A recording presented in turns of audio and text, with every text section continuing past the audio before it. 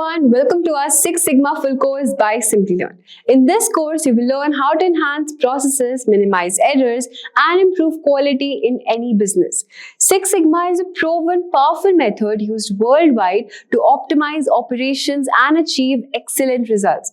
2025 is the perfect time for you to dive into Six Sigma as these skills are in high demand.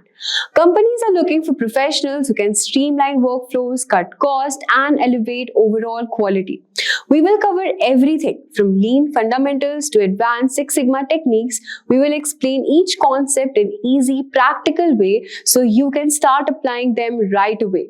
So whether you're just starting fresh or aiming for certification, we will guide you through every step to become a confident Six Sigma expert. Let's jump right in. Before we move on, if you're interested in mastering the advanced process optimization and becoming a Lean Six Sigma expert, this program is for you. Join Simplilearn's Lean Six Sigma Expert course to earn globally recognized green and black belt certifications accredited by IASSC. You will gain hands-on experience with 13 projects, 12 simulations, and 18 Harvard case studies, plus master powerful tools like Minitab and generative AI for quality management. You'll be fully equipped to drive operational excellence and boost your career in just 10 weeks. So hurry up and enroll now and find the course link in the description box below and in the pinned comments. Six Sigma is a set of tools and techniques that have helped several companies around the world achieve business success. Hi guys, I'm Rahul from Simplilearn, and let's get started with our introduction to Six Sigma. Now let's understand this better with an example. Here let's talk about how things were before Six Sigma was introduced. Here, Jenny and James are having a conversation with each other. Jenny is James's manager and she's not happy at all. She says James is in a lot of trouble. This is because she found out that the customers weren't happy with the organization's service and the operational costs were way too high.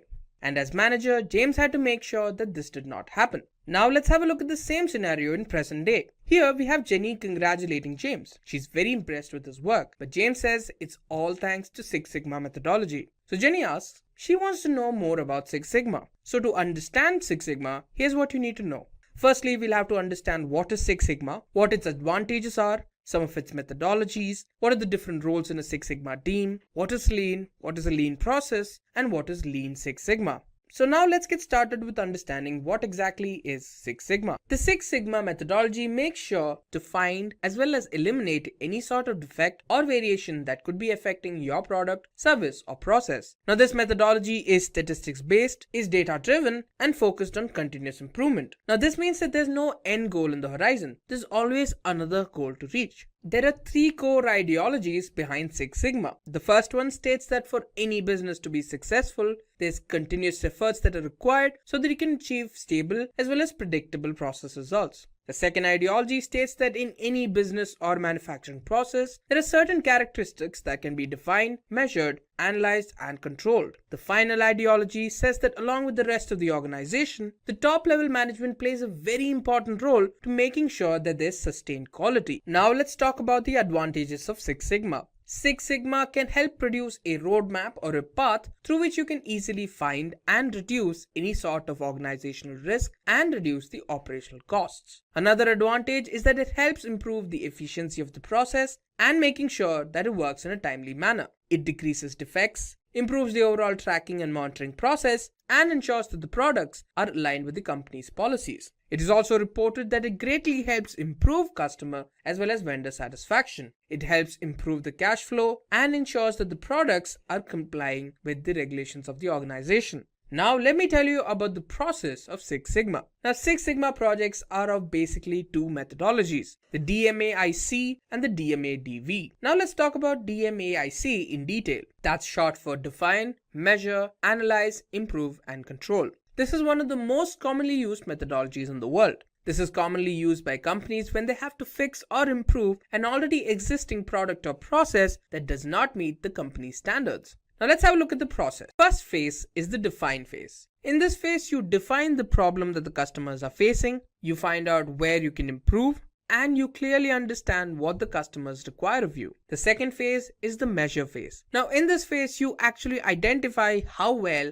the process is doing in its current unaltered state. In the analyze phase, you process the data that you get from the measure phase and determine what exactly is the cause of the delay or variation. In the improve phase, you start by making small changes to the business process and make sure that the problem you identified earlier is being taken care of. And finally, in the control phase, you control the new process so that it doesn't go wrong and use the same knowledge for future processes. Now, let's have a look at DMADV. This is short for define, measure, analyze, design, and verify. Now, this is also commonly known as DFSS or the design for Six Sigma. Now, this is commonly used by companies around the world when they have a new product that needs to be created all the way from scratch. In the first phase, which is the define phase, you define what the goal of the project is and what the customers require of you. In the measure phase, you measure as well as determine what the customer needs and how they respond to your products. In the analyze phase, you perform analyses to determine how you can improve your product or service so they can better serve your customers. In the design phase, you set up process details and make optimizations to the design to make sure your customer is satisfied.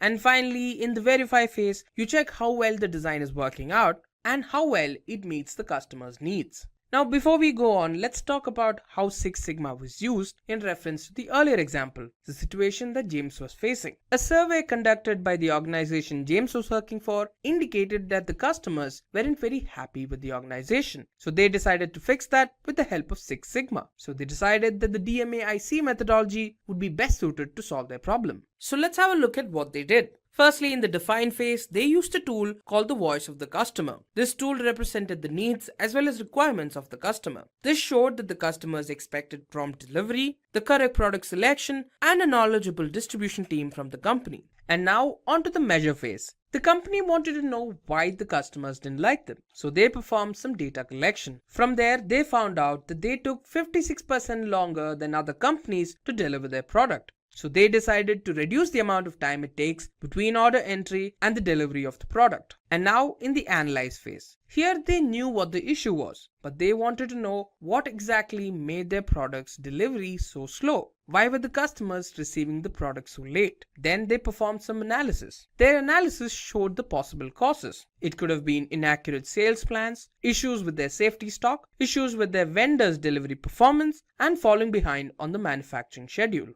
Further analysis also indicated that most of their sales, almost 80%, came from 30% of their products. The issue was that they didn't have enough safety stock to satisfy the customers who required that 30% of products. And now onto the improve phase. So now that they knew what was causing their problem, they wanted to solve it. They began to have monthly reviews and tried to make sure that their in-demand products stayed in demand. Another thing that they wanted to focus on was to make sure that they could order and provide the customer with the products that they wanted. And finally, onto the control phase. They began to set up plans so that they could monitor the sales of that 30% of products that were selling the most. Each year, they would review how well a product was selling and replace it if it had fallen out of favor. Now, let me tell you what a Six Sigma team consists of. Let's talk about the roles in a Six Sigma team. First up is level 7.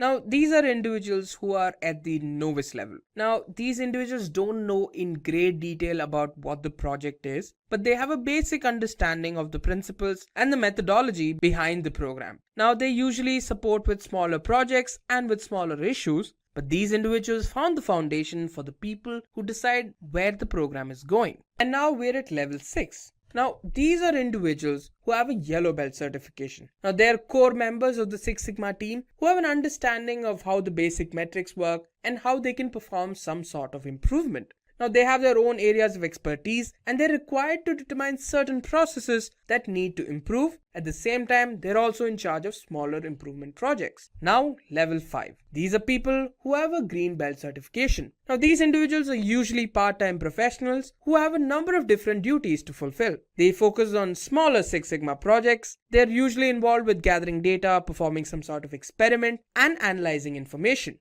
They also assist with black belt projects. And now we're at level 4. These are individuals who have a black belt certification. They're usually team leaders of a Six Sigma project. They complete 4 to 6 projects a year and are experts in the principles, methodologies, and lean concepts. Thanks to their understanding of statistical experimental design, they can also understand the hidden reasons behind why a particular product failed. And now we're at level 3. These are individuals who have a master black belt certification. Now these are individuals who are experts when it comes to resources, the practices, and the methodologies that are employed in Six Sigma. Their main emphasis is to coach, train, and certify black belts. They also are involved with other Six Sigma leaders to ensure a company's goals are met. Now level 2. These individuals are called champions. So they work really closely with the executives and usually have a role like a senior or a middle executive level role. They also have a clear understanding of what exactly is the company's vision and mission. They also understand metrics so that they can set up a Six Sigma project that lines up with the company's goals. They're responsible for removing any sort of roadblock that could hamper the success of a project. And finally, we're at level 1.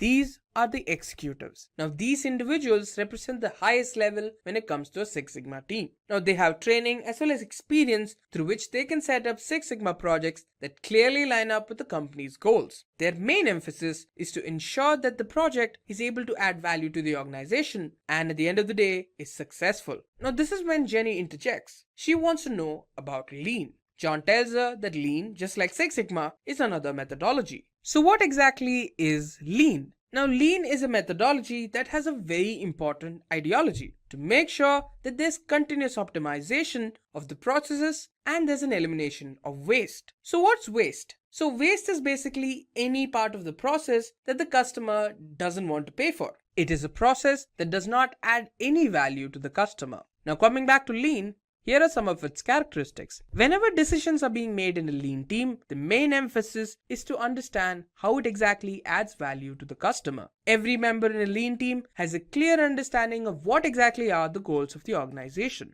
It also encourages employees to push for further success even if the organization is in a good place or is already doing well. There's also an emphasis on cross-functional collaboration and communication. Lean focuses on answering the difficult question or the complex ones rather than employing short-term fixes. And with Lean, you can easily prepare for issues that can come up in the future or improvise in unexpected circumstances. So let's talk about how Lean and Six Sigma are different from one another. The Lean methodology aims to reduce waste. It does so by analyzing the workflow. It also emphasizes on minimizing resource usage and improving customer value. Now let's talk about Six Sigma. The aim of Six Sigma is to provide near perfect results. It wants to reduce costs and improve customer satisfaction. Basically, both of them are moving towards the same goal, to reduce the amount of waste and to create efficient processes. Now let's talk about the process of Lean. Now there are 5 different steps. Let's start with the first one, identifying value. You need to identify value by determining what exactly is the problem you're trying to solve for the customer. The second step is to map your value stream. You need to map the workflow of your company. You need to focus on the different actions and the people that are involved with the process. You need to be able to identify which parts of the process are able to add value and the ones that don't. The third step is to create a flow. You need to break up your work into smaller silos and visualize the workflow so that you can easily identify problems that might show up later. The next step is to establish pull. You need to set up a system through which products are created only when there is a demand or a requirement for it. Through this, you can optimize resource capacity. And finally, we're at the 5th step, which is continuous improvement. You need to ensure all your employees at all levels are involved in the continuous improvement of the process. So what exactly is Lean Six Sigma? What if you could combine the best of both worlds? The combination of Six Sigma and Lean methodology led to the creation of Lean Six Sigma. Lean Six Sigma is a methodology that aims to solve problems, removes any form of waste or inefficiency, and improving the working conditions of employees to make sure that they can serve the customers better. Now, this is a combination of the tools, methods, and principles that are employed in Lean and Six Sigma. Let's talk about some of its advantages. It aims to provide customers with a better experience by streamlining the process. With efficient power flows, it aims to drive higher results. It can reduce cost, remove waste, and prevent defects. It can help the organization handle day-to-day problems. The decreased lead times help increase capacity and profitability. And finally, it helps with people development and improving the morale of the organization. So here we have Jim carrying a stack of sheets in his very messy cubicle. Suddenly, Jim realizes a few things. He's lost a really important file. But that's not all. The bad news just keeps on coming. He remembers that his messy desk and area are the talk of the entire office. And thanks to this, he doesn't even want to get any work done. A little angry and annoyed with himself, Jim sits down in resignation. That's when John walks in. John asks him what's wrong. Jim tells him that he's in a mess and doesn't know what to do. That's when John tells him about his solution, the 5S methodology. Now, let me tell you everything I'm going to teach you.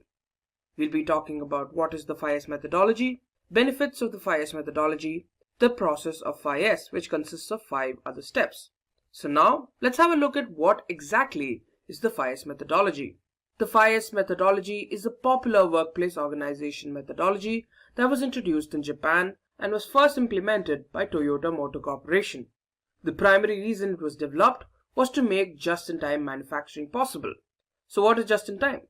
It's a form of manufacturing that aims to produce only the amount of product needed when it's needed. The 5S methodology basically focuses on cleanliness and organization, while at the same time focusing on maximizing efficiency and profit. So you could say that 5S provides a framework whose main focus is using visual management, which is a way to visually communicate a number of things like performance, standards, or warnings in a way that requires little to no training to interpret, so that you can emphasize on using a mindset as well as tools to ensure there's efficiency and value being created. So what you're doing in this methodology is observing, analyzing, collaborating, searching for waste, and then removing it.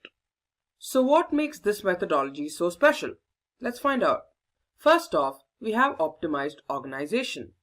Thanks to 5S, every component that you need for work is kept in a way that's easily accessible and easy to use. So no more time is wasted on looking for items, deciding how they can be used, or even returning them. Then we have improved efficiency. The 5S methodology enables companies to focus on ways to eliminate waste while enhancing the company's bottom line. This is made possible by improving the company's products and services, and by extension, this is able to lower costs. Next, we have bigger storage density. Now, since 5S is mainly focused on removing the unnecessary items from the work area, there's a lot of free space open for efficient usage. Then, there's increased safety. So now that all the unnecessary clutter and waste is removed from the work area, it's much safer for the employee to work in. And finally, we have improved workspace morale. Now, since the workspace is a lot more cleaner, safer, and more organized, the morale among employees is also greatly improved. Now, let's have a look at the process of the 5S methodology. Now, the process behind the 5S methodology consists of 5 Japanese terms and their translations, each of whom start with the letter S, hence the name 5S. The steps are sort, set in order, shine, standardize, and sustain. And now for the first step, sort. Sort, or seri in Japanese, can be translated to tidiness.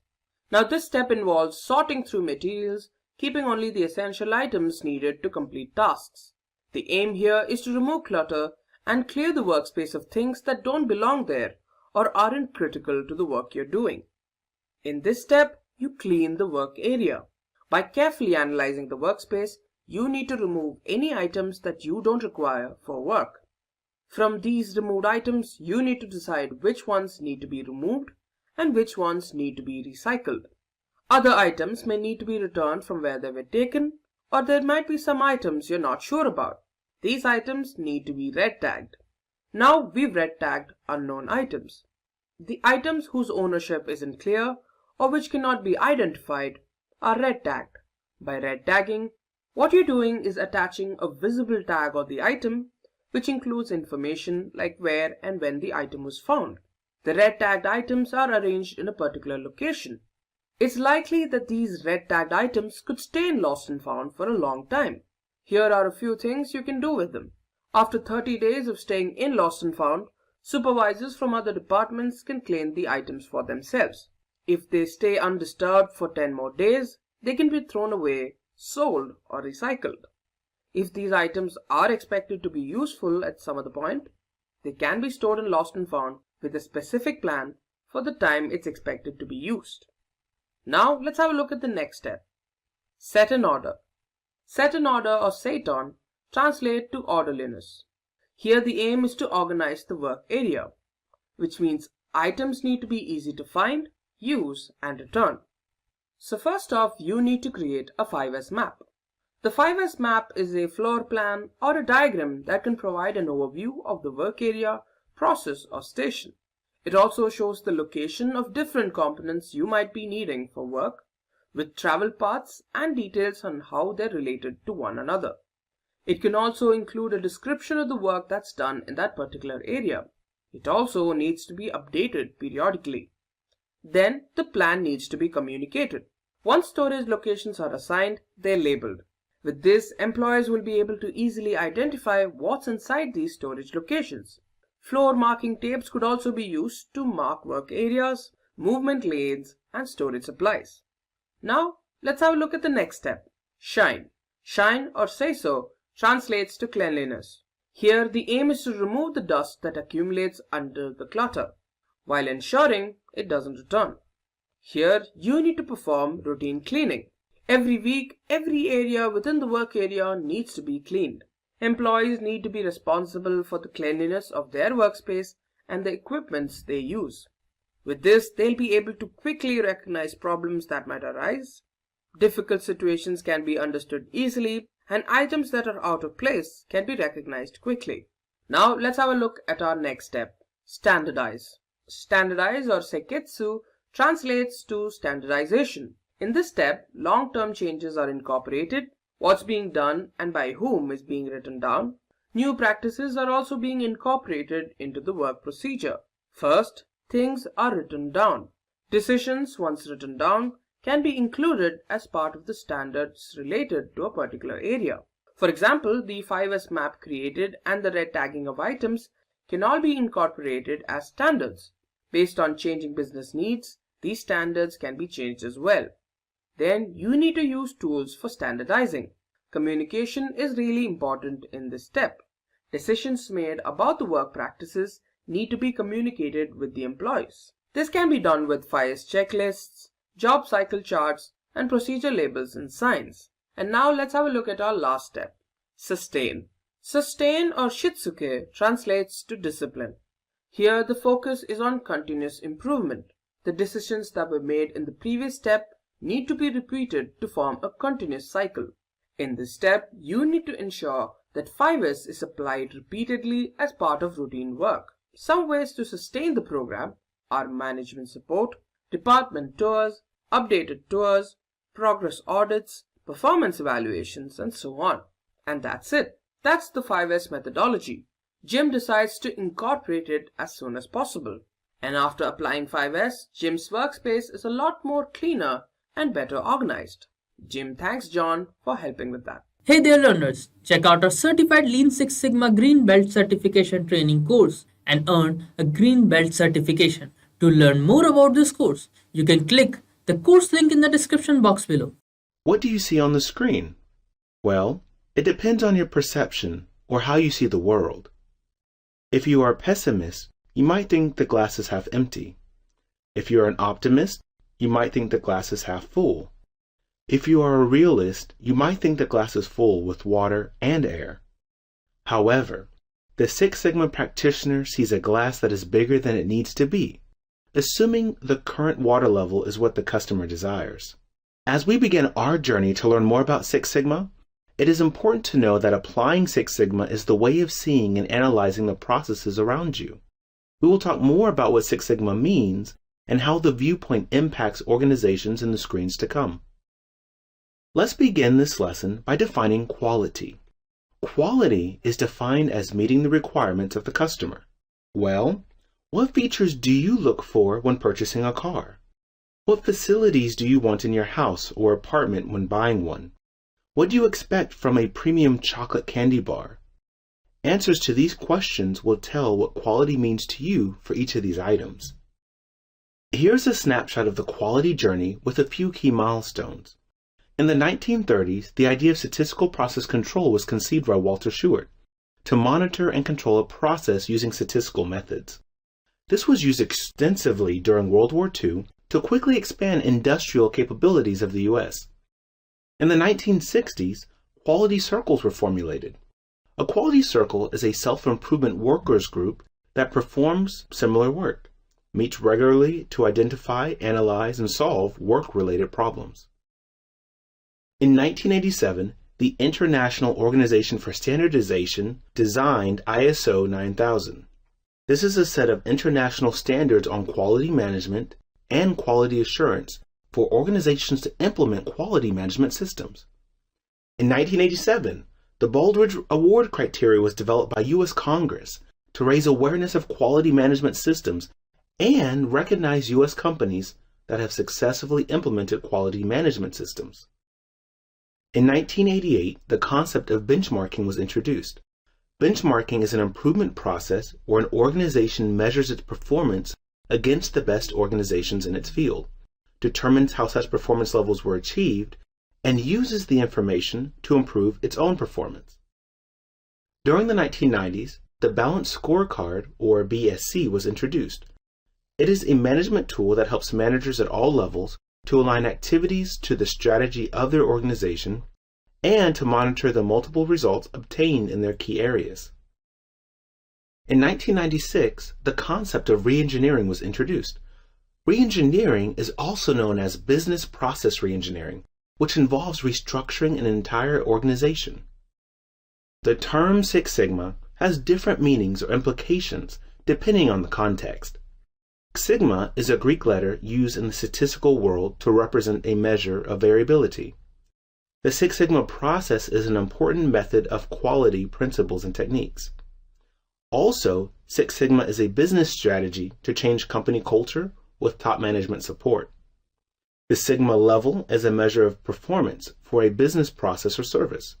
So when you say Six Sigma, there are several definitions that are all correct.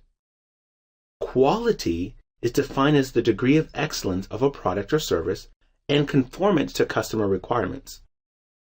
Taking a process to Six Sigma level ensures the quality of product and increase in profits as the primary goal. In other words, Six Sigma signifies quality. In 1986, Bill Smith and Mikhail Harry at Motorola started the Six Sigma initiative to improve performance. In 1995, Jack Welch initiated Six Sigma at General Electric to improve the entire business system and became the global promoter of Six Sigma. In 1998, Allied Signal saved $500 million with the use of Six Sigma. In 2000, General Electric saved $2 billion annually with the use of Six Sigma, and in 2001, Motorola saved $16 billion cumulatively with the use of Six Sigma. Six Sigma is a business methodology that employs a customer-centric, fact-based approach to reduce process variation and waste. This helps us dramatically improve customer satisfaction, increase shareholder value, and strengthen employee commitment. The methodology is designed to make companies rethink the way they do business and generate improvements in processes and services. Following are the benefits of implementing Six Sigma in an organization. It eliminates the root cause of problems and defects in a process, creates robust products and services, reduces process variation and waste, ensures customer satisfaction, achieves process standardization, reduces rework by getting it right the first time, addresses key business requirements, helps gain competitive advantage, and helps achieve organizational goals. Following are the 3 reasons why organizations are successful with Six Sigma. It is a proven systematic problem-solving methodology that follows a tried and effective process known as DMAIC, which improves productivity and efficiency by eliminating defects. Six Sigma is customer-focused. This methodology ensures businesses align their projects to customers' needs. It allows organizations to produce better products and services and improves customer loyalty. Lastly, Six Sigma achieves long-term improvements based on data-driven statistical analysis to prioritize issues and fix root causes.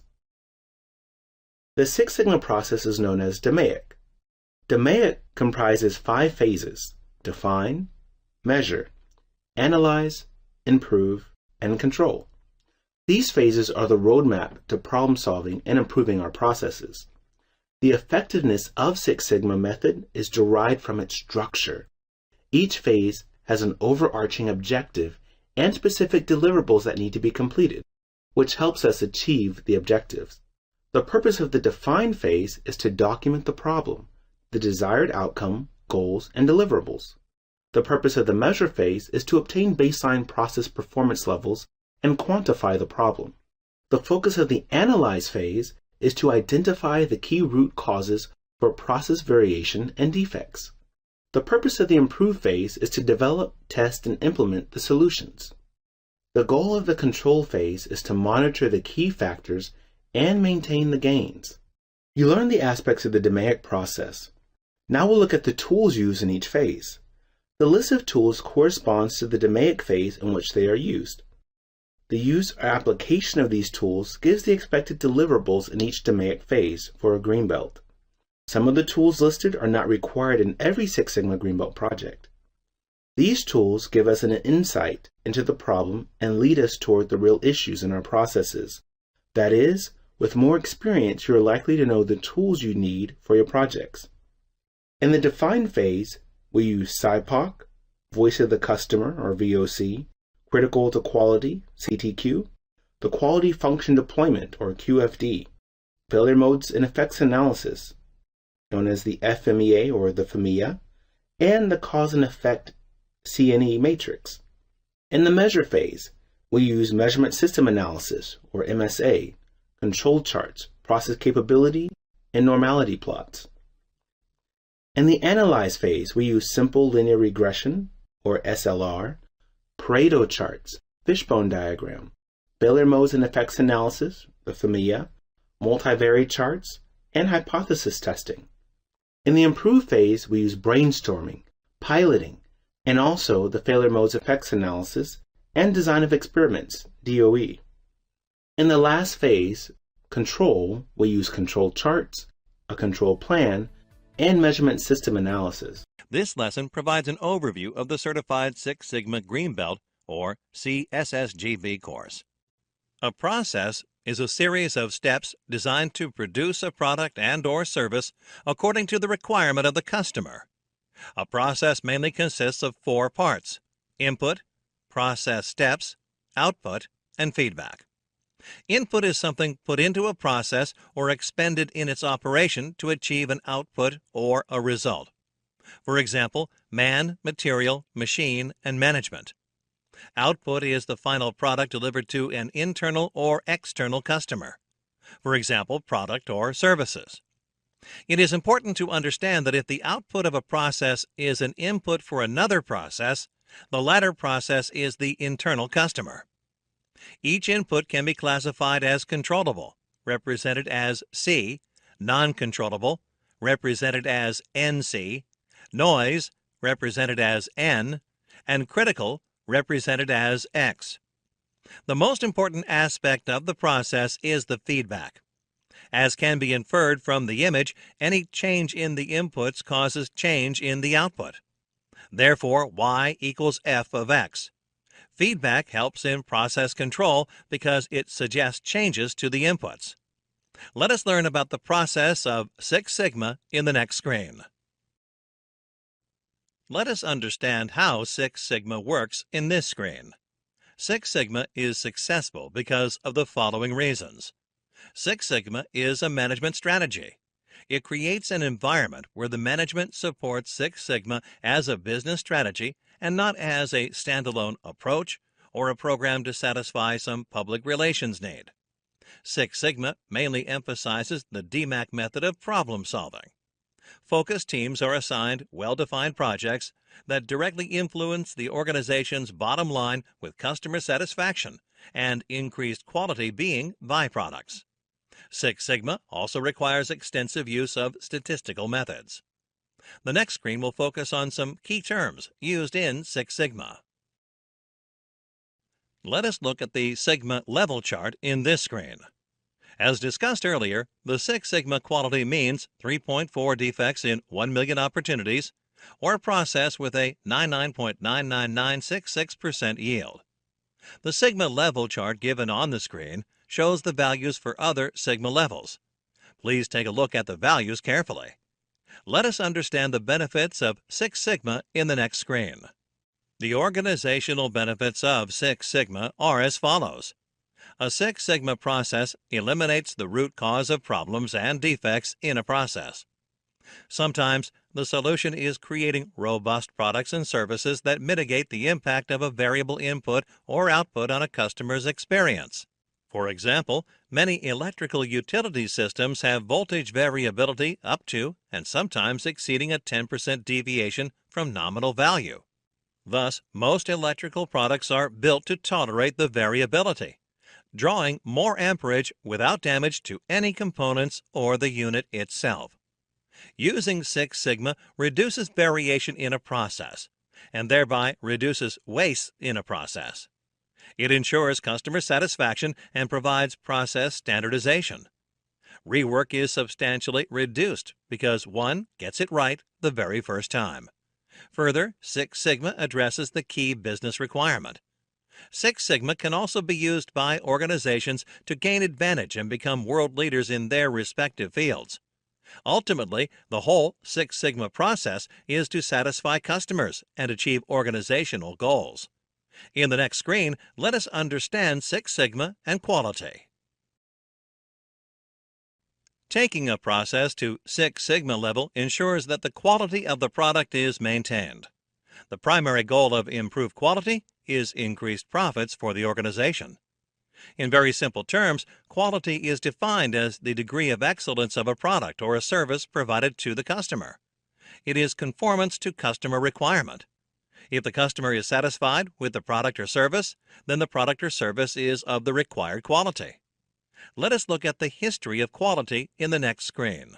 In the mid-1930s, Statistical Process Control, SPC, was developed by Walter Shewhart and used extensively during World War II to quickly expand the U.S.'s industrial capabilities.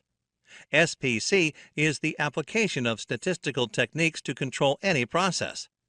Walter Shewhart's work on the common cause of variation and special cause of variation, assignable, has been used proactively in all Six Sigma projects.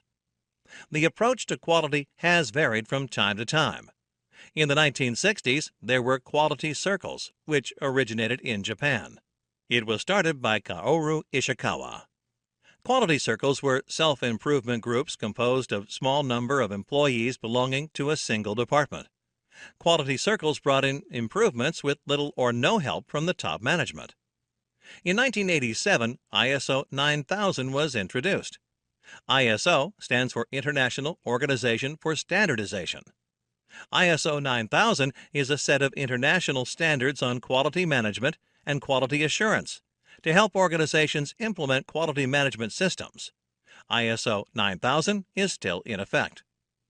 Baldrige Award, now known as the Malcolm Baldrige National Quality Award, was developed by the U.S. Congress in 1987 to raise awareness of quality management systems as well as recognize and award U.S. companies that have successfully implemented quality management systems. In 1988, another quality approach was developed known as benchmarking. In this approach, an organization measures its performance against the best organizations in its field, determines how such performance levels were achieved, and the information is used by the organization to improve itself. Then in the 1990s, there was the balanced scorecard approach. It is a management tool that helps managers of all levels to monitor their results in their key areas so that one metric is not optimized while another is ignored. During the year 1996 through 1997, an approach known as re-engineering was developed. This approach involved the restructuring of an entire organization and its processes. Integrating various functional tasks into cross-functional processes is one of the examples of re-engineering. In the next screen, let us find out about the quality gurus and their contribution to the field of quality. Let us focus on Six Sigma and the business system in this screen. Business systems are designed to implement a process or a set of processes. A business system ensures that process inputs are at the right place and at the right time so that each step of the process has the resource it needs. A business system design should be responsible for collecting and analyzing data so that continual improvement of its processes, products, and services is ensured. A business system has processes, sub-processes, and steps as its subsets. Human resources, manufacturing, and marketing are some examples of processes in a business system. Six Sigma improves a business system by continuously removing the defects in its processes and also by sustaining the changes. A defective item is any product or service that a customer would reject. A customer can be the user of the ultimate product or service, or can be the next process downstream in the business system. Let us learn about Six Sigma projects and organizational goals in the following screen. Let us understand the structure of the Six Sigma team in this screen. There are totally 5 levels in the Six Sigma screen. The first level consists of the top executives of the organization. These people lead change and provide direction as they own the vision of the organization. For any improvement initiative to work, it is important that top management of the organization be actively involved in its propagation. The top executives own the Six Sigma initiatives. Next in the level are Six Sigma champions. They identify and scope projects, develop deployment and strategy, and support cultural change. They also identify and coach Master Black Belts. 3 to 4 Master Black Belts work under every champion. Six Sigma Master Black Belts train and coach Black Belts, Green Belts, and various functional leaders of the organization. They usually have at least 3 to 4 Black Belts under them. The fourth level in Six Sigma structure is Six Sigma Black Belts. They apply strategies to specific projects and lead and direct teams to execute projects. Finally, there are Six Sigma Green Belts. They support the Black Belt employees by participating in project teams. Green Belts play a dual role. They work on the project and perform day-to-day jobs related to their work area. In the next screen, we will understand the drivers and metrics of organizational strategy. While financial accounting is useful to track physical assets, the Balanced Scorecard, or BSC, offers a more holistic approach to strategy implementation and performance measurement by taking into account perspectives other than the financial one. For an organization, traditional strategic activities that concentrate only on financial metrics are not sufficient to predict future performance. They are not sufficient to implement and control the strategic plan either. BSC translates the organizational strategy into actionable objectives that can be met on an everyday basis and provides a framework for performance measurement. The Balanced Scorecard helps clarify the organizational vision and mission to workable action items to be carried out and measured. It also provides feedback on both internal business processes and external outcomes. By doing so, it enables continuous improvement in strategic performance toward achieving organizational goals. The Balanced Scorecard achieves all this by integrating the organizational strategy with a limited number of key metrics from 4 major areas of performance: finance, customer relations, internal processes, and learning and growth. Many organizations in the world use Balanced Scorecard approaches, and the number is increasing every day. In the next screen, we will describe the Balanced Scorecard framework. We will learn about developing a Balanced Scorecard in this screen. While applying the Balanced Scorecard in an organization, care must be taken to account for interactions between different perspectives or strategic business units and avoid optimizing the results of one at the expense of another. To outline the strategy, a top-down approach is followed by determining the strategic objectives, measures, targets, and initiatives for each perspective. The strategic objectives refer to the strategy to be achieved in that perspective. 3 or 4 leading objectives are agreed upon. The progress toward strategic objectives is assessed using specific measures. These measures should be closely related to the actual performance drivers. This enables effectively evaluating progress. High-level metrics are linked to lower-level operational measures. The target values for each measure are set. The initiatives required to achieve the target value are identified. As already mentioned, this exercise is carried out for all the perspectives. Finally, the scorecard is integrated into the management system. In the next screen, let us understand the change in the approach to the balanced scorecard from the 4-box model of BSC to strategy maps. In earlier approaches to the balanced scorecard, the perspectives were presented in a 4-box model. This kind of scorecard was more a comprehensive glance at the key performance indicators or metrics in different perspectives. However, the key performance indicators or metrics of different perspectives were viewed independent of each other, which led to a silo-based approach and lack of integration. However, modern scorecards place the focus on the interrelations between the objectives and metrics of different perspectives and how they support each other. A well-designed, balanced scorecard recognizes the influence of one perspective on another and the effect of these interactions on organizational strategy. To achieve the objectives in one perspective, it is necessary to achieve the objectives in another perspective. In short, the 4 perspectives form a chain of cause and effect relationships. A map of interlinked objectives from each perspective is created. These objectives represent the performance drivers, which determine the effectiveness of strategy implementation. This is called a strategy map. The function of a strategy map is to outline what the organization wants to accomplish and how it plans to accomplish it. The strategy map is one-page view of how the organization can create value. For example, financial success is dependent on giving customers what they want, which in turn depends on the internal processes and learning and growth at an individual level. In the next screen, we will look at the impact of the balanced scorecard on the organization. The balanced scorecard and strategy map force managers to consider cause and effect relationships, which leads to better identification of key drivers and a more rounded approach to strategic planning. The BSC enables the organization to improve in the following ways. Being a one-page document, a strategy map can easily be communicated and facilitates understanding at all levels of the organization. An organization is successful in meeting its objectives only when everyone understands the strategy. The balanced scorecard also forces an organization to measure what really matters and manage information better so that quality of decision-making is higher. Creating performance reports against a balanced scorecard allows for a structured approach to reporting progress. It also enables organizations to create reports and dashboards to communicate performance transparently and meaningfully.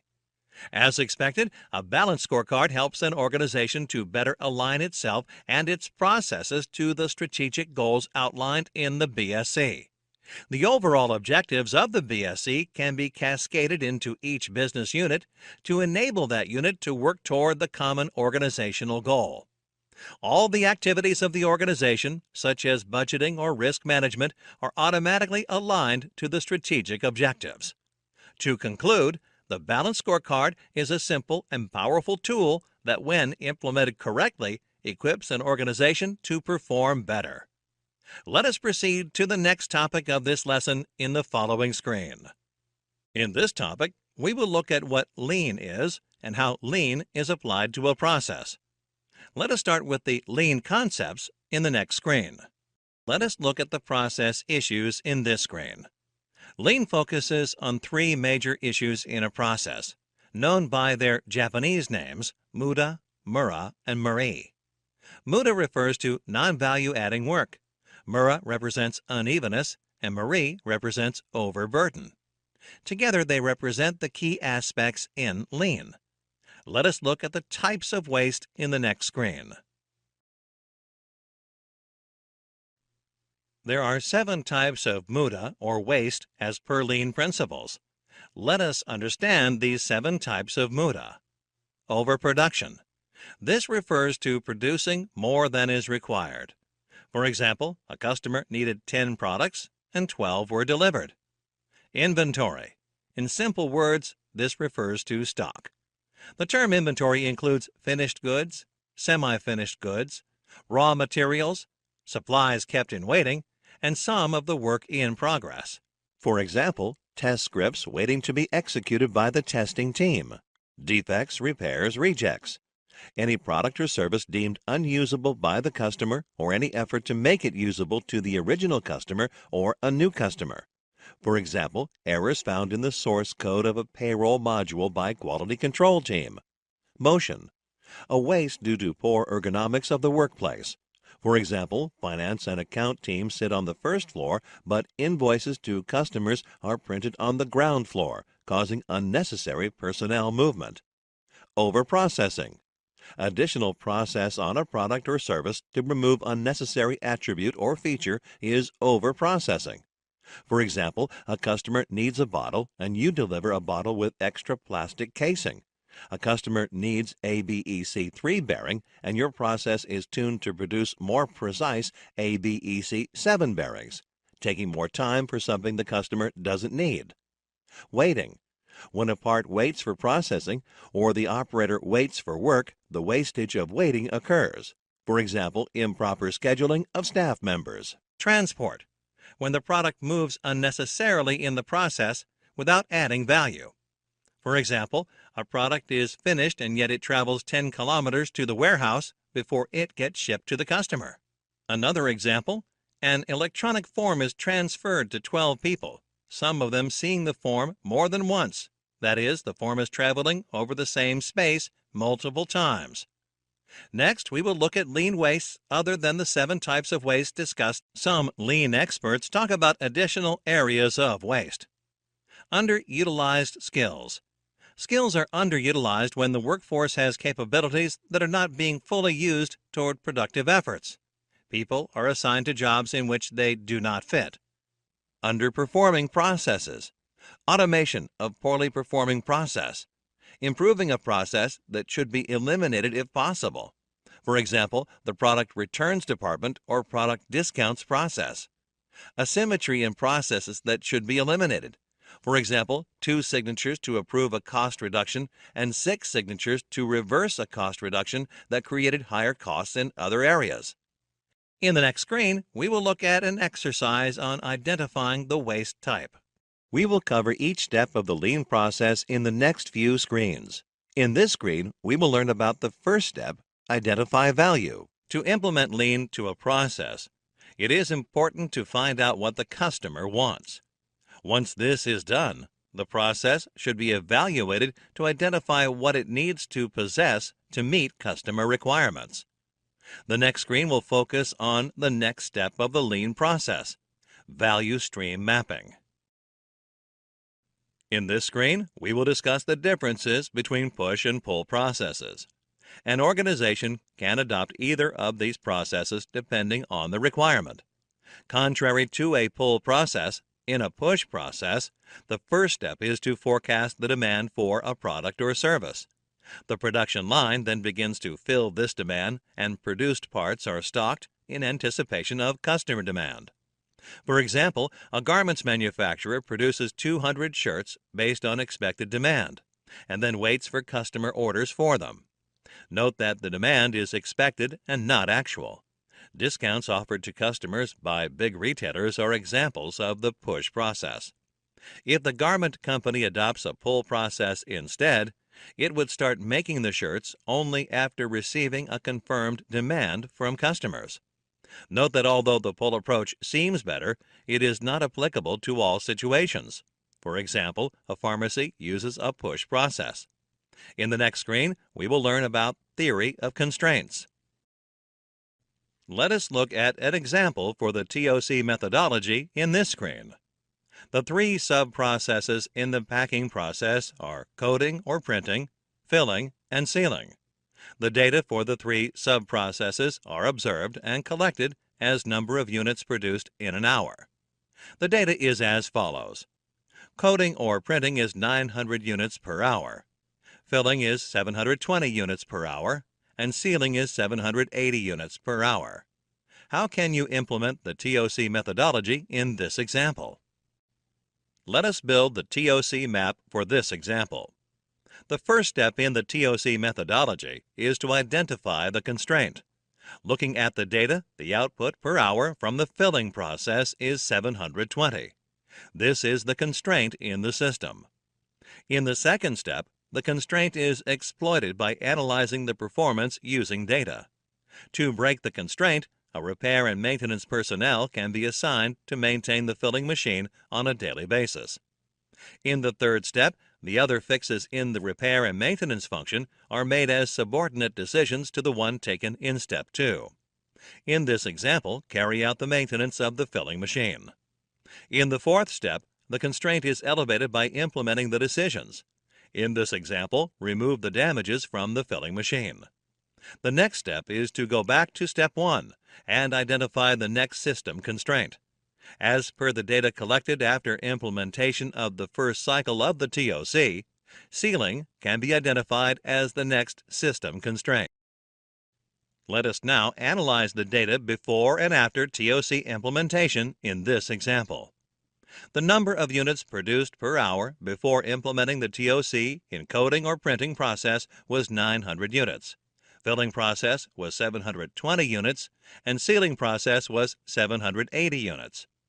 After implementing the TOC, the number of units produced per hour for the filling process increased to 840 from 720 units.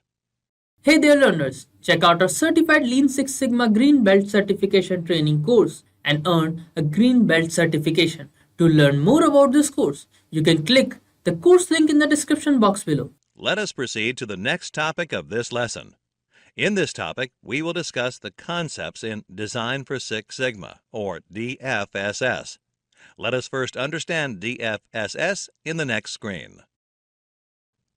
DFSS, or Design for Six Sigma, is a business process methodology that ensures that any new product or service meets customer requirements, and the process for that product or service is already at Six Sigma level.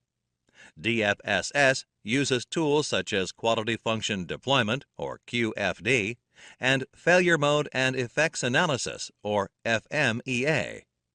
DFSS can help a business system to introduce an entirely new product or service for the customer. It can also be used to introduce a new category of product or service for the business system.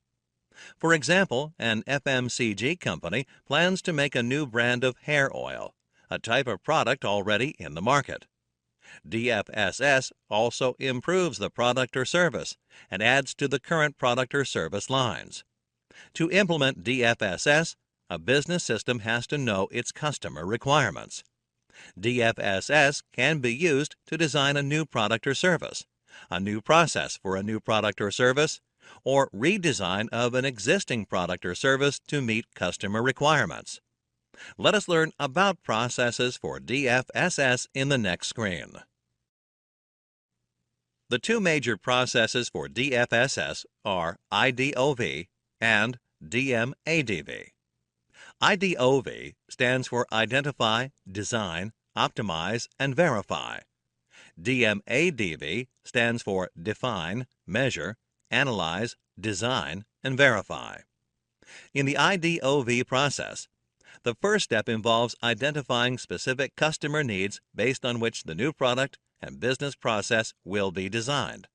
The next step involves design, which involves identifying functional requirements, developing alternate concepts, evaluating the alternatives, selecting a best fit concept, and predicting Sigma capability.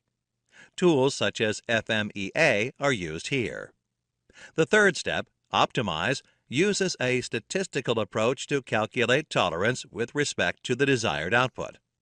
When IDOV is implemented to design a process expected to work at Six Sigma level, this is checked in the Optimize phase. If the process does not meet expectations, the Optimize phase helps in developing detailed design elements, predicting performances, and optimizing design.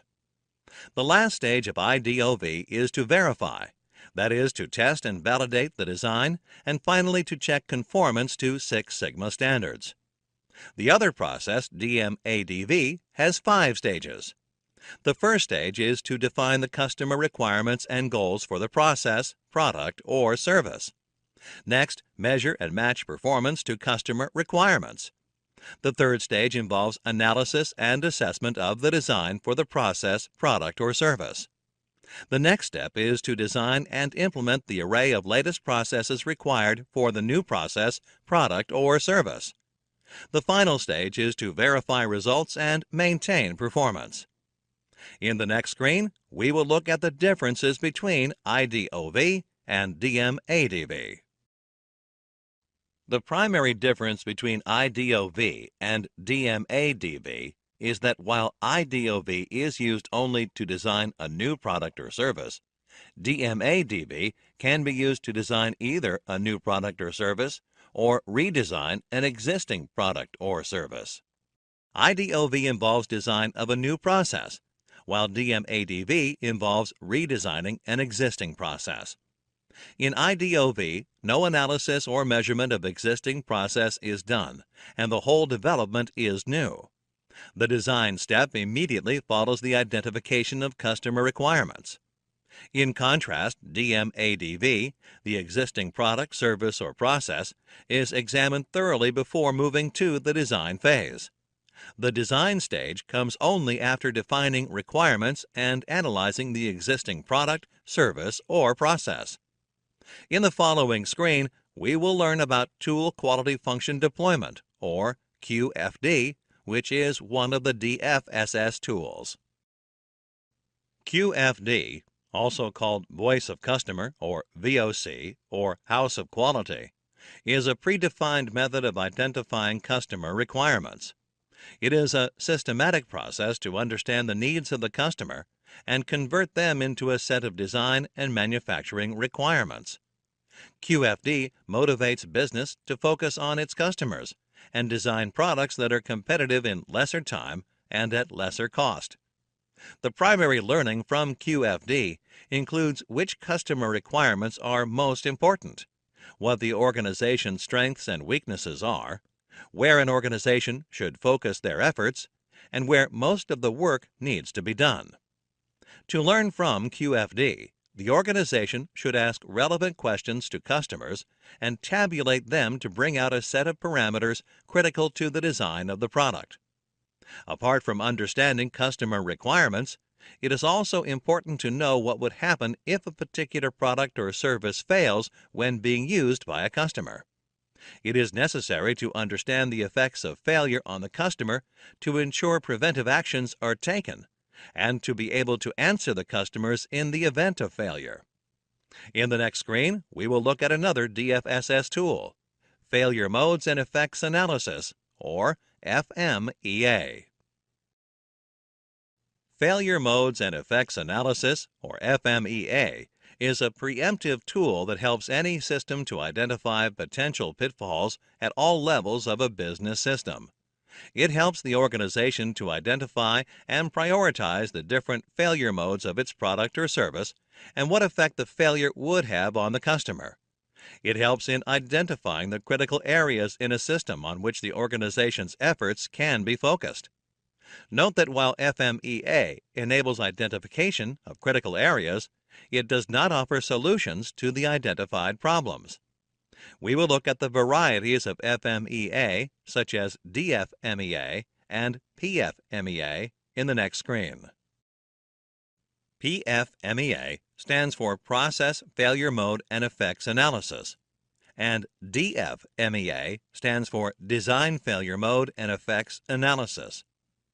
PFMEA is used on a new or existing process to uncover potential failures. It is done in the quality planning phase to act as an aid during production. A process FMEA can involve fabrication, assembly, transactions, or services. DFMEA is used in the design of a new product, service, or process to uncover potential failures. The purpose is to find out how failure modes affect the system and to reduce the effect of failure on the system. This is done before the product is sent to manufacturing. All design deficiencies are sorted out at the end of this process. In the following screen, we will understand FMEA Risk Priority Number.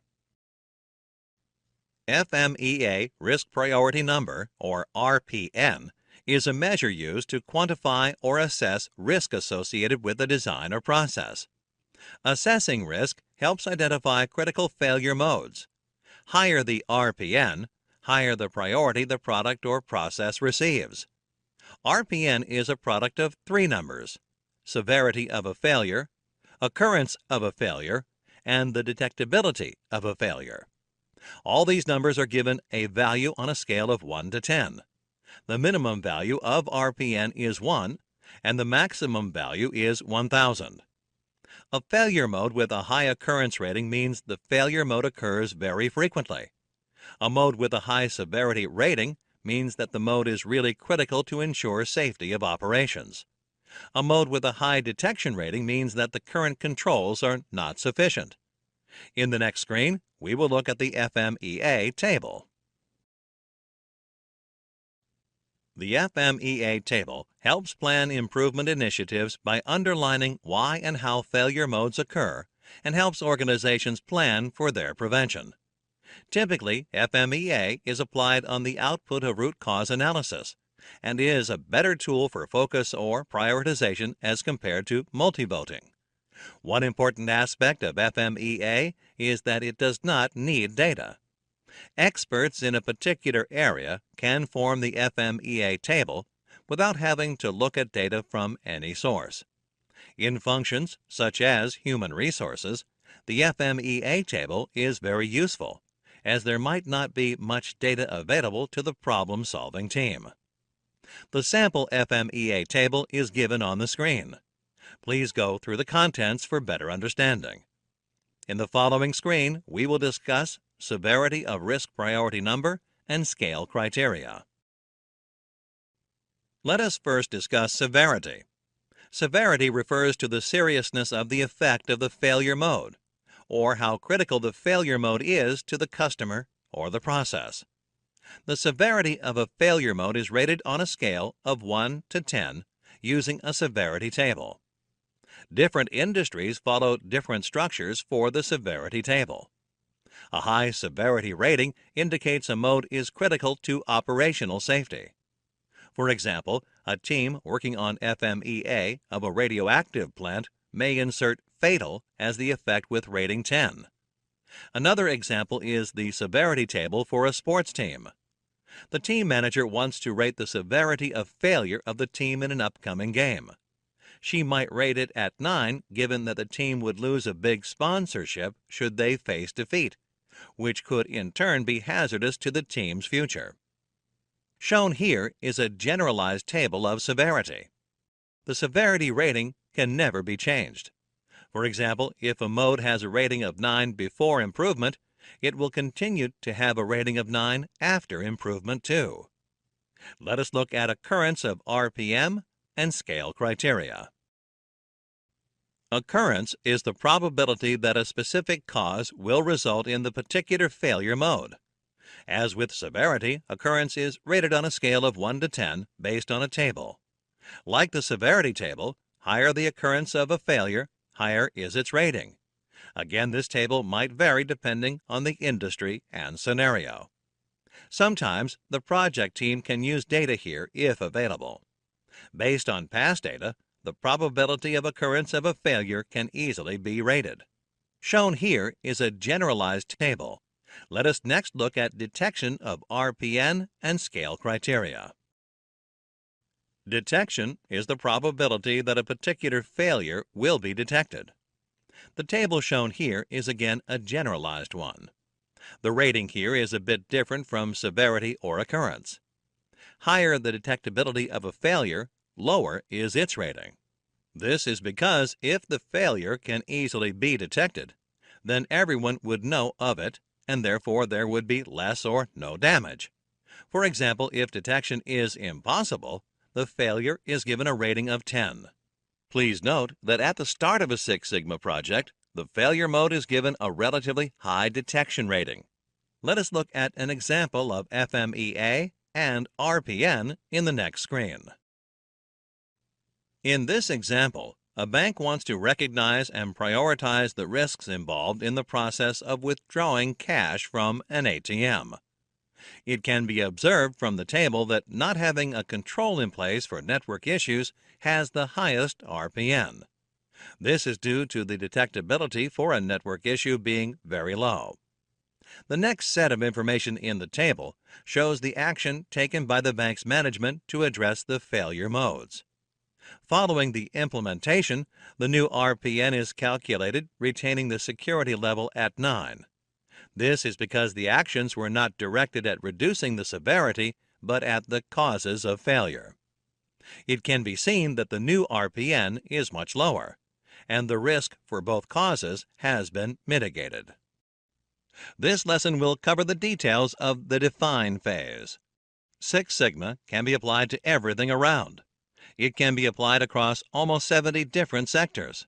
However, it cannot be applied to all problems. The first step is to check if the project qualifies to be a Six Sigma project. The questions that need to be asked are as follows. Is there an existing process? To implement the DMAC methodology of problem solving, a process needs to exist. The process should be in operation for the development of the product or service. Is there a problem in the process? Ideally, the process should not have any problem. If there is a problem in the process performance, the process needs to be improved. Is the problem measurable?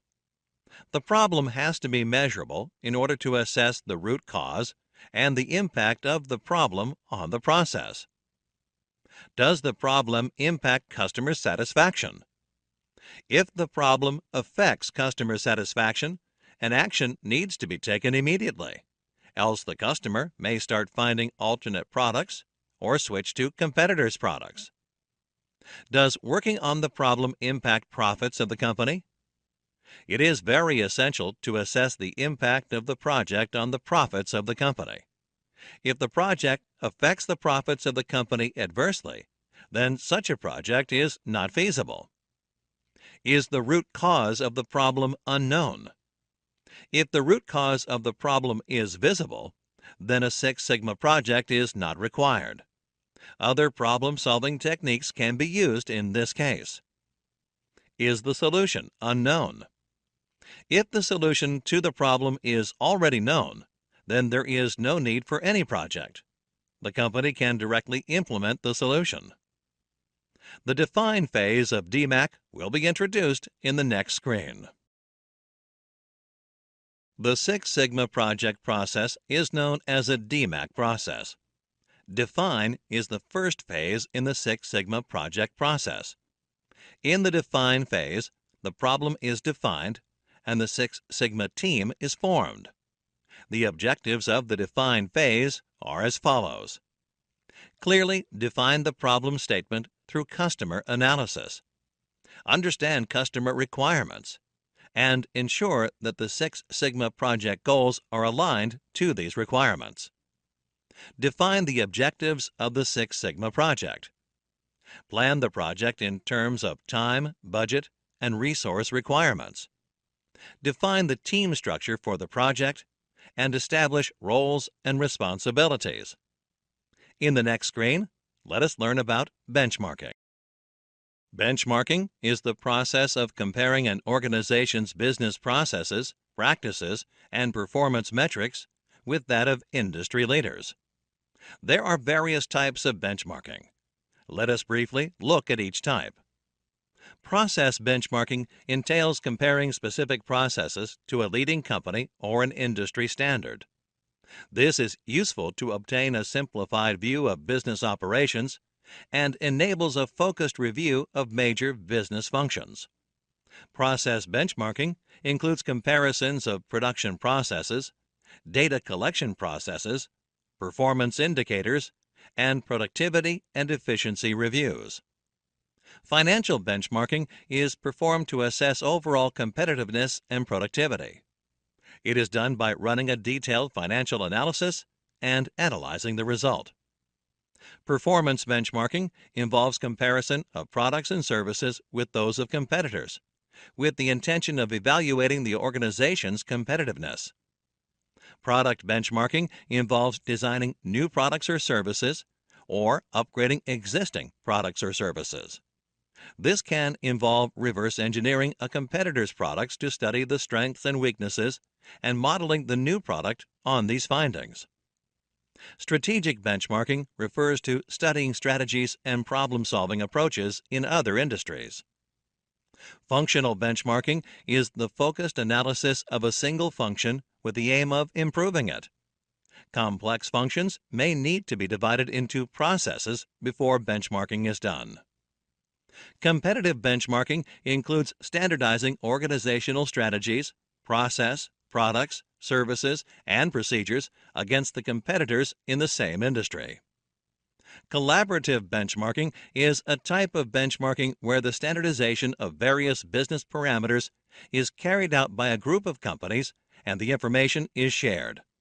If the subsidiary units of a company or its various branches carry out the benchmarking, it is called collaborative benchmarking. Let us take a look at best practices for benchmarking in the next screen.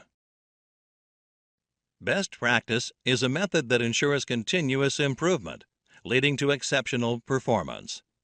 It is also a method to sustain and develop the process continuously. Some of the best practices in benchmarking are as follows. Increase the objectives or scope of benchmarking.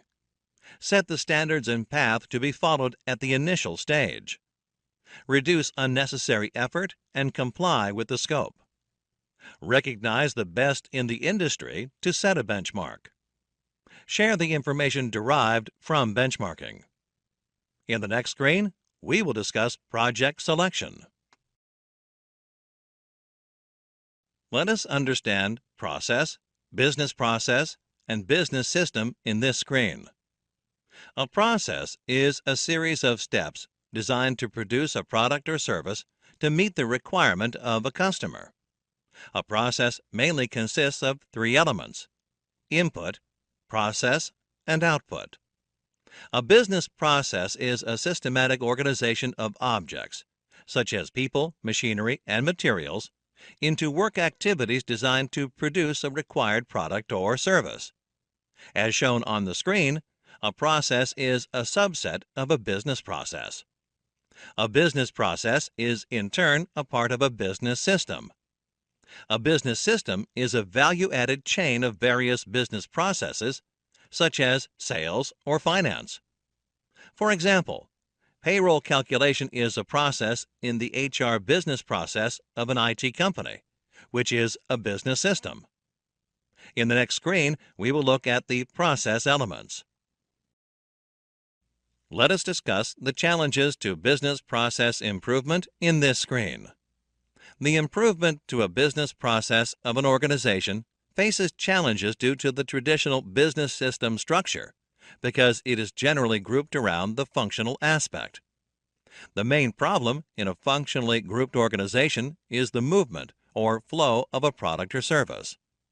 A product or service has to go through various functions and their functional elements to reach the customer or end user. The other problem is management of the flow of products or services across various functional elements. This is difficult as usually there is no one in charge.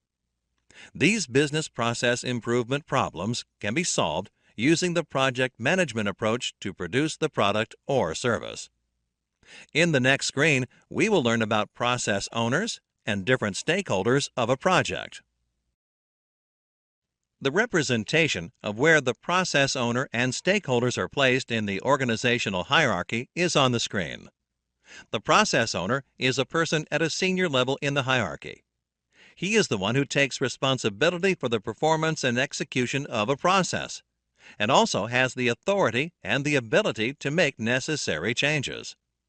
On the other hand, a stakeholder is a person, group, or organization which is affected or can affect an organization's actions.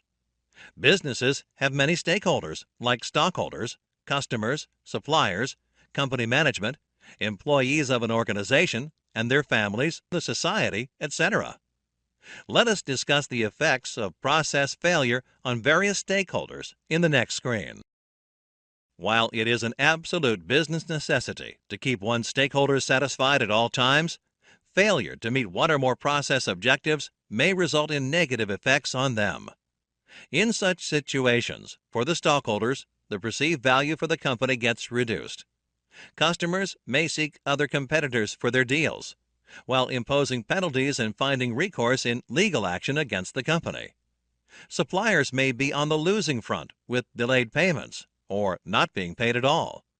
Company management may require cost cutdown. Employees will receive diminishing wages.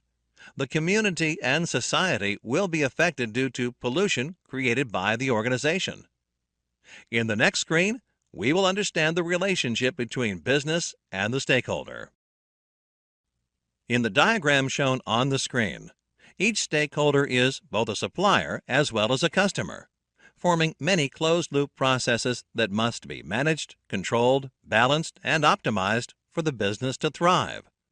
Communication is the key in such situations and is facilitated through internal company processes. The next screen covers the importance and relevance of stakeholder analysis.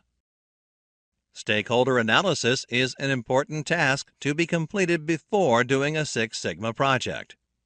A business has many stakeholders, and any change to a business process affects some or all of them. When a process does not meet its objectives, it results in the stakeholders being negatively affected, which in turn affects the organization's performance. The Six Sigma team must factor in the reasons why a stakeholder may oppose the change effort. Let us proceed to the next topic of this lesson in the following screen. In this topic, we will discuss voice of the customer. Let us start with how to identify the customer in the following screen. Customers are the most important part of any business. A customer is someone who decides to purchase, pays, consumes, and gets affected by a particular product or service.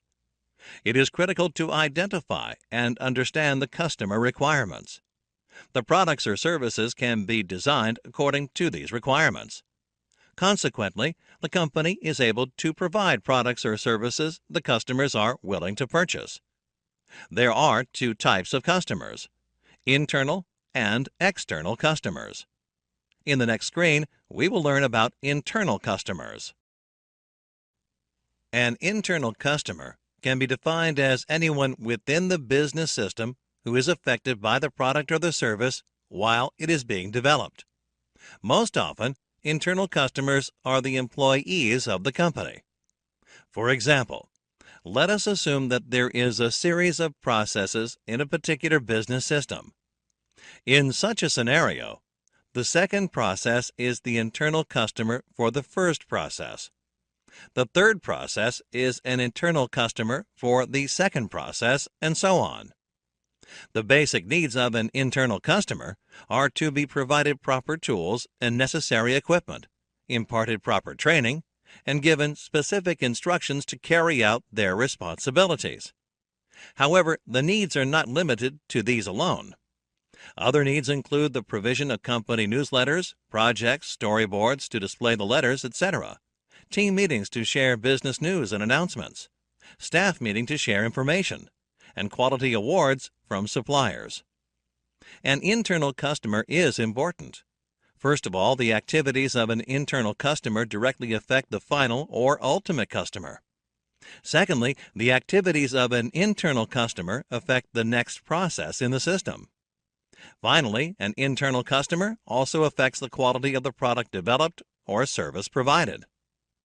When the needs of the internal customers, in most cases employees, are met, they are more likely to have higher perceptions of quality and also contribute to greater productivity.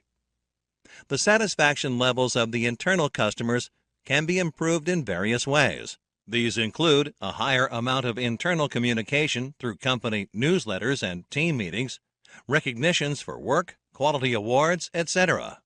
Constant training on how to be ahead and well-equipped in a competitive environment is very essential too. In the next screen, we will learn about external customers.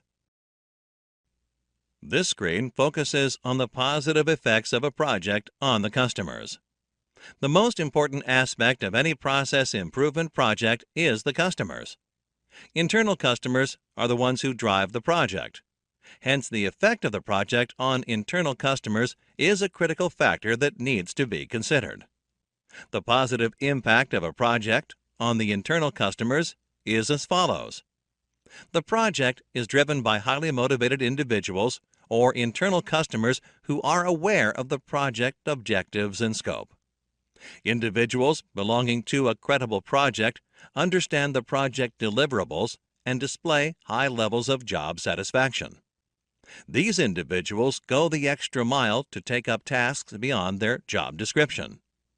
Such individuals make a highly motivated team focused on delivering their responsibilities in order to meet the customer requirements. Working together in a positive environment also improves team spirit and bonding.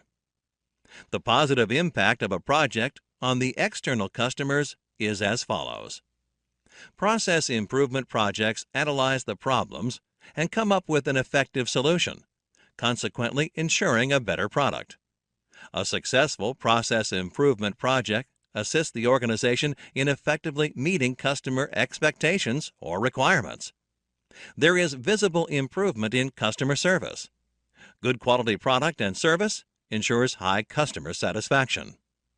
Let us learn about different methods of customer data collection in the following screen. Once you begin to identify the customer types, you need to look forward to collecting customer data. Collecting data from customers is very essential, as it helps consider the levels at which these customers affect the business. Begin by collecting feedback from both internal as well as external customers.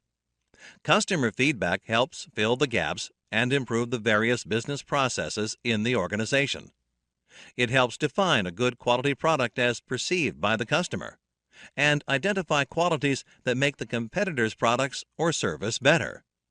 It also helps identify factors which provide a competitive edge to the product or service on offer. There are various methods to collect feedback from the customers. Many of you might be involved in a similar activity at some point or the other. Popular and common methods are surveys conducted through questionnaires, focus groups, individual interviews with the customers. Customer complaints received via call centers, emails, and feedback forms are also quite prevalent. Feedback received in this form are from dissatisfied customers. In the next screen, we will learn about questionnaires. Let us discuss the advantages and disadvantages of questionnaires in this screen. The advantages of a questionnaire are that it costs less. The phone response rate is high, anywhere from around 70 to 90%, and it produces faster results. Also, analysis of mail questionnaires requires few trained resources. Questionnaire is a method used to gather data. However, there are a few disadvantages associated with it. There may be incomplete results and unanswered questions leading to a lack of clarity. The response rate of mail surveys is about 20 to 30% only. At times, phone surveys can produce undesirable results, as the interviewer can influence the person being interviewed. We will differentiate between telephone survey and web survey in the next screen. There are different methods to collect data for a survey. The methods need to be based on the requirements and needs of the organization. The popular methods of survey are the telephone survey and web survey. Both have their own drawbacks and benefits, which are given on the screen. The organization needs to choose a method of collecting data according to the situation. It is recommended to go through the content for a better understanding. In the next screen, we will learn about focus groups. Let us now discuss the advantages and disadvantages of using a focus group for data collection.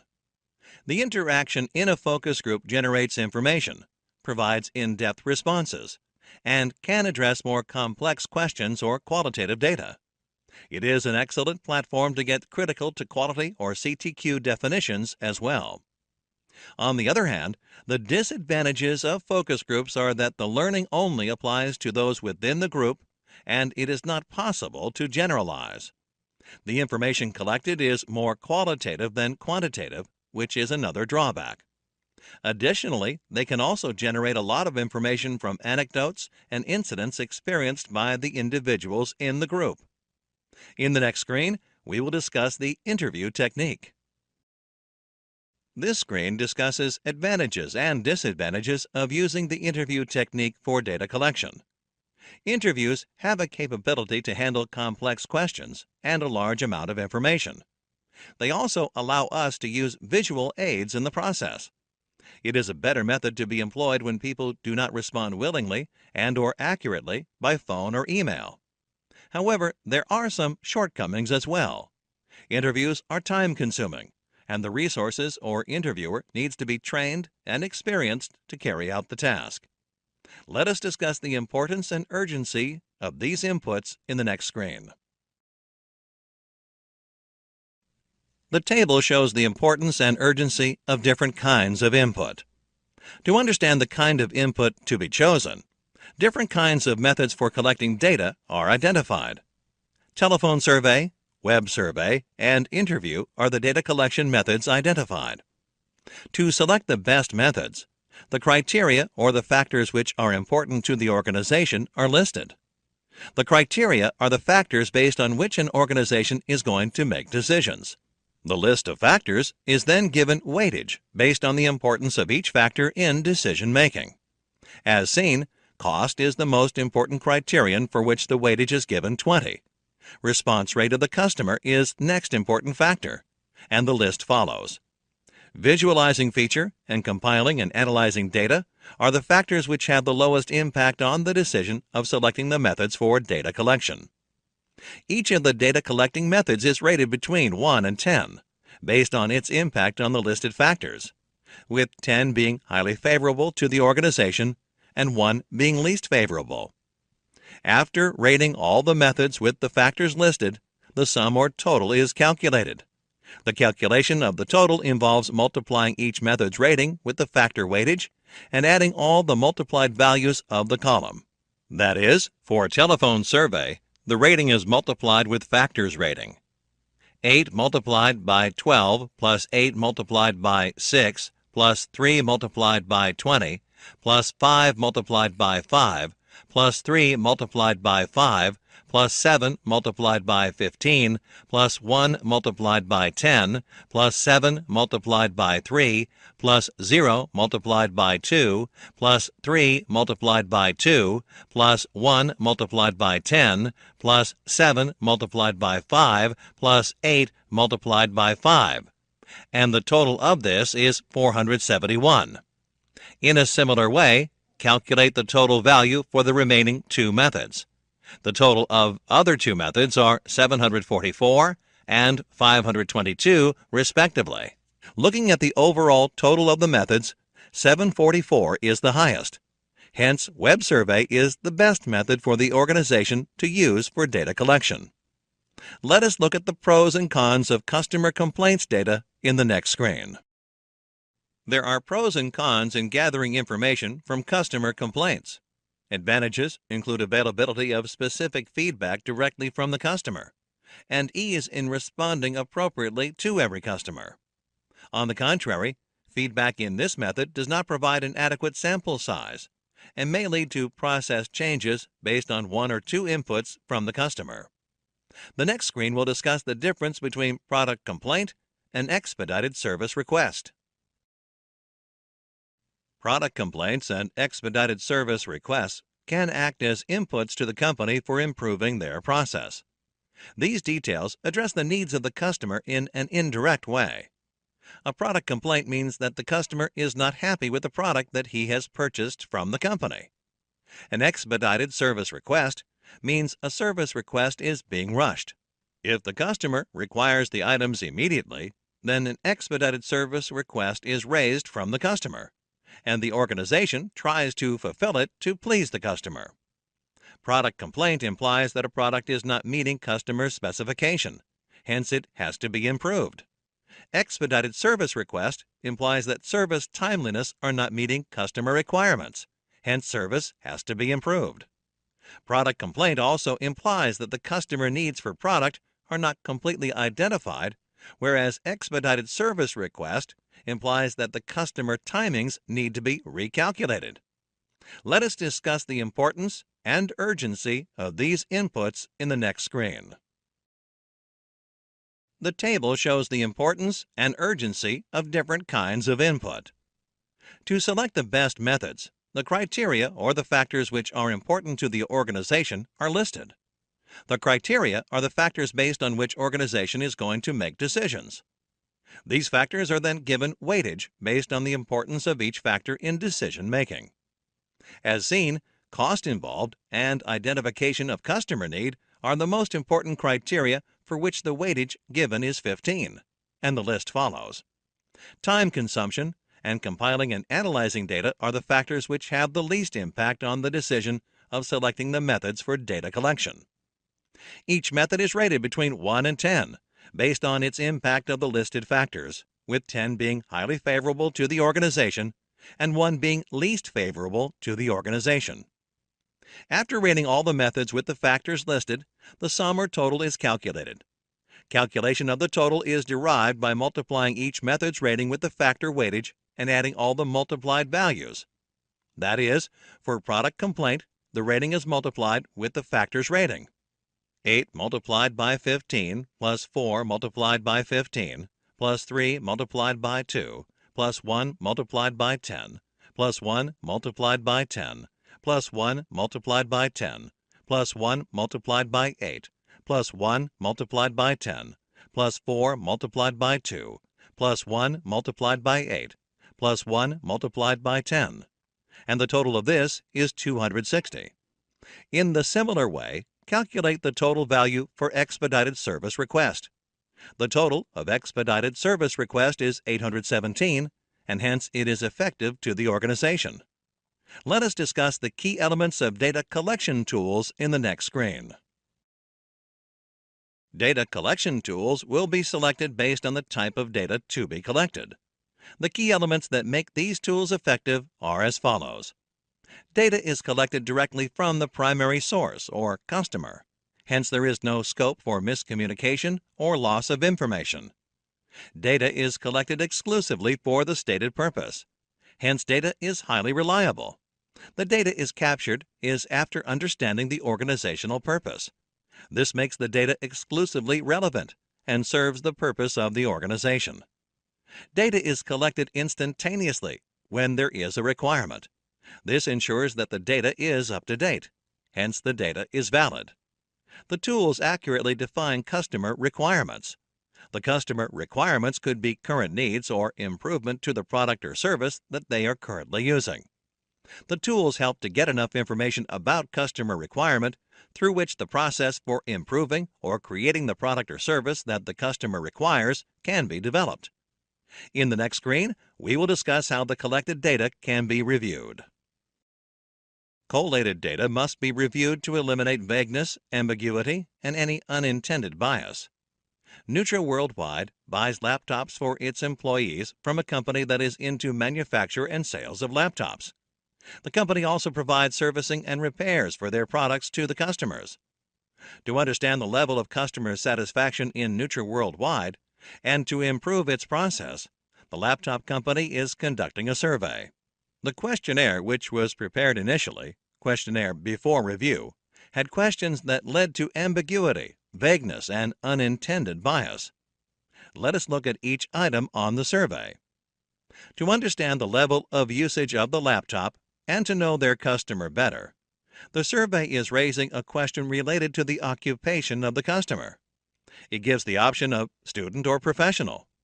But with this low amount of information, the company is neither able to gather the information, nor will the given option cover the entire possible occupation in the market.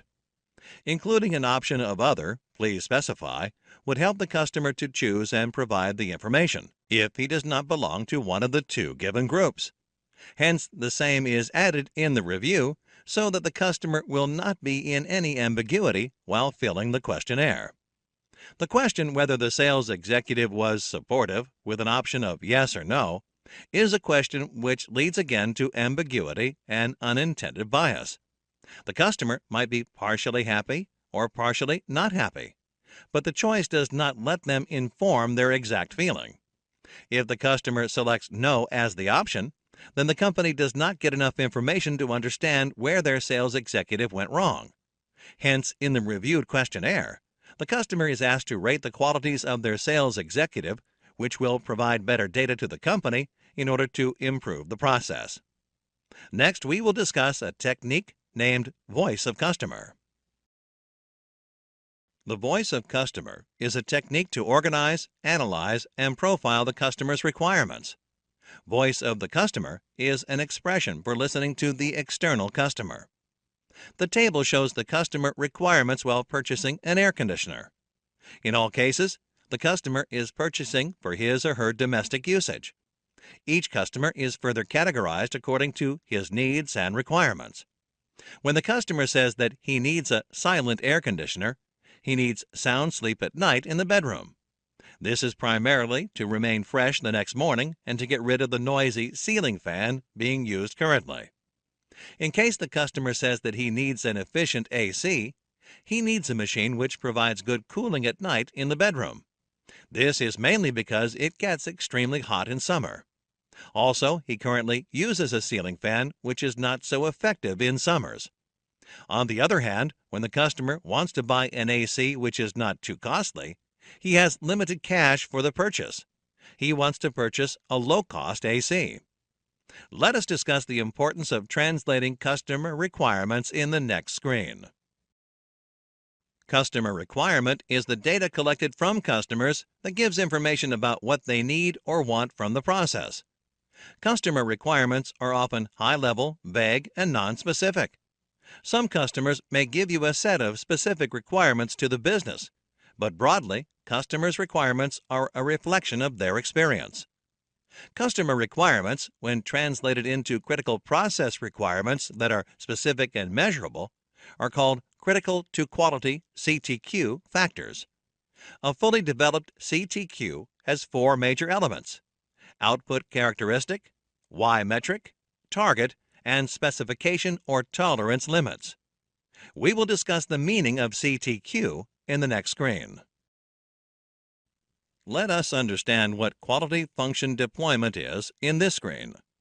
QFD is a process to ensure that the customer's wants and needs are heard and translated into technical characteristics. It is also known as the voice of the customer or house of quality.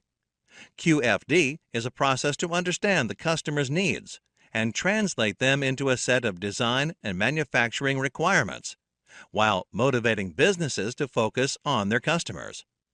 It also helps companies to design and build more competitive products in less time and lesser costs. QFD helps in prioritizing customer requirements, recognizing strengths and weaknesses of an organization, and recognizing areas that need to be worked on and areas that need immediate focus of efforts.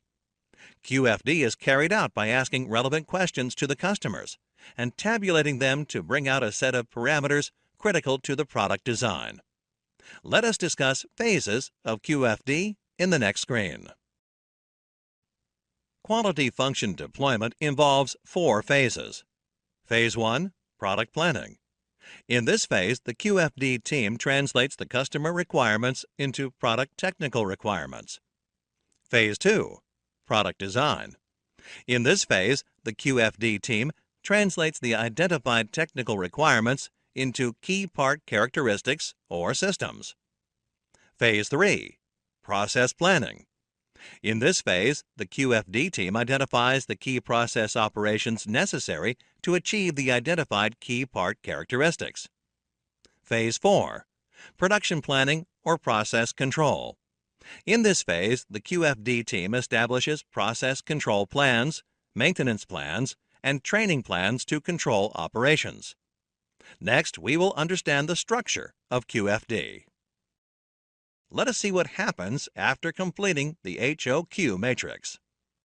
Completing one HOQ matrix is not the end of the QFD process. The output of the first HOQ matrix can be the first stage of the second QFD phase. As shown in the image, the translation process is continued using linked HOQ type matrices until the production planning targets are developed. Let us proceed to the next topic of this lesson in the following screen.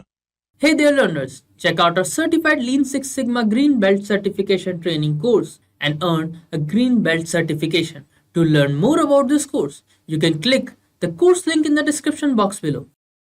In this topic, we will discuss the basics of project management. Let us start with a discussion on problem statement. Every Six Sigma project targets a problem that needs to be resolved. The first step of project initiation is defining the problem statement. A problem statement needs to describe the problem in a clear and concise manner. A problem statement needs to identify and specify the observed gap in performance. It should indicate the current performance state of a process and the required performance state completely derived from customer requirements. A problem statement should be quantifiable. This means it should have specified metrics including the respective units. Please note that the problem statement cannot contain solutions or causes for the problem. In the next screen, we will discuss the is or is not template. The is or is not technique was first popularized by Kepner-Trigot Incorporated in the 1970s. It is a powerful tool that helps define the problem and gather required information. An example of a problem statement of paper cup leaks is given on the screen. The Six Sigma team has to answer what is the problem, what isn't the problem, where is it, where isn't it, when isn't it a problem, to what extent is it a problem, and to what extent isn't it a problem. The information is then used to fill the question areas in the is and is not issue template. In the analysis phase, if a cause cannot describe the is and the is not data, then it's not likely the main cause. In the next screen, we will list the criteria for the project objectives. The project objectives must meet the SMARTS criteria. SMARTS is an acronym of the characteristics desired in project objectives: specific, measurable, attainable, relevant, time-based, and stretch. The project deliverables should be specific. Example: hospitals maintain records of all patients. Often, a few forms are rejected or missed due to errors in recording the ID numbers. In this case, setting the objective as reduce form rejection is very vague. Instead, reduce patient ID errors in recording lab results is specific and effectively targets solving the problem.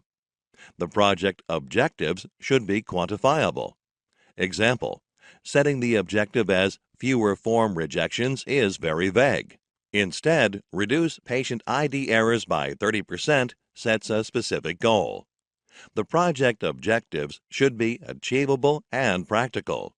The project objectives should be relevant to the problem. The project objectives must specify a time frame within which they should be delivered. The project objectives must not be easily achievable. Example: most problems and errors can be reduced by creating awareness. Hence, the objective must stretch beyond the easily attainable state. In the next screen, we will understand project documentation. Project documentation refers to creating documents to provide details about the project. Such documents are used to gain a better understanding of the project, prevent and resolve conflict among stakeholders, and share plans and status for the project. Documentation of a project is critical throughout the project. Some of the benefits achieved through project documentation are mentioned below. Documentation serves as written proof for execution of the project. It helps teams achieve a common understanding of the requirements and the status of the project. It removes personal bias, as there is a documented history of discussions and decisions made for the project. Depending on the nature of the project, each project produces a number of different documents. Some of these documents are the project charter, project plan, and its subsidiary plans.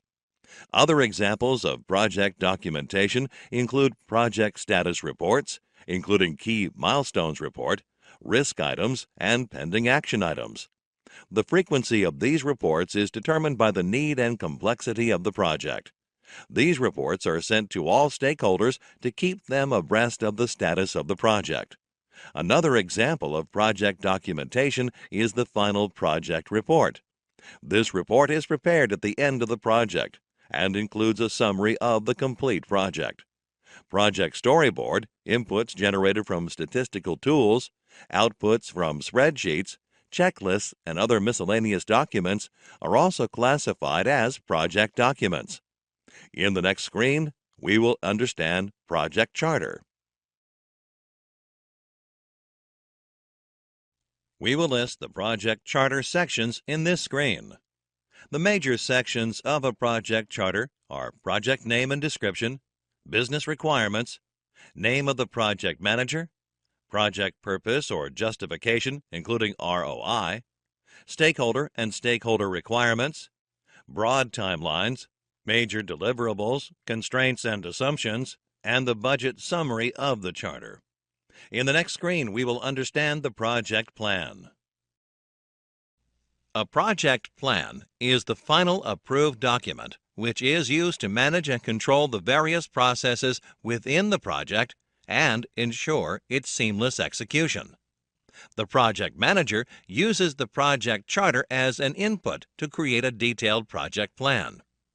A project plan comprises various sections, prominent among them being the project management approach, the scope statement, the work breakdown structure, the cost estimates, scheduling, defining performance baselines, marking major milestones to be achieved, and the key members and required staff personnel for the project. It also includes the various open and pending decisions related to the project and the key risks involved. Additionally, it also contains references to other subsidiary plans for managing risk, scope, schedule, etc. In the next screen, we will learn about project scope. We will look at different techniques used for interpreting the project scope in this screen. Project scope can be interpreted from the problem statement and project charter using various tools like the Pareto chart and the SIPOC map. The principle behind the Pareto chart, or the 80-20 principle as we know it, is a vital few, trivial many. The Pareto chart helps the teams to trim the scope of the project by identifying the causes which have a major impact on the outcome of the project. The SIPOC map is a high-level process map, which helps all team members in understanding the process functions in terms of addressing questions like who are the suppliers? What are the inputs they provide? What are the outputs that can be obtained? And who are the customers? As discussed earlier, SIPOC stands for Suppliers, Inputs, Process, Outputs, and Customers. In the subsequent screen, we will learn about process maps. SIPOC is a macro-level map that provides an overview of the business process, where a process map is a micro-level flowchart that provides an in-depth detail of a process. The process map covers details at all levels and provides a walk through the current process experience. The SIPOC map is used as a basis while drawing a process map. A Level 1 process map provides in-depth information, but the final process map drills further into detail. In the following screen, we will understand the project metrics. Let us discuss consequential metrics in this screen. Consequential metrics measure any negative consequences. These can be business metrics, process metrics, or both. They measure the negative effects of improving the primary or key metrics. They are used to measure the indemnity triggered by any damage in the project. The inconsistent use of consequential metrics can lead to loss of opportunity and rework after a project ends. Consequential metrics help to understand the cause and effect relationship between the primary and the secondary metrics and the impact it has on the organization. Let us take a look at an example for consequential metrics in the next screen. We will discuss the best practices in this screen. The following are some of the best practices of consequential metrics.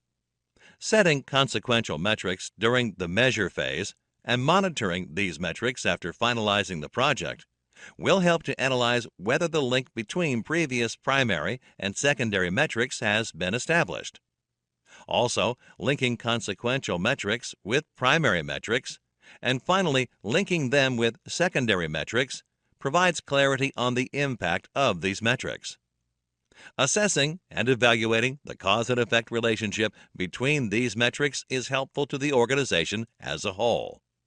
In the next screen, we will list some project planning tools. The project manager uses various tools to plan and control a project. One of the tools which he uses is the Pareto chart.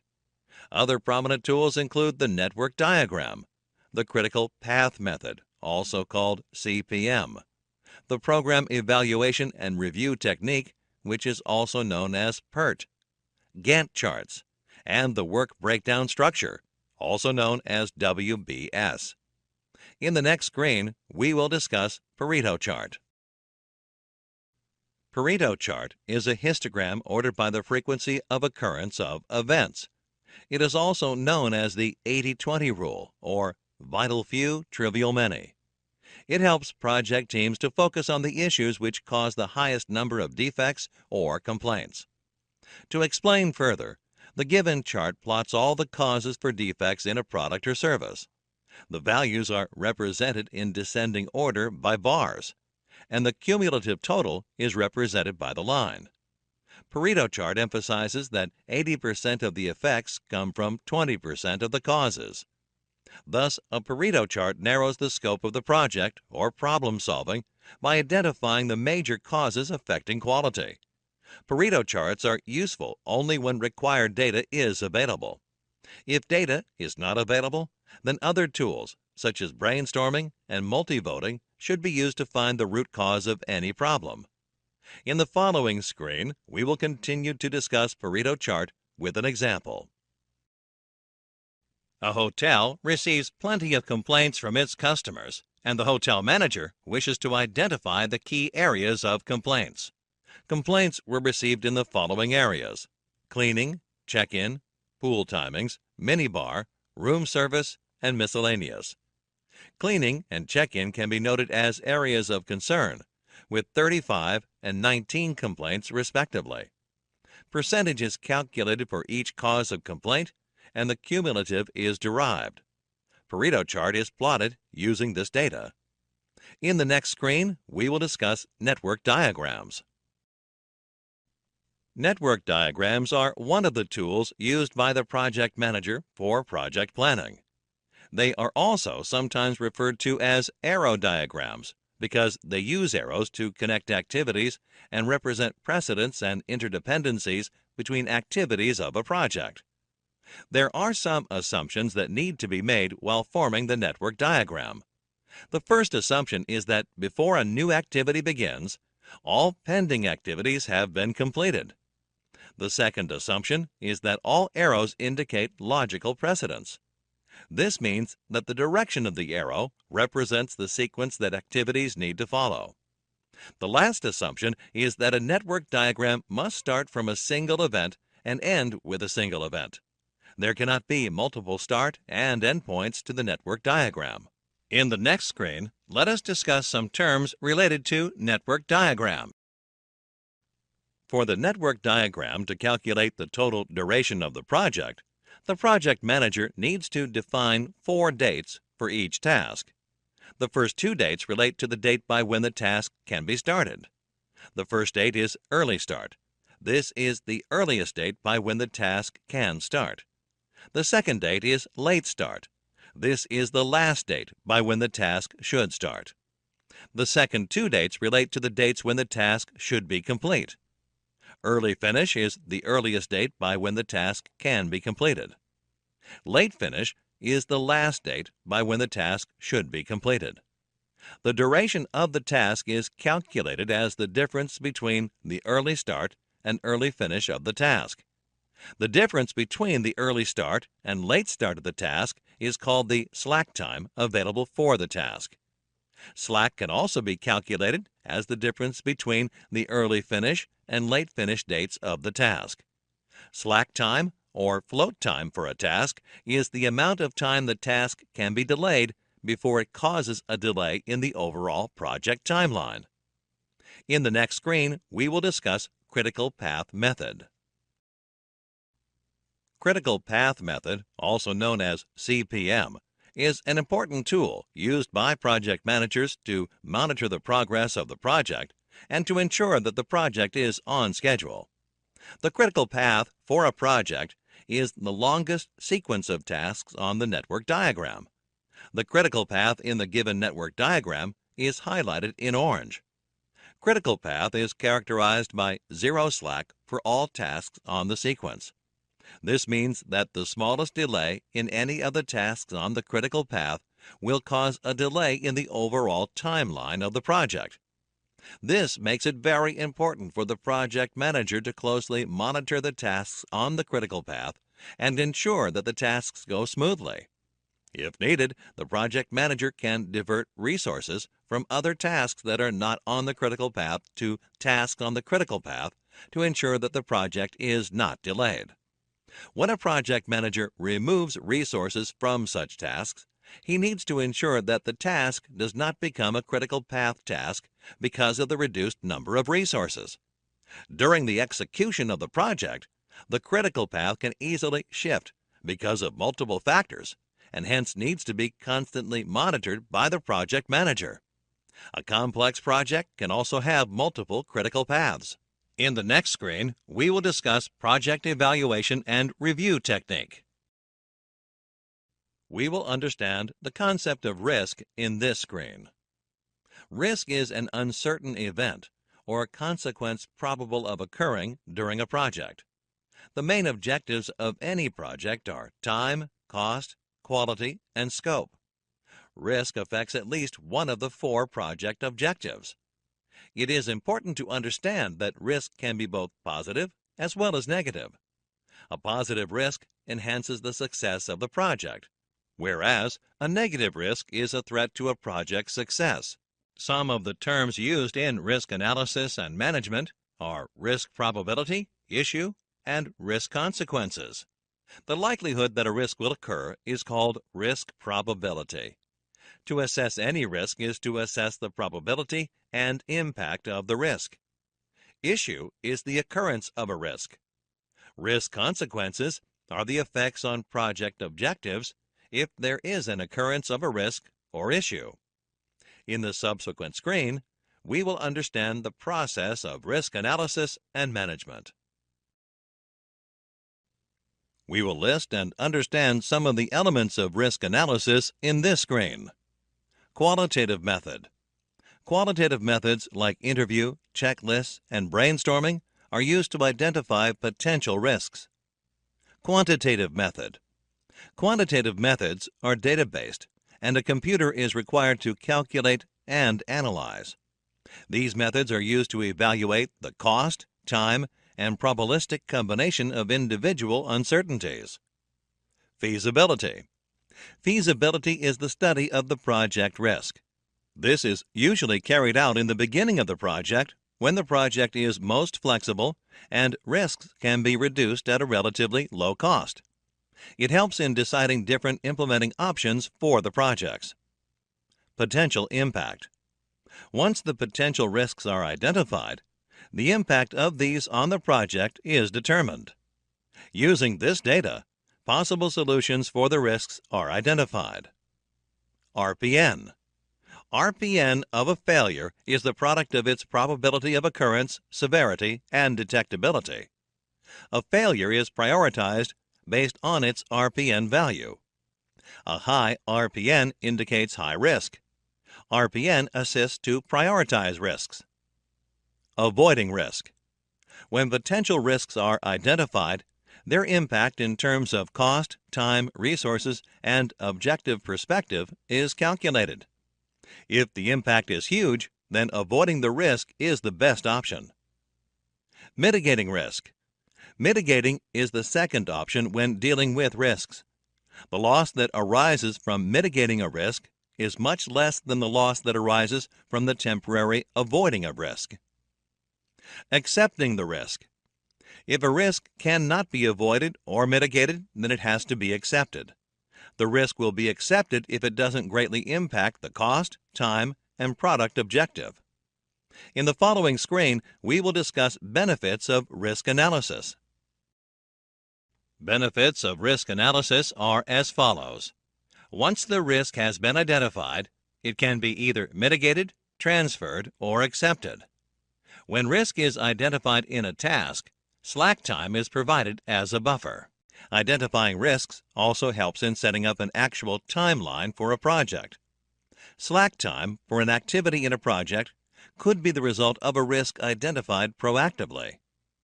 Identifying risks helps in setting realistic expectations from the project by communicating the risk probability and consequence to stakeholders.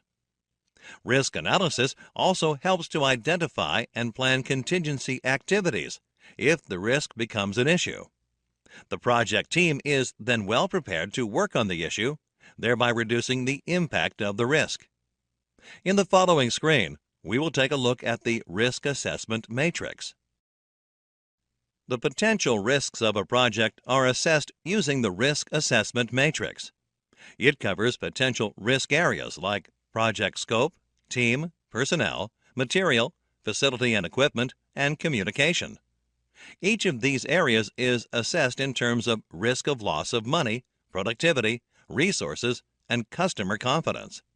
In the subsequent screen, we will discuss project closure.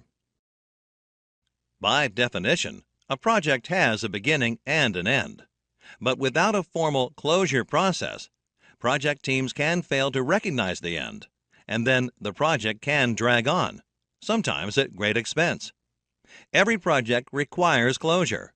For large or complex projects, it's a good idea to close each major project phase, for example, design, code, and test individually. Project closure ensures that outcomes match the stated goals of the project. Customers and stakeholders are happy with the results.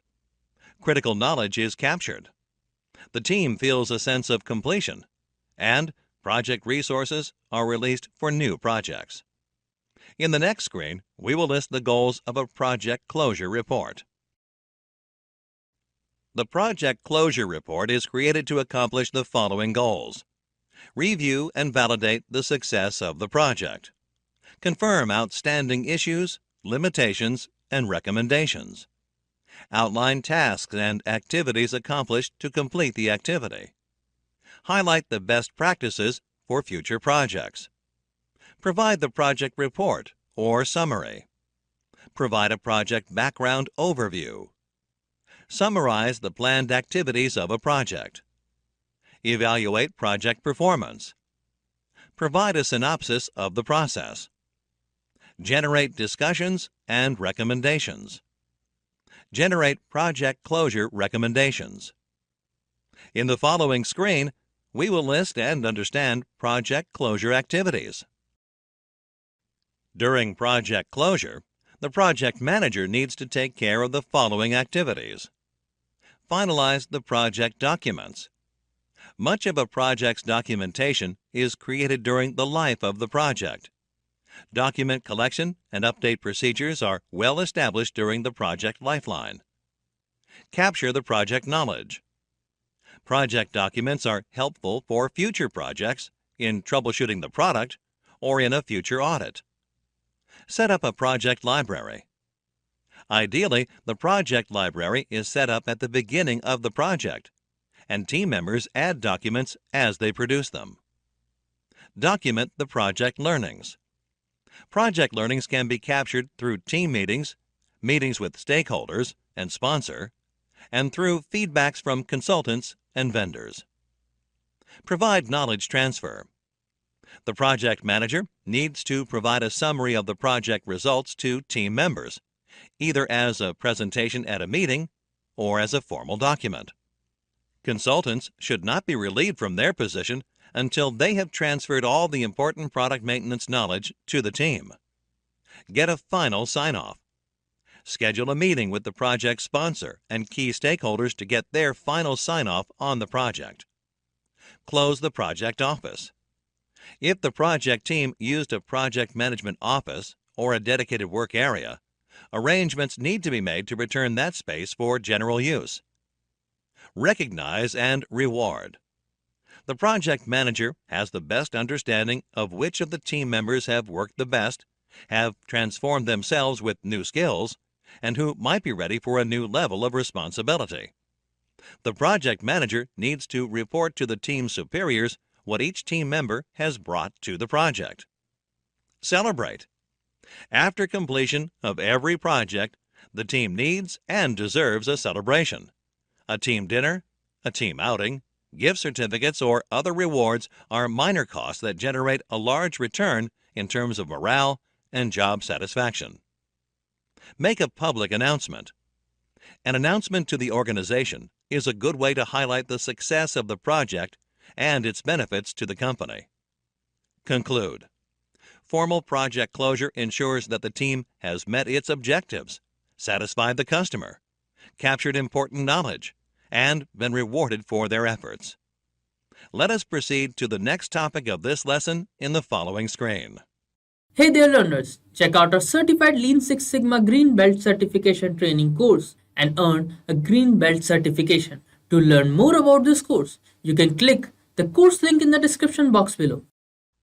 In this topic, we will discuss management and planning tools. Let us start with a discussion on affinity diagram in the next screen. The affinity diagram method is employed by an individual or team to solve unfamiliar problems. It is an effective medium where the consensus of the group is necessary.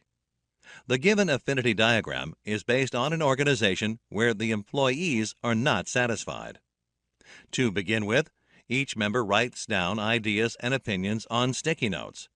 Each note can have a single idea. The points which have surfaced during the brainstorming session are that the workers are unkind, pay is low, and it is difficult to survive on the pay structure, working hours are too long, etc. In the next step, all the sticky notes are pasted on a table or wall. The sticky papers are arranged according to categories or thought patterns. Members happen to arrange their ideas based on affinity. In case a particular idea is good to go into more than one category, it is duplicated and added to several categories. After the arrangement is done, each category is named with a header card. The header card captures the central idea of all the cards in that category and draws a boundary around them. Poor compensation combines ideas like low pay, long working hours, and complaints about wages. Poor work environment encompasses issues like poor lighting, uncomfortable rooms, and stuffy air. Similarly, poor relationships prevail in the workspace as the workers are unkind and there is mutual dislike. Lack of motivation is due to repetitive work and no work-related challenges. You can see in the diagram on that slide that once all the ideas are grouped to the respective header cards, a diagram is drawn and borders are placed around the group of ideas. Thus, affinity diagram helps in grouping ideas with a common theme. In the next screen, we will discuss the interrelationship diagram. During problem solving, the interrelationship diagram technique helps in identifying the relationship between problems and ideas in complex situations. If the problem is really complex, it may not be easy to determine the exact relationship between ideas. The given interrelationship diagram is the result of a team brainstorming session, which identified 10 major issues involved in developing an organization's quality plan. Initially, the problem is defined, and all the members put down their ideas on sticky notes. Each note contains only one idea. All the sticky notes are put on a table for a random display. In the next step, the causes or areas of concern are identified, and a cause-effect arrangement of cards is constructed by drawing an arrow between the causes and effects of the cause. This is done until all the ideas on the sticky notes are accounted for and made a part of the interrelationship diagram. Take a large sheet of paper and replicate the cause-effect arrangement on it. As depicted in the image, a large number of outgoing arrows indicate the root cause, whereas a higher number of incoming arrows indicates an outcome. There are as many as 6 arrows originating from lack of quality strategy. This leads us to understand that it is a root cause. On the other hand, there are 3 arrows ending with the idea lack of TQM commitment by managers, making it an outcome. In the next screen, we will understand the tree diagram. The tree diagram is a systematic approach to outline all the details needed to complete a given objective. In other words, it is a method used to identify the tasks and methods needed to solve a problem and reach a predefined goal.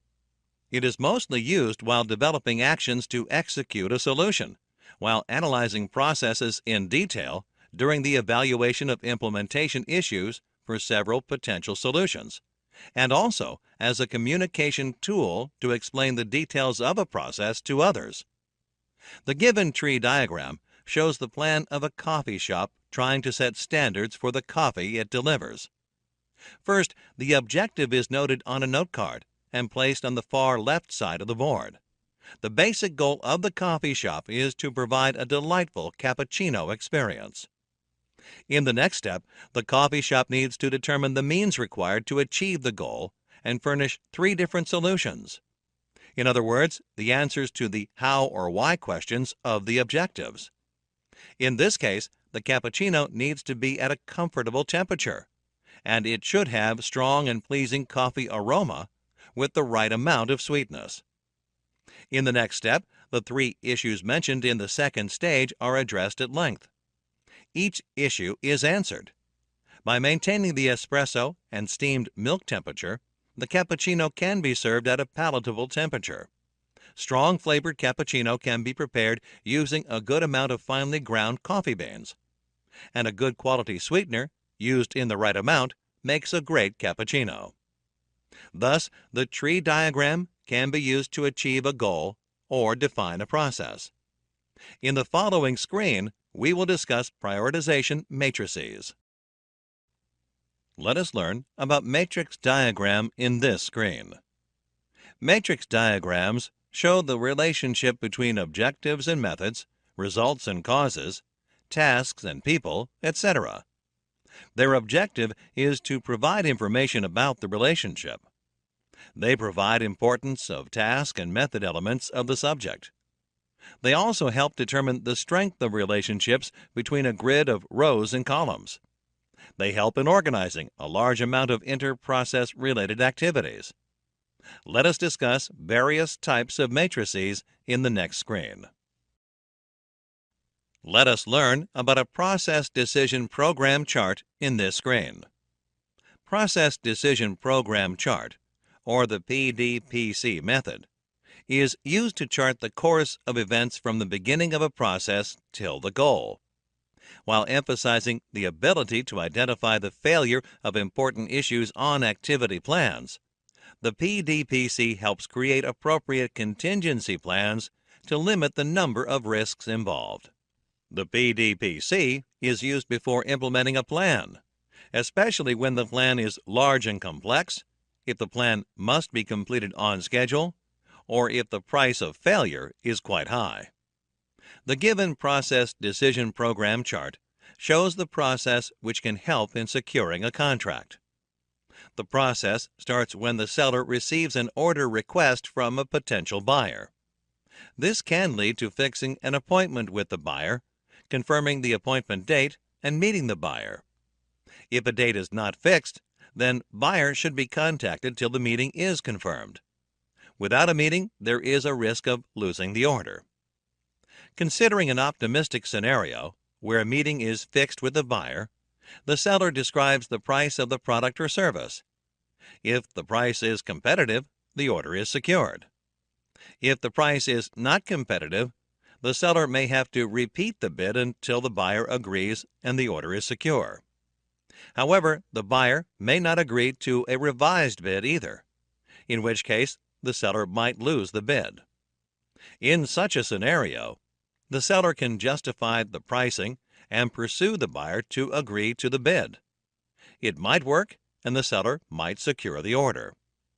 In the next screen, we will discuss the activity network diagram. An activity network diagram is used to show the time required for solving a problem and to identify items that can be done in parallel. It is used in scheduling and monitoring tasks within a complex project or process with interrelated tasks and resources. Moreover, it is also used when you know the steps of the project or process, their sequence, and the time taken by each of the steps involved. The original Japanese name for this tool is arrow diagram. The given activity network diagram shows a house construction plan and identifies the factors involved separately, like the amount of time for each operation in one situation, the relationship of work without time for each operation, and an operation by itself. The number of days is denoted by D. So the time taken for an activity like foundation to scaffolding takes around 5 days plus 4 days, which is 9 days in total. The line joining electrical work and interior walls is dotted.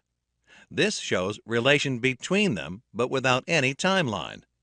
Basically, it means that electrical work has to be done before interior walls, but the time is either not important or not available. Let us proceed to the next topic of this lesson in the following screen. In this topic, we will introduce business results for projects. Let us start with the discussion on defect per unit. We will learn about throughput yield in this screen. Throughput yield, or TPY, is the number of acceptable pieces at the end of a process divided by the number of starting pieces, excluding scrap and rework. Throughput yield is used to measure a single process only. If the DPU is known, TPY can be easily calculated as e to the power of the negative of DPU. Here, e is the mathematical constant and has a value of 2.7183. The expression can also be stated as DPU equals the negative of natural logarithm e of TPY. In the next screen, we will discuss rolled throughput yield. Rolled throughput yield, or RTY, is the probability of the entire process producing 0 defects. RTY is the true measure of process efficiency and is considered across multiple processes.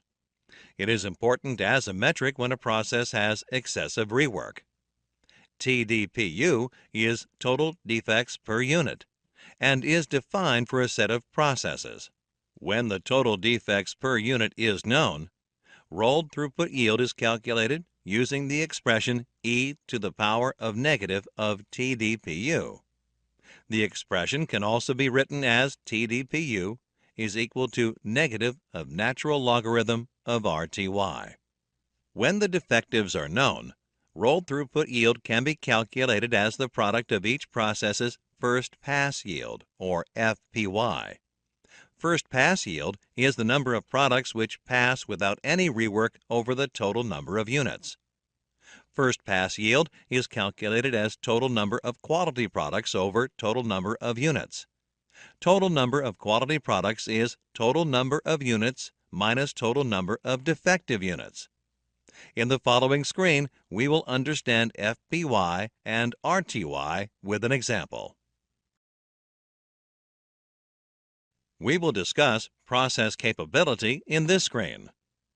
Process capability, or CP, is defined as the inherent variability of a characteristic of a process or a product. In other words, it might also mean how well a process meets customer requirement. CP is an indicator of capability of a process and is expressed as difference of USL and LSL divided by product of Six Sigma. USL stands for Upper Specification Limit. LSL is Lower Specification Limit, and Sigma is the standard deviation of a process. The difference between USL and LSL is also called the specification width or tolerance. In the following screen, we will discuss Process Capability Indices. Process Capability Indices, or CPK, was developed to objectively measure the degree to which a process meets or does not meet customer requirements. It was developed to account for the position of mean with respect to USL and LSL. To calculate CPK, the first step is to determine if the process mean is closer to the LSL or the USL.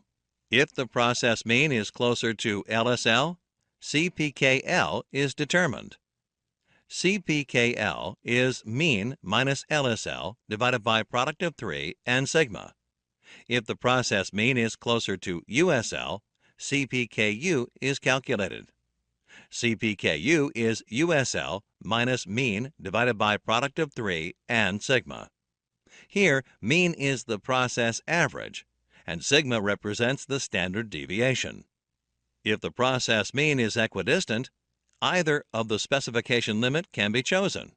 CPK takes up the value of CPKU and CPKL, depending on whichever is the lower value. In the next screen, we will understand process capability indices with an example.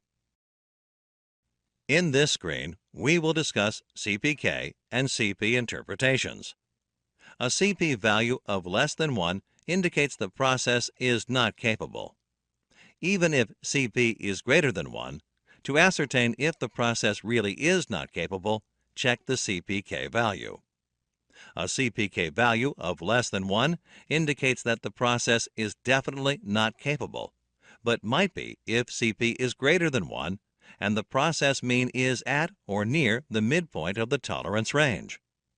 The CPK value will always be less than CP, especially as long as the process mean is not at the center of the process tolerance range.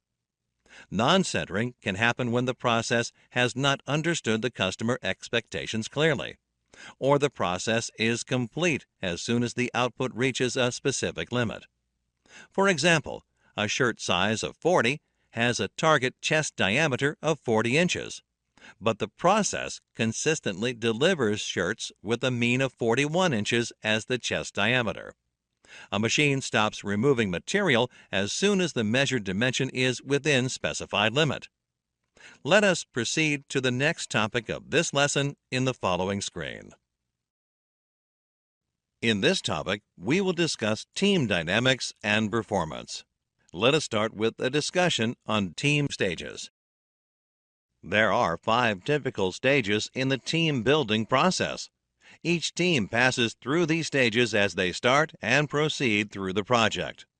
The 5 stages in the team building process are as follows: forming, storming, norming, performing, and adjourning.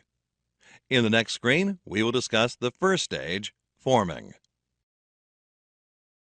The first stage in the team building process is called the forming stage. In this stage, the team comes together and begins to formulate roles and responsibilities.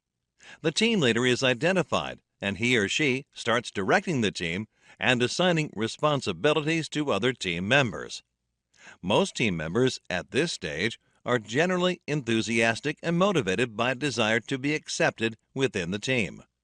The leader employs a directive style of management, which includes delegating responsibility within the team, providing a structure to the team, and determining processes needed for the smooth functioning of the team.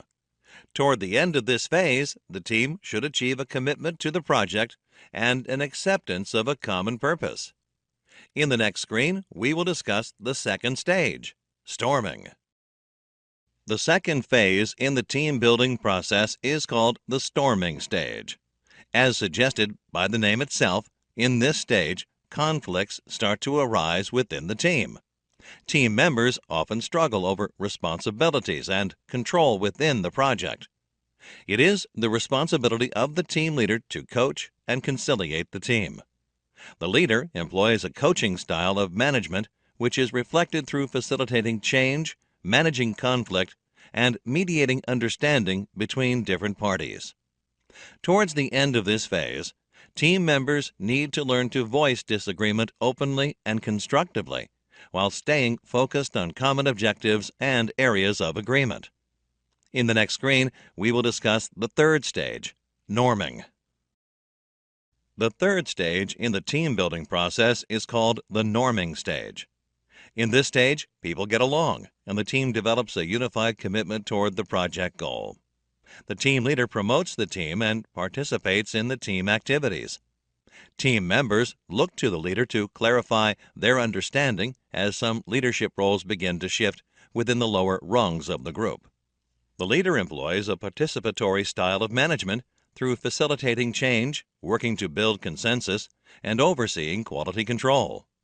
Toward the end of this phase, team members need to accept individual responsibilities and work out agreements about team procedures.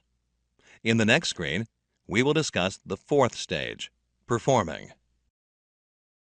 The next stage in the team building process is called the performing stage. This is the most productive stage for the project team. In this stage, team members manage complex tasks and work toward the common goals of the project. The leader employs a supervisory style of management by overseeing progress, rewarding achievement, and supervising process. The team leader leads the project on more or less an automated mode. When the project has completed successfully, or when the end is in sight, the team moves into the final stage. In the next screen, we will discuss the fifth stage, adjourning. The last stage of team building is called the adjourning stage. In this stage, the project is winding down and the goals are within reach. The team members are dealing with their impending separation from the team. The team leader provides feedback to the team. The leader employs a supportive style of management by giving feedback, celebrating accomplishments, and providing closure. The team leader needs to adopt a different style of leadership at every stage. It is therefore important for a leader to understand these stages and identify the current stage that a team is in. The success of the team depends on how well the leader can guide them through these phases. In the next screen, we will learn about negative dynamics. Team members can exhibit negative behavior in more than one way during the project life cycle. This behavior has a negative effect on the dynamics of the team. The first kind of negative participants fall in the category of overbearing participants. These participants use their influence or expertise to take on a position of authority, discounting contributions from other team members. To cope with such participants, team leaders must establish ground rules for participation and reinforce that the group has the right to explore any area pertinent to team goals and objectives. Another kind of negative participant is often referred to as the dominant participant. These participants take up an excessive amount of group time by talking too much, focusing on trivial concerns, and otherwise preventing participation by others. Team leaders need to be able to control dominant participants without inhibiting their energy or enthusiasm. Some other participants are reluctant participants, who feel intimidated and are not happy with the team process. Owing to their reluctance, they miss opportunities to bring up data that is valuable to the project. This can often lead to hostility within the team. One way to deal with reluctant participants is to respond positively and with encouragement to any contribution from the team member. Teamwork is more than a natural consequence of working together.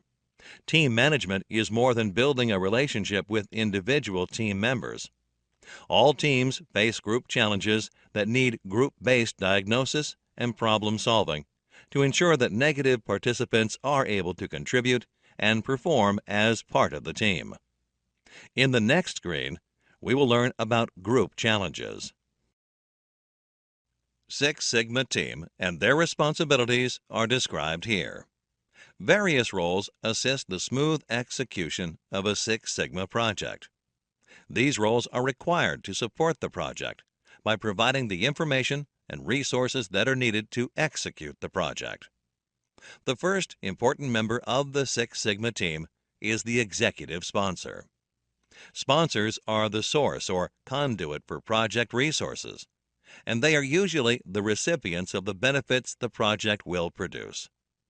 The sponsor is responsible for setting the direction and priorities for the organization. The sponsor may be a functional manager or an external customer. The next important role is that of the process owners. They work with the black belts to improve their respective processes. They provide functional expertise about the process to the project. Usually, this role is played by the functional managers in charge of specific processes. The next role in the project is that of the champions. They are typically upper-level managers who control and allocate resources to promote process improvements. They ensure the organization is providing necessary resources to the project, and the project is fitting into the strategic plans of the organization. The first role related to the execution of the project is the role of the Master Black Belt. This role acts as a consultant to team leaders and offers expertise in the use of Six Sigma tools and methodologies. Master Black Belts are experts in Six Sigma statistical tools and are qualified to teach high-level Six Sigma methodologies and applications. Each Master Black Belt will have multiple Black Belts under him. Black Belts are the leaders of individual Six Sigma projects. They lead project teams and conduct the detailed analysis required in Six Sigma methodologies. Black Belts act as instructors and mentors for Green Belts and educate them in Six Sigma tools and methods. They also protect the interests of the project by coordinating with functional managers. Green Belts are trained in Six Sigma, but typically lead project teams working in their own areas of expertise. They are focused on the basic Six Sigma tools for acceleration of projects. Green Belts work on projects on a part-time basis, dividing time between project and functional responsibilities. An executive is the person who manages and leads the team to ensure smooth working of tasks and has the power to execute decisions. A coach takes on a number of roles. He or she is the person who trains, mentors, teaches, and guides the team when required. Coach also motivates and builds confidence of the members. A facilitator is a guide for the team or group, also known as a discussion leader. Facilitators help the group or team to understand their common objective and plan their activities. A sponsor is a person who supports the event or the project by providing all the required resources. A team member is an individual who belongs to a particular project team. A team member contributes to the performance of the team and actively participates for fulfillment of the project objectives. The progress, achievements, and the details of the project have to be effectively communicated to the team, management, customers, and stakeholders. We will learn about modes of communication in the next screen. Let us understand communication within the team in this screen. The purpose of communication within the team and the modes of communication used are as follows. Meetings and emails are suitable to communicate the roles and responsibilities of the team members. Meetings, memos, and emails are used by the team to understand the project status. Workshops and meetings are conducted to identify the outstanding tasks, risks, and their corrective actions. Team meetings assist decision-making. Meetings and emails ensure coordination and efficient work. The next screen will focus on communication with stakeholders. The purpose of communication with stakeholders and the modes of communication used are as follows. Meeting, emails, and events are suitable to convey project objectives and goals to stakeholders. Meetings, emails, and newsletters assist stakeholders in understanding project status. Workshops, meetings, and events help stakeholders to identify the adverse effects of a situation. Meetings with stakeholders assist decision-making process. In the next screen, we will discuss the communication technique. Communication techniques can be grouped in various ways. The first grouping of communication techniques is based on the direction in which communication flows. Vertical communication consists of two subtypes, namely downward flow of communication and upward flow of communication. In the downward flow of communication, the managers must pass information and give orders and directives to the lower levels in the organization. On the contrary, upward communication consists of information relayed from the bottom or grassroots levels to the higher levels of the company. Horizontal communication refers to the sharing of information across the same levels of the organization. This can be in the form of formal and informal communication. Formal communications are official company-sanctioned methods of communicating to the employees. The grapevine, rumor mill, etc. are some of the means of informal communication in the organization. The second grouping of communication techniques is based on the usage of words. Verbal communication includes use of words for communication, via telephone, face-to-face, etc. Nonverbal communication conveys messages without the use of words through body language, facial expressions, etc. The last grouping of communication techniques is based on participation of the people involved in communication. One-way communication happens when information is relayed from the sender to the receiver without the expectation of a response, like memos and announcements. Two-way communication is a method in which both parties are involved in the exchange of information. Team tools are a part of the team dynamics and performance. The various team tools that are used are brainstorming, nominal group technique, and multivoting. If getting your learning started is half the battle, what if you could do that for free? Visit SkillUp by Simplilearn. Click on the link in the description to know more. This lesson will cover the details of the measure phase. The key objective of the measure phase is to gather as much information as possible on the current processes. This involves three key tasks, that is, creating a detailed process map, gathering baseline data, and summarizing and analyzing the data. Let us understand process modeling in the following screen. Process modeling refers to the visualization of a proposed system, layout, or other change in the process. Process modeling and simulation can determine the effectiveness or ineffectiveness of a new design or process. They can be done using process mapping and flowcharts. We will learn about these in the forthcoming screens. Let us understand process mapping in this screen. Process mapping refers to a workflow diagram which gives a clear understanding of the process or a series of parallel processes. It is also known as process charting or flow charting. Process mapping can be done either in the measure phase or the analyze phase. The features of process mapping are as follows. Process mapping is usually the first step in process improvement. Process mapping gives a wider perspective of the problems and opportunities for process improvement. It is a systematic way of recording all the activities performed. Process mapping can be done by using any of the methods like flowcharts, written procedures, and detailed work instructions.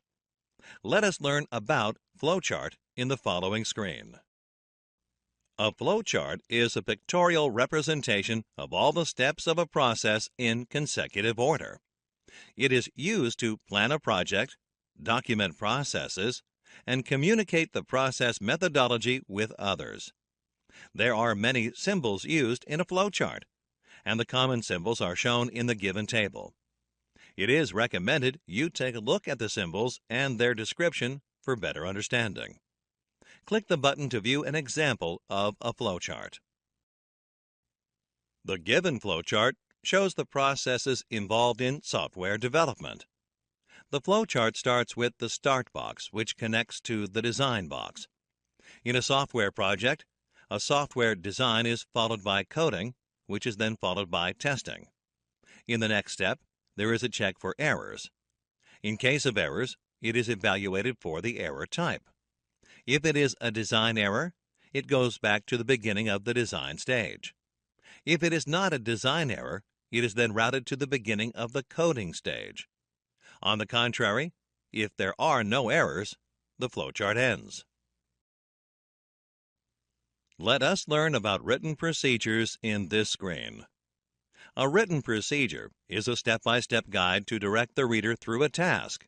It is used when the process of a routine task is lengthy and complex, and it is essential for everyone to strictly follow the rules. Written procedures can also be used when you want to know what is going on during product or process development phases. There are a number of benefits of documenting procedures.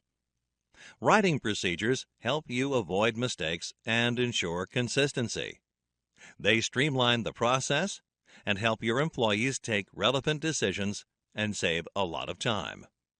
Written procedures help in improving quality. They are simple to understand, as they tend to describe the processes at a general level.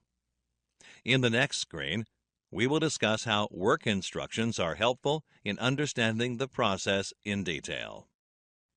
Work instructions define how one or more activities involved in a procedure should be written in a detailed manner with the aid of technology or other resources like flowcharts.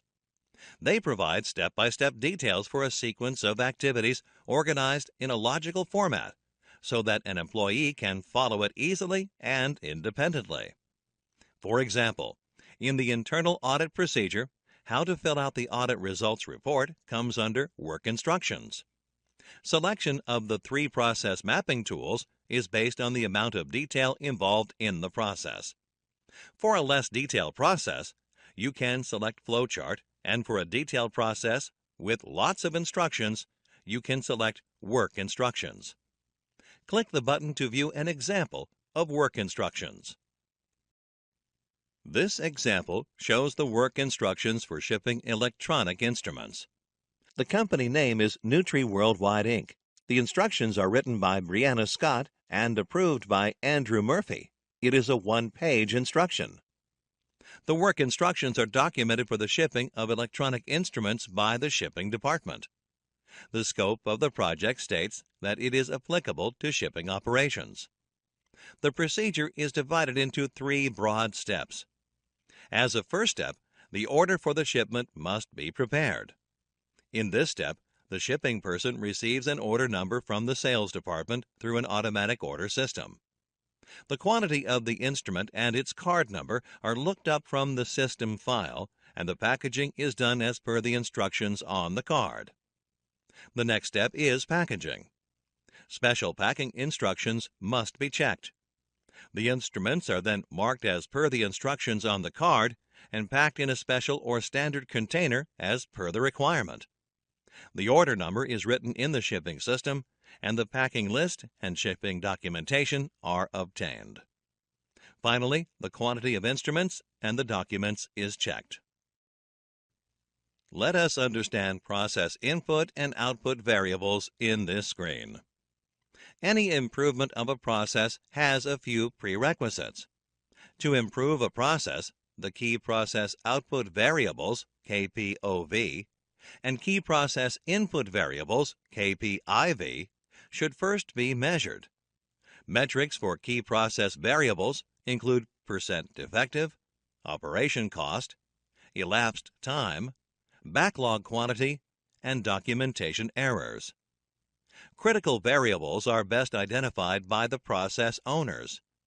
Process owners know and understand each step of a process and are in a better position to identify the critical variables initially.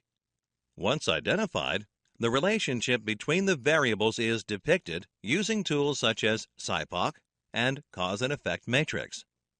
The process input variables results are compared to determine which input variables have the greatest effect on the output variables. Let us proceed to the next topic of this lesson in the following screen. In this topic, we will discuss probability and statistics in detail. Let us learn about probability in the following screen. Probability refers to the chance of something occurring or happening. An outcome is the result of a single trial of an experiment. Suppose there are n possible outcomes that are equally likely. The probability that a specific type of event or outcome, say f, can occur is the number of specific outcomes divided by the total possible outcomes. Click the button to view an example of probability. In the event of tossing a coin, what is the probability of the occurrence of heads? A single trial of tossing a coin has two outcomes, heads and tails. Hence, the probability of heads occurring is 1 divided by 2, the total number of outcomes. Let us look at some basic properties of probability in this screen. There are 3 basic properties of probability. Click each property to know more. Property 1 states that the probability of an event is always between 0 and 1, both inclusive. According to Property 2, the probability of an event that cannot occur is 0. In other words, an event that cannot occur is called an impossible event. Property 3 states that the probability of an event that must occur is 1. In other words, an event that must occur is called a certain event. If E is an event, then the probability of its occurrence is given by P of E. It is also read as the probability of event E. In this screen, let us look at some common terms used in probability along with an example. The commonly used terms in probability are sample space, Venn diagram, and event. Sample space is the collection of all possible outcomes for a given experiment. In the coin example discussed earlier, the sample space consists of one instance each of heads and tails. If 2 coins are tossed, the sample space would be 4 in total. A Venn diagram shows all hypothetically possible logical relations between a finite collection of sets. An event is a collection of outcomes for an experiment, which is any subset of the sample space. Click the button to view an example of probability. What is the probability of getting a 3 followed by 2 when a dice is thrown twice? When the dice is thrown twice, the first throw can have any number from 1 to 6.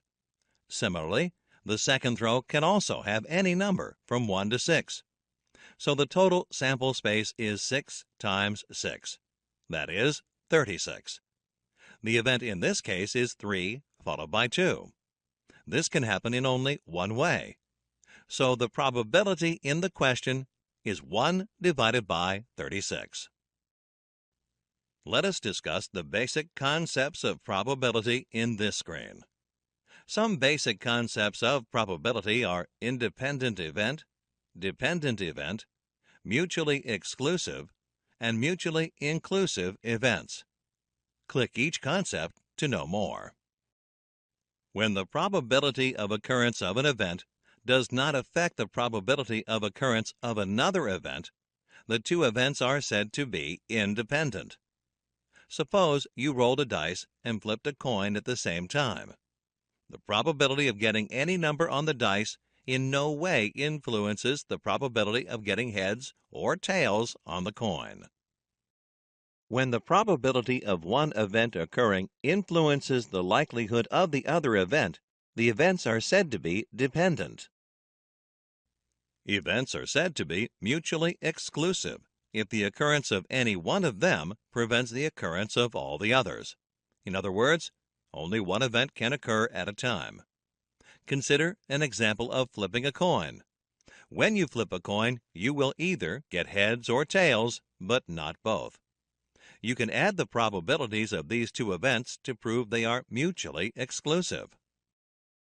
Any 2 events wherein one event cannot occur without the other are said to be mutually inclusive events. In this screen, let us learn about the multiplication rules, also known as AND rules. The multiplication rules, or AND rules, depend on the event dependency. For independent events, that is, if two events are independent of each other, the special multiplication rule applies. For mutually independent events, the special multiplication rule is as follows. If the events A, B, C, and so on are independent of each other, then the probability of A and B and C and so on is equal to the product of their individual probabilities. Click the button to view an example of this rule. Suppose there are three events which are independent of each other, such as the event of flipping a coin and getting heads, drawing a card and getting an ace, and throwing a dice and getting a 1. What is the probability of occurrence of all these events? The answer is, the probability of A and B and C is equal to the product of their individual probabilities, which is half multiplied by 1/13 multiplied by 1/6. The result is 0.0064, which is 0.64%. Hence, there is 0.64% probability of all of the events occurring. We will continue the discussion on multiplication rules in this screen. The multiplication rule for non-independent or conditional events, which is also the general multiplication rule, is as follows. If A and B are two events, then the probability of A and B is equal to the product of probability of A and the probability of B given A. Alternatively, we can say that for any two events, their joint probability is equal to the probability that one of these events occurs multiplied with the conditional probability of the other event given the first event. Click the button to view an example of this rule. A bag contains 6 golden coins and 4 silver coins. 2 coins are drawn without replacement from the bag. What is the probability that both of the coins are silver? Let A be the event that the first coin is silver, and B be the event that the second coin is silver. There are 10 coins in the bag, 4 of which are silver. Therefore, P of A equals 4 divided by 10. After the first selection, there are 9 coins in the bag, 3 of which are silver. Therefore, P of B given A equals 3 divided by 9. Therefore, based on the rule of multiplication, probability of A intersection B equals 4 divided by 10 multiplied by 3 divided by 9. The answer is 12 divided by 90, which is 0.1334. Hence, there is 13% probability that both the coins are silver. In this screen, we will look at the definitions and formulae of permutation and combination. Permutation is the total number of ways in which a set, group, or number of things can be arranged. The order matters to a great extent in permutation. The manner in which the objects or numbers are arranged will be considered in permutation.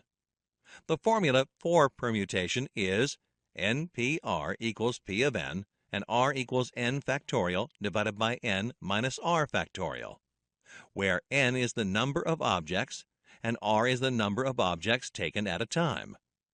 The unordered arrangement of set, group, or number of things is known as combination. The order does not matter in combination.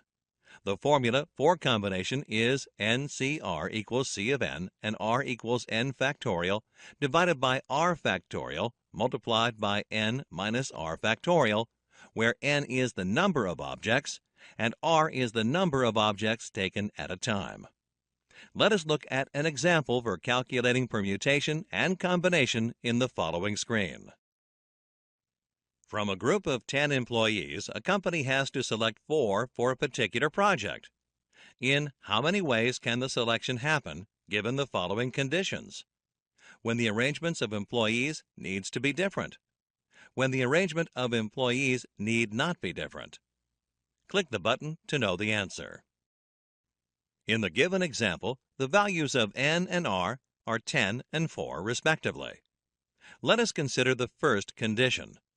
From a group of 10 employees, 4 employees need to be selected. The arrangement needs to be different. Using the permutation formula, NPR equals P of n and R equals n factorial divided by n minus r factorial. 10P4 equals P of 10 and 4 equals 10 factorial divided by 10 minus 4 factorial equals 5040. Therefore, the 4 employees can be selected in 5040 ways. Let us now consider the second condition. From a group of 10 employees, 4 employees need to be selected. The arrangement of employees need not be different. Using the combination formula, NCR equals C of n and R equals n factorial divided by R factorial multiplied by n minus R factorial. 10C4 equals C of 10 and 4 equals 10 factorial divided by 4 factorial multiplied by 10 minus 4 factorial equals 210. Therefore, the 4 employees can be selected from a group of 10 employees in 210 different ways. Let us understand the 2 types of statistics in this screen. Statistics refers to the science of collection, analysis, interpretation, and presentation of data. In Six Sigma, statistical methods and principles are used to measure and analyze the process performance and improvements. There are 2 major types of statistics: descriptive statistics and inferential statistics. Descriptive statistics is also known as enumerative statistics, and inferential statistics is also known as analytical statistics. Descriptive statistics include organizing, summarizing, and presenting the data in a meaningful way, whereas inferential statistics includes making inferences and drawing conclusions from the data. Descriptive statistics describes what's going on in the data. The main objective of inferential statistics is to make inferences from the data to more general conditions. Histograms, pie charts, box plots, frequency distributions, and measures of central tendency, mean, median, and mode are all examples of descriptive statistics. On the other hand, examples of inferential statistics are hypothesis testing, scatter diagrams, etc.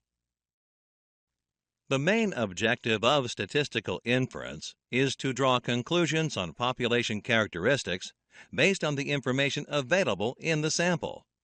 Collecting data from a population is not always easy, especially if the size of the population is big. The easier way is to collect a sample from the population, and from the sample statistic collected, make an assessment about the population parameter. Click the button to see an example of statistical inference. The management team of a cricket council wants to know if the team's performance has improved after recruiting a new coach. The management conducts a test to prove this statistically. Let us consider YA and YB, where YA stands for efficiency of Coach A and YB stands for efficiency of Coach B. To conduct the test, the basic assumption is Coach A and Coach B are both effective. This basic assumption is known as null hypothesis. Here, let us assume the status quo is null hypothesis. Hence, null hypothesis, HO, can be given by YA equals YB. The management team also challenges their basic assumption by assuming the coaches are not equally effective. This is their alternate hypothesis. The alternate hypothesis states that the efficiencies of the 2 coaches differ. If the null hypothesis is proven wrong, the alternate hypothesis must be right. Hence, alternate hypothesis H1 can be given YA is not equal to YB. These hypothesis statements are used in a hypothesis test, which will be discussed in the later part of the course. In this screen, we will learn about the types of errors. When collecting data from a population as a sample and forming a conclusion on the population based on the sample, you run into the risk of committing errors. There are 2 possible errors that can happen: type 1 error and type 2 error. The type 1 error occurs when the null hypothesis is rejected when it is in fact true. Type 1 error is also known as producer's risk. The chance of committing a type 1 error is known as alpha. Alpha, or significance level, is the chance of committing a type 1 error and is typically chosen to be 5%. This means the maximum amount of risk you have for committing a type 1 error is 5%. Let us consider the previous example. Arriving at a conclusion that Coach B is better than Coach A, when in fact they are at the same level, is a type 1 error. The risk you have of committing this error is 5%, which means there is a 5% chance your experiment can give wrong results. The type 2 error occurs when the null hypothesis is accepted when it is in fact false. Also, when you reject the alternate hypothesis when it is actually true, you commit a type 2 error. Type 2 error is also referred to as consumer's risk. In comparing the two coaches, the coaches were actually different in their efficiencies, but the conclusion was that they are the same. The chance of committing a type 2 error is known as beta. The maximum chance of committing a type 2 error is 20%. In the next screen, we will learn about central limit theorem. Central limit theorem, CLT, states that for a sample size greater than 30, the sample mean is very close to the population mean. In simple words, the sample mean approaches the normal distribution. For example, if you have sample 1 and its mean is mean 1, sample 2 and its mean is mean 2, and so on, take the means of mean 1, mean 2, etc., and you will find that it is the same as the population mean. Population mean is the average of the sample means. In such cases, the standard error of mean, also known as SEM, that represents the variability between the sample means, is very less. The SEM is often used to represent the standard deviation of the sample. The formula for SEM is population standard deviation divided by the square root of the sample size. Selecting a sample size also depends on the concept called power, also known as power of the test. We will cover this concept in detail in the later part of the course. Let us look at the graphical representation of the central limit theorem in the following screen. The plot of the three numbers 2, 3, and 4 looks as shown in the graph. It is interesting to note that the total number of times each digit is chosen is 6. When the plot of the sample mean of 9 samples of size 2 each is drawn, it looks like the red line which is plotted in the figure. The x-axis shows numbers of the mean which are 2, 2.5, 3, and 4. On the y-axis, the frequency is plotted. The point at which arrows from number 2 and 3 converge is the mean of 2 and 3. Similarly, the point at which arrows from 2 and 4 converge is the mean of the numbers 2 and 4.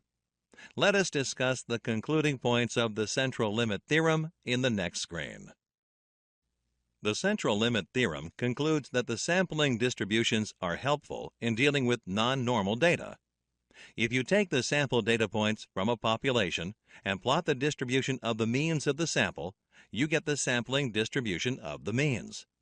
The mean of the sampling distribution, also known as the mean of means, will be equal to the population mean. Also, the sampling distribution approaches normality as the sample size increases. Note that CLT enables you to draw inferences from the sample statistics about the population parameters.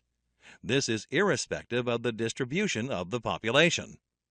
CLT also becomes the basis for calculating confidence interval for hypothesis tests, as it allows the use of a standard normal table. Let us proceed to the next topic of this lesson in the following screen. In this topic, we will cover the concept of statistical distributions. Let us start with discrete probability distribution in the following screen. Discrete probability distribution is characterized by the probability mass function. It is important to be familiar with discrete distributions while dealing with discrete data. Some of the examples of discrete probability distribution are binomial distribution, Poisson distribution, negative binomial distribution, geometric distribution, and hypergeometric distribution. We will focus only on the two most useful discrete distributions, binomial distribution and Poisson distribution. Like most probability distributions, these distributions also help in predicting the sample behavior that has been observed in a population. Let us learn about binomial distribution in the following screen.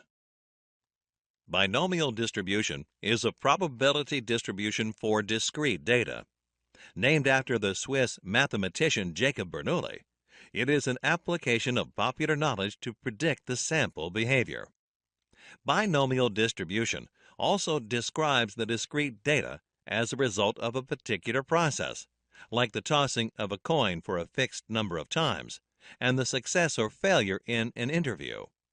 A process is known as Bernoulli's process when the process output has only two possible values like defective or OK, pass or fail, and yes or no.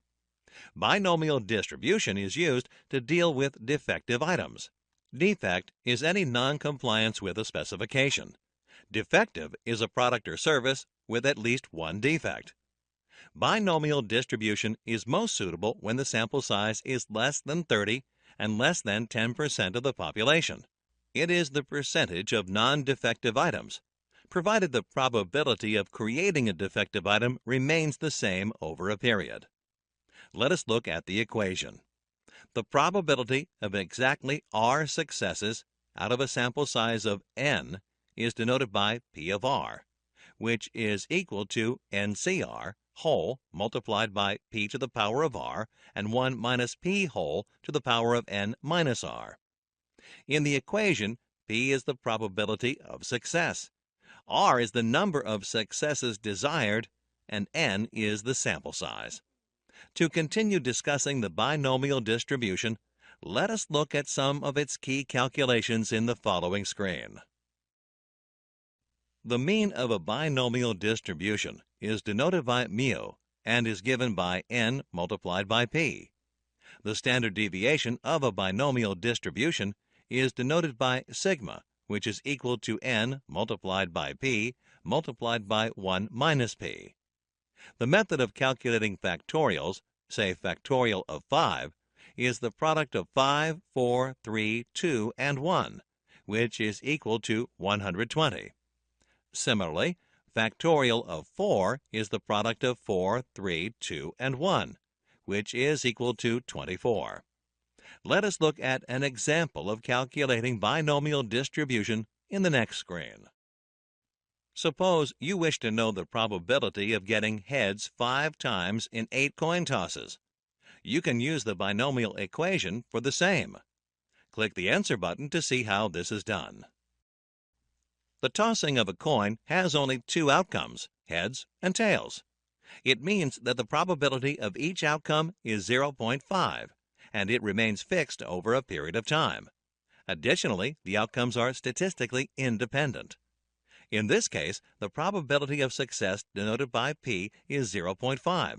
The number of successes desired is denoted by R, which is 5, and the sample size is denoted by N, which is 8. Therefore, the probability of 5 heads is equal to factorial of 8, CR, which is 8 divided by factorial of 5, and factorial of 8 minus 5, whole multiplied by 0.5 to the power of 5, multiplied by 1 minus 0.5, whole to the power of 8 minus 5. This calculation gives a result of 0.2187, which is equal to 21.87%. Let us learn about Poisson distribution in this screen. Poisson distribution is named after Simeon Denis Poisson and is also used for discrete data. Poisson distribution is an application of the population knowledge to predict the sample behavior. It is generally used for describing the probability distribution of an event with respect to time or space. Some of the characteristics of Poisson distribution are as follows. Poisson distribution describes the discrete data resulting from a process like the number of calls received by a call center agent or the number of accidents at a signal.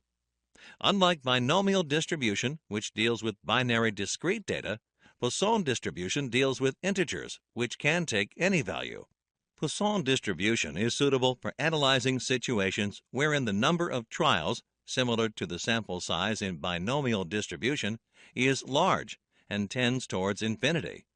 Additionally, it is used in situations where the probability of success in each trial is very small, almost tending toward zero.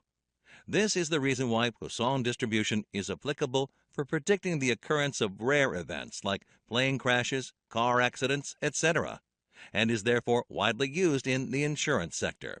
Poisson distribution can be used for predicting the number of defects as well, given a low defect occurrence rate. Let us look at the formula for calculating Poisson distribution in the next screen. The Poisson distribution for a probability of exactly x occurrences is given by p of x equals to lambda to the power of x multiplied with log e to the power of minus lambda whole divided by factorial of x. In this equation, lambda is the mean number of occurrences during the interval, x is the number of occurrences desired, and e is the base of natural logarithm, which is equal to 2.71828. The mean of the Poisson distribution is given by the lambda, and the standard deviation of a Poisson distribution is given by sigma, which is the square root of lambda. Let us look at an example to calculate Poisson distribution in the next screen. The past records of a road junction which is accident-prone show a mean number of 5 accidents per week at this junction. Assume that the number of accidents follows a Poisson distribution, and calculate the probability of any number of accidents happening in a week. Click the button to know the answer. Given the situation, you know that the value of lambda, or mean, is 5. So P of 0, that is, the probability of 0 accidents per week, is calculated as 5 to the power of 0 multiplied by e to the power of minus 5 whole divided by factorial of 0. The answer is 0.006.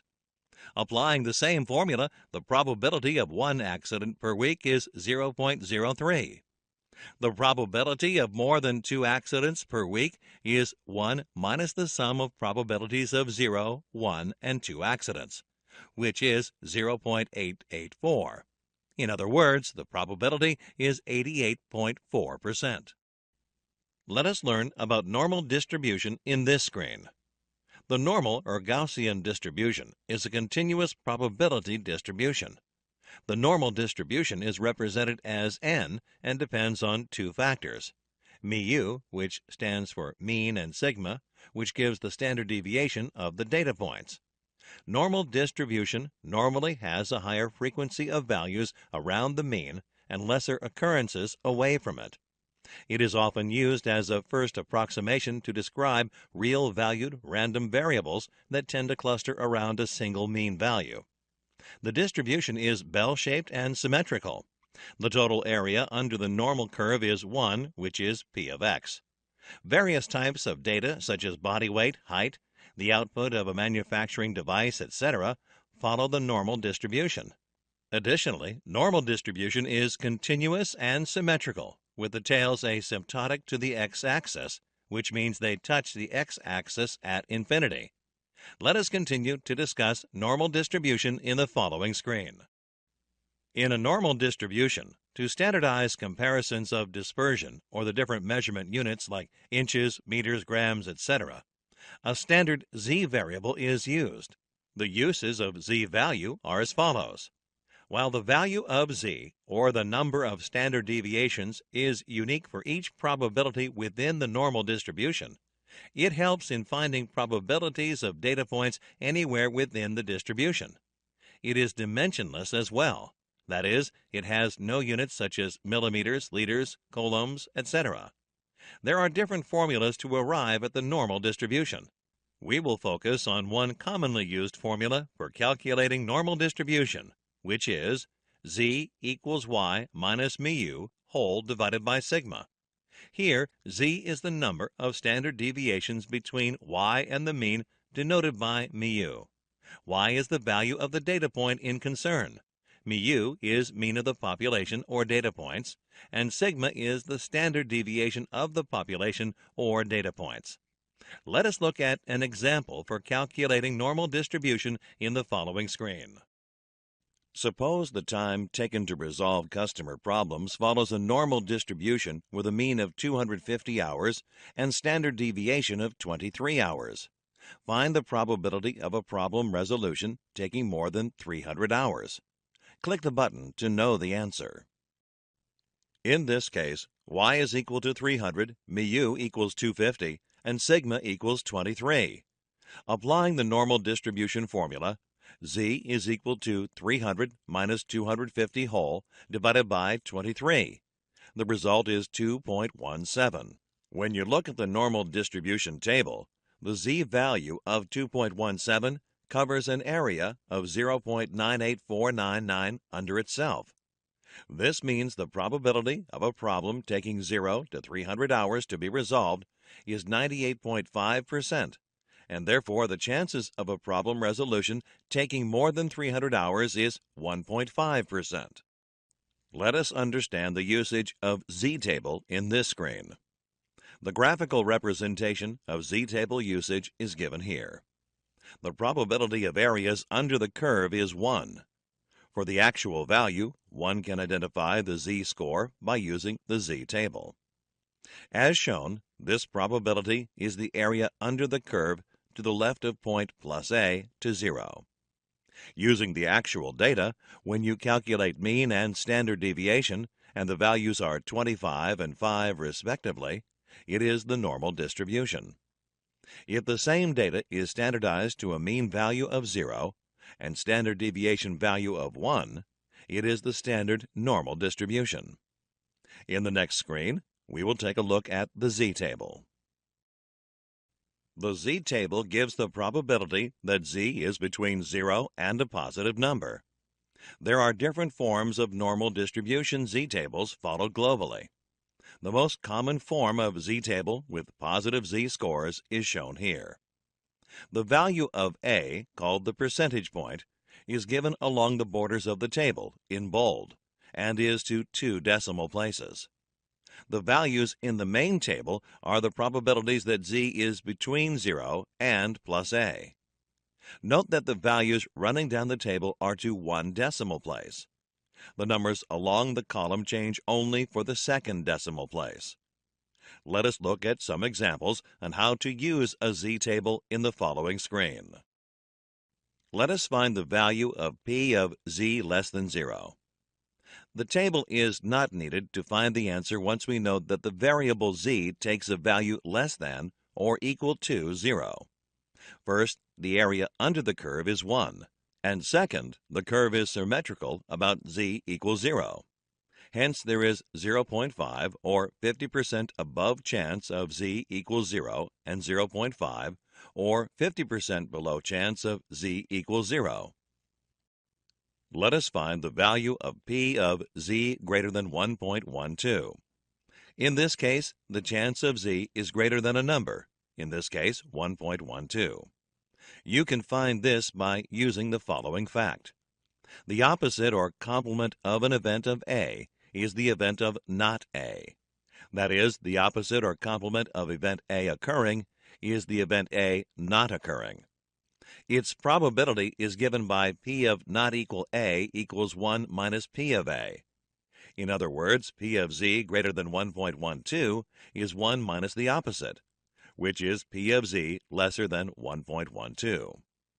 Using the table, P of Z less than 1.12 equals 0.5 plus P of 0 less than Z less than 1.12 equals 0.5 plus 0.3686, which is 0.8686. Hence, the answer is P of Z greater than 1.12 equals 1 minus 0.8686, which is 0.1314. Note the answer is less than 0.5. Let us find the value of P of Z lies between 0 and 1.12. In this case, where Z falls within an interval, the probability can be read straight off the table. P of Z lies between 0 and 1.12 equals 0.3686. We will learn about chi-square distribution in this screen. Chi-square distribution is also known as chi-squared or chi-square distribution. Chi-squared with k-1 degrees of freedom is the distribution of a sum of the squares of k independent standard normal random variables. The chi-square distribution is one of the most widely used probability distributions in inferential statistics. It is also known as hypothesis testing, and the distribution is used in hypothesis tests. When used in hypothesis tests, it only needs one sample for the test to be conducted. Conventionally, degree of freedom is k-1, where k is the sample size. For example, if w, x, y, and z are 4 random variables with standard normal distributions, then the random variable f, which is the sum of w square, x square, y square, and z square, has a chi-square distribution. The degrees of the freedom of the distribution df equals the number of normally distributed variables used. In this case, df is equal to 4. Let us look at the formula to calculate chi-square distribution in the following screen. Chi-square calculated, or sigma, or the chi-square index equals f of o minus f of e whole square divided by f of e. Here, f of o stands for an observed frequency, and f of e stands for an expected frequency, determined through a contingency table. Let us understand t-distribution in the next screen. The t-distribution method is the most appropriate method to be used in the following situations. When you have a sample size of less than 30, when the population standard deviation is not known, when the population is approximately normal. Unlike the normal distribution, a t-distribution is lower at the mean and higher at the tails as seen in the image. T-distribution is used for hypothesis testing. Also, as seen in the image, the t-distribution is symmetrical in shape, but flatter than the normal distribution. As the sample size increases, the t-distribution approaches normality. For every possible sample size or degrees of freedom, there is a different t-distribution. Let us learn about f-distribution in the following screen. The f-distribution is a ratio of 2 chi-square distributions. A specific f-distribution is denoted by the ratio of the degrees of freedom for the numerator chi-square and the degrees of freedom for the denominator chi-square. The f-test is performed to calculate and observe if the standard deviations or variances of two processes are significantly different. The project teams are usually concerned about reducing the process variance. As per the formula, f calculated equals s1 square divided by s2 square, where s1 and s2 are the standard deviations of the two samples. If the f calculated is 1, it implies there is no difference in the variance. If s1 is greater than s2, then the numerator must be greater than the denominator. In other words, df1 equals n1 minus 1, and df2 equals n2 minus 1. From the f distribution table, you can easily find out the critical f distribution at alpha and the degrees of freedom of the samples of two different processes, df1 and df2.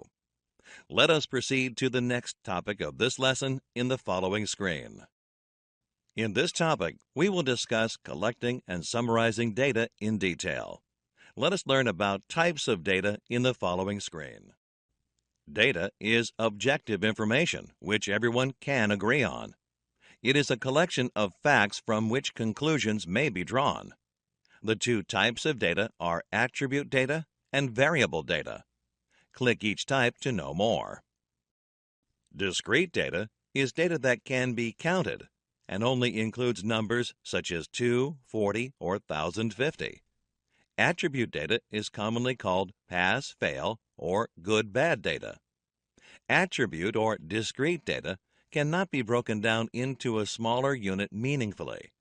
It answers questions such as how many, how often, or what type. Some examples of attribute data are number of defective products, percentage of defective products, frequency at which a machine is repaired, or the type of award received. Any data that can be measured on a continuous scale is continuous or variable data. This type of data answers questions such as how long, what volume, or how far. Examples of continuous data include height, weight, time taken to complete a task, temperature, and so on. Let us understand the importance of selecting the data type in this screen. Deciding the data type facilitates analysis and interpretation. Therefore, the first step in the measure phase is to determine what type of data should be collected. This can be done by considering the following. The first consideration is to identify what is already known. For this, the values already identified for the process are listed. These include critical to quality parameters, or CTQs, key process output variables, or KPOVs, and the key process input variable, or KPIVs. Next, to understand how to proceed with the data gathered, it is necessary to determine the data type that fits the metrics for the key variables identified. The question now arises, why should the data type be identified?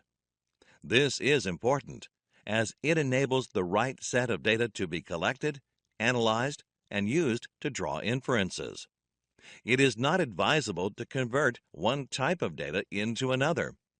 Converting attribute data to variable data is difficult and requires assumptions to be made about the process. It may also require additional data gathering, including retesting units. Let us look at measurement scales in the following screen. There are 4 measurement scales arranged in the table in increasing order of their statistical desirability.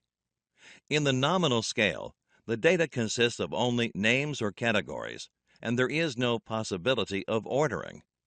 An example of this type of measurement can be a bag of colored balls, which contains 10 green balls, 5 black balls, 8 yellow balls, and 9 white balls. This is the least informative of all scales. The most appropriate measure of central tendency for this scale is mode. In the ordinal or ranking scale, data is arranged in order, and values can be compared with each other. An example of this scale can be the ratings given to different restaurants: 3 for A, 5 for B, 2 for C, and 4 for D. The central tendency for this scale is median or mode. The interval scale is used for ranking items in step order along a scale of equidistant points. For example, the temperatures of 3 metal rods are 100 degrees, 200 degrees, and 600 degrees Fahrenheit, respectively. Note that 3 times 200 degrees is not the same as 600 degrees as a temperature measurement. The central tendency here is mean, median, or mode. Mean is used if the data does not have any outliers. The ratio scale represents variable data and is measured against a known standard or increment. However, this scale also has an absolute zero, that is, no numbers exist below 0. An example of the ratio scale are physical measures where height, weight, and electric charge represent ratio scale data. Note that negative length is not possible. Again, here you would use mean, median, or mode as the central tendency measure. In the next screen, we will learn about assuring data accuracy. To ensure data is accurate, sampling techniques are used. Sampling is the process, act, or technique of selecting an appropriate test group or sample from a larger population. It is preferable to survey 100 people to surveying 10,000 people. Sampling saves the time, money, and effort involved in collecting data. The 3 types of sampling techniques described here are random sampling, sequential sampling, and stratified sampling. Click each type to know more. Random sampling is the technique where a group of subjects or a sample for study is selected from a larger group or population at random. Sequential sampling is similar to multiple sampling plans, except that it can, in theory, continue indefinitely. In other words, it is a non-probability sampling technique wherein the researcher picks a single subject or a group of subjects in a given time interval, conducts the study, analyzes the results, and then picks another group of subjects if needed, and so on. In stratified sampling, the idea is to take samples from subgroups of a population. This technique gives an accurate estimate of the population parameter. In this screen, we will compare simple random sampling with stratified sampling. Simple random sampling is easy to do, while stratified sampling takes a lot of time. The possibility of simple random sampling giving erroneous results is very high, while stratified sampling minimizes the chances of error. Simple random sampling doesn't have the power to show possible causes of variation, while stratified sampling, if done correctly, will show assignable causes. In the next screen, we will look at the check sheet method of collecting data. The process of collecting data is expensive. Wrongly collected data leading to wrong analysis and inferences results in resources being wasted. A check sheet is a structured form prepared to collect and analyze data. It is a generic tool that is relatively simple to use and can be adopted for a variety of purposes. Check sheets are used when the data can be observed and collected repeatedly by the same person or at the same location. They are also used while collecting data from a production process. A common example is calculating the number of absentees in a company. The table shows absentee data collected for a week. We will discuss data coding and its advantages in the following screen. Data coding is a process of converting and condensing raw data into categories and sets so that the data can be used for further analysis. The benefits of data coding are listed here. Data coding simplifies the large quantity of data that is collected from sources. The large amount of data makes analysis and drawing conclusions difficult. It leads to chaos and ambiguity. Data coding simplifies the data by coding it into variables and then categorizing these variables. Raw data cannot be easily entered into computers for analysis. Data coding is used to convert raw data into processed data that can be easily fed into computing systems for calculation and analysis. Coding of data makes it easy to analyze the data. Converted data can either be analyzed directly or fed into computers. The analyst can easily draw conclusions when all the data is categorized and computerized. Data coding also enables organized representation of data. Division of data into categories helps organize large chunks of information, thus making analysis and interpretation easier. Data coding also ensures that data repetition does not occur and duplicate entries are eliminated so that the final result is not affected. In the following screen, we will discuss measures of central tendency of the descriptive statistics in detail. A measure of central tendency is a single value that indicates the central point in a set of data and helps in identifying data trends. The three most commonly used measures of the central tendency are mean, median, and mode. Click each measure to know more. Mean is the most common measure of central tendency. It is the sum of all the data values divided by the number of data points. Also called arithmetic mean or average, it is the most widely used measure of central tendency. Also known as positional mean, median is the number present in the middle of the data set when the numbers are arranged in ascending or descending order. If the data set has an even number of entries, then the median is the mean of the two middle numbers. Median can also be calculated by the formula n plus 1 divided by 2, where n is the number of entries. Mode, also known as frequency mean, is the value that occurs most frequently in a set of data. Data sets that have more than one mode are known as bimodal data. Let us look at an example for determining mean, median, and mode in this screen. The data set has the numbers 1, 2, 3, 4, 5, 5, 6, 7, and 8. Click the button to know the answer. As previously defined, mean is the sum of all the data items divided by the number of items. Therefore, the mean is equal to 41 divided by 9, which is equal to 4.56. The number in the middle of the data set is 5. Therefore, the median is 5. Mode is the most frequently occurring number, which is again 5. In this screen, we will understand the effect of outliers on the data set. Let us consider a minor change to the data set. A new number, 100, is added to the data set. On using the same formula to calculate mean, the new mean is 15.11.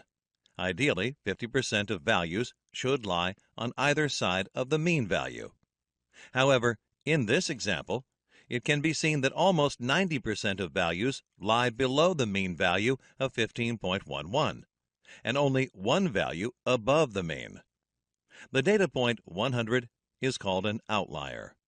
An outlier is an extreme value in the dataset that skews the mean value to one side of the dataset. Note that the median remains unchanged at 5. Therefore, mean is not an appropriate measure of central tendency if the data has outliers.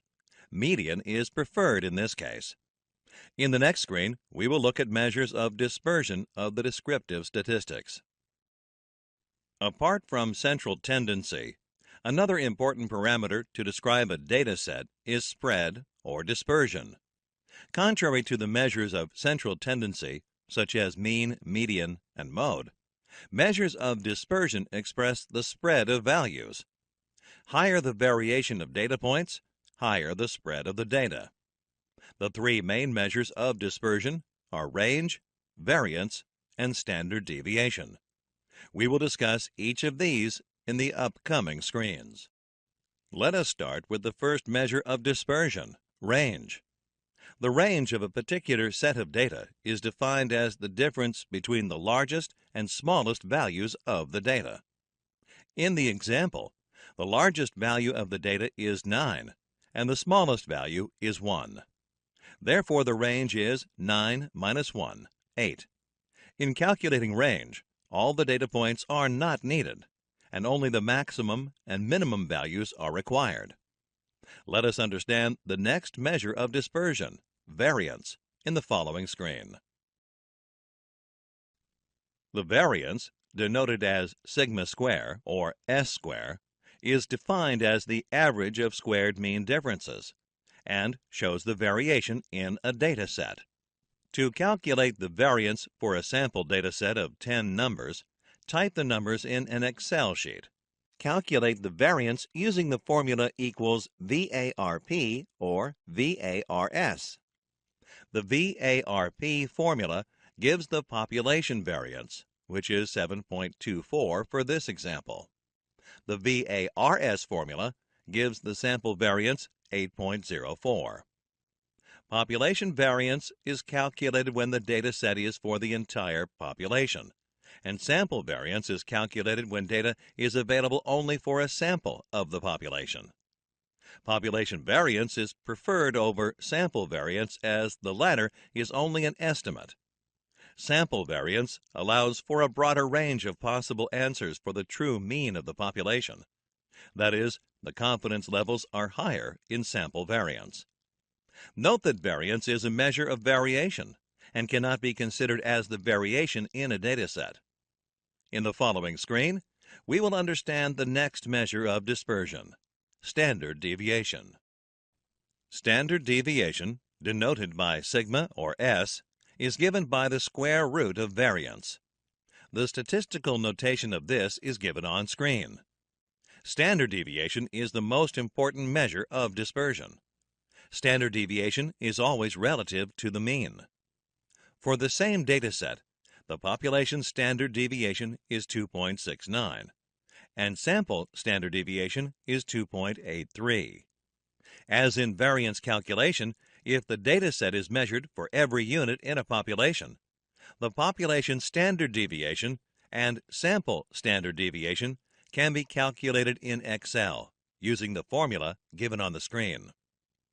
The steps to manually calculate the standard deviation are: first, calculate the mean.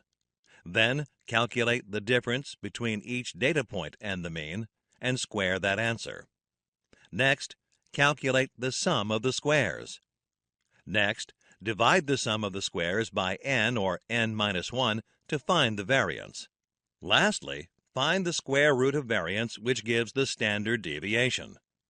In the next screen, we will look at frequency distribution of the descriptive statistics. Frequency distribution is a method of grouping data into mutually exclusive categories, showing the number of observations in each class. An example is presented to demonstrate frequency distribution. A survey was conducted among the residents of a particular area to collect data on cars owned by each home. A total of 20 homes were surveyed. To create a frequency table for the results collected in the survey, the first step is to divide the results into intervals and count the number of results in each interval. For instance, in this example, the intervals would be the number of households with no car, 1 car, 2 cars, and so on. Next, a table is created with separate columns for the intervals, the tallied results for each interval, and the number of occurrences or frequency of results in each interval. Each result for a given interval is recorded with a tally mark in the second column. The tally marks for each interval are added, and the sum is entered in the frequency column. The frequency table allows viewing distribution of data across a set of values at a glance. In the following screen, we will look at cumulative frequency distribution. A cumulative frequency distribution table is similar to the frequency distribution table, only more detailed. There are additional columns for cumulative frequency, percentage, and cumulative percentage. In the cumulative frequency column, the cumulative frequency, or the previous row or rows, is added to the current row. The percentage is calculated by dividing the frequency by the total number of results and multiplying by 100. The cumulative percentage is calculated similar to the cumulative frequency. Let us look at an example for cumulative frequency distribution. The ages of all the participants in a chess tournament are recorded. The lowest age is 37, and the highest is 91. Keeping intervals of 10, the lowest interval starts with the lower limit as 35 and the upper limit as 44. Similar intervals are created until an upper limit of 94. In the frequency column, the number of times a result appears in a particular interval is recorded. In the cumulative frequency column, the cumulative frequency of the previous row is added to the frequency of the current row. For the first row, the cumulative frequency is the same as the frequency. In the second row, the cumulative frequency is 1 plus 2, which is 3, and so on. In the percentage column, the percentage of the frequency is listed by dividing the frequency by the total number of results, which is 10, and multiplying the value by 100. For instance, in the first row, the frequency is 1 and the number of results is 10. Therefore, the percentage is 10. The final column is the cumulative percentage column. In this column, the cumulative frequency is divided by the total number of results, which is 10, and the value is multiplied by 100. Note that the last number in this column should be equal to 100. In this example, the cumulative frequency is 1 and the total number of results is 10. Therefore, the cumulative percentage of the first row is 10. Let us look at the stem and leaf plots, which is one of the graphical methods of understanding distribution. Graphical methods are extremely useful tools to understand how data is distributed. Sometimes, merely by looking at the data distribution, Errors in a process can be identified. The stem and leaf method is a convenient method of manually plotting data sets. It is used for presenting data in a graphical format to assist visualizing the shape of a given distribution. In the example on the screen, the temperatures in Fahrenheit for the month of May are given. To collate this information in a stem and leaf plot, all the tens digits are entered in the stem column, and all the units digits against each tens digit are entered in the leaf column. To start with, the lowest value is considered. In this case, the lowest temperature is 51. In the first row, 5 is entered in the stem column and 0 in the leaf column. The next lowest temperature is 58. 8 is entered in the leaf column, corresponding to 5 in the stem. The next number is 59. All the temperatures falling in the 50s are similarly entered. In the next row, the same process is repeated for temperatures in the 60s. This is continued till all the temperature values are entered in the table. Let us understand another graphical method in the next screen: box and whisker plots. A box and whisker graph based on medians or quartiles is used to display a data set in a way that allows viewing the distribution of the data points easily. Consider the following example. The lengths of 13 fish caught in a lake were measured and recorded.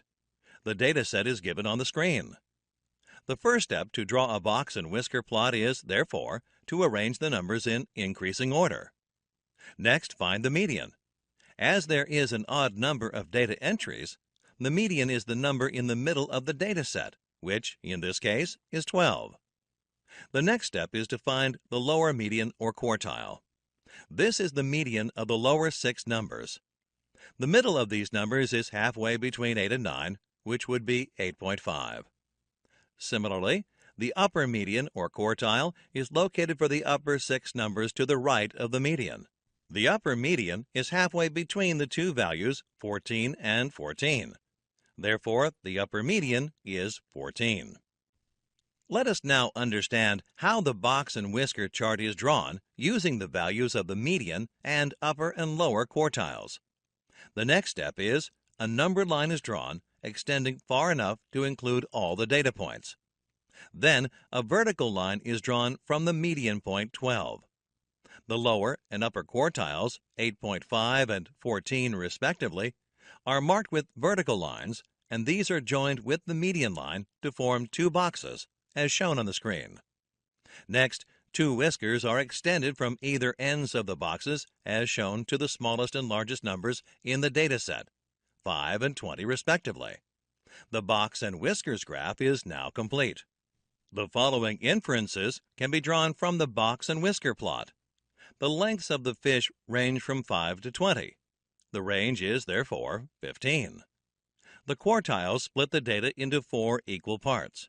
In other words, 1/4 of the data numbers is less than 8.5. 1/4 between 8.5 and 12. Next quarter of the data numbers are between 12 and 14. And another quarter has data numbers greater than 14. In this screen, we will learn about another graphical method, scatter diagrams. A scatter diagram, or scatter plot, is a tool used to analyze the relationship or correlation between 2 sets of variables, x and y, with x as the independent variable and y as the dependent variable.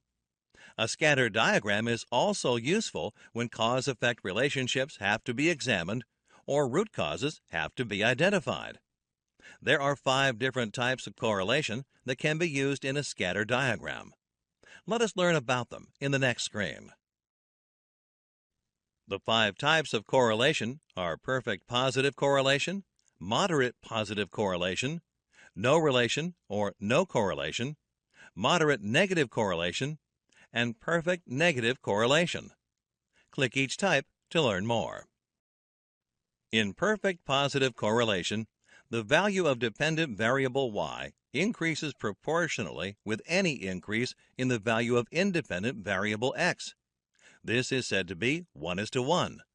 That is, any change in one variable results in an equal amount of change in the other. The following example is presented to demonstrate perfect positive correlation. The consumption of milk is found to increase proportionally with an increase in the consumption of coffee. The data is presented in the table on the screen. The scatter diagram for the data is also shown. It can be observed from the graph that as X increases, Y also increases proportionally. Hence, the points are linear. In this type of correlation, as the value of the X variable increases, the value of Y also increases, but not in the same proportion. To demonstrate this, the following example is presented. The increase in savings for increase in salary is shown in the table. As you can notice in the scatter diagram, the points are not linear. Although the value of Y increases with increase in the value of X, the increase is not proportional. When a change in one variable has no impact on the other, there is no relation or correlation between them.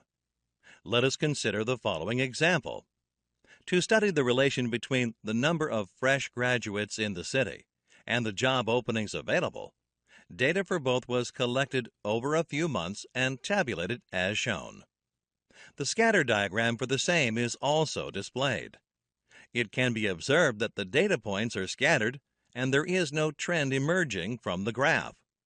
Therefore, there is no correlation between the number of fresh graduates and the number of job openings in the city. In moderate negative correlation, an increase in one variable results in a decrease in the other variable.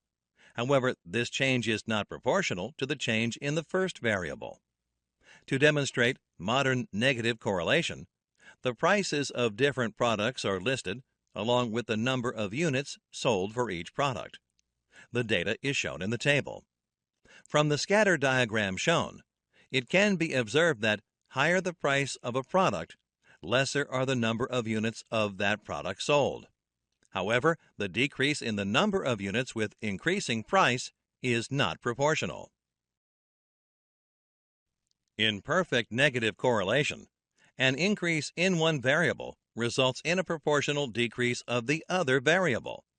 This is also an example of 1:1 correlation.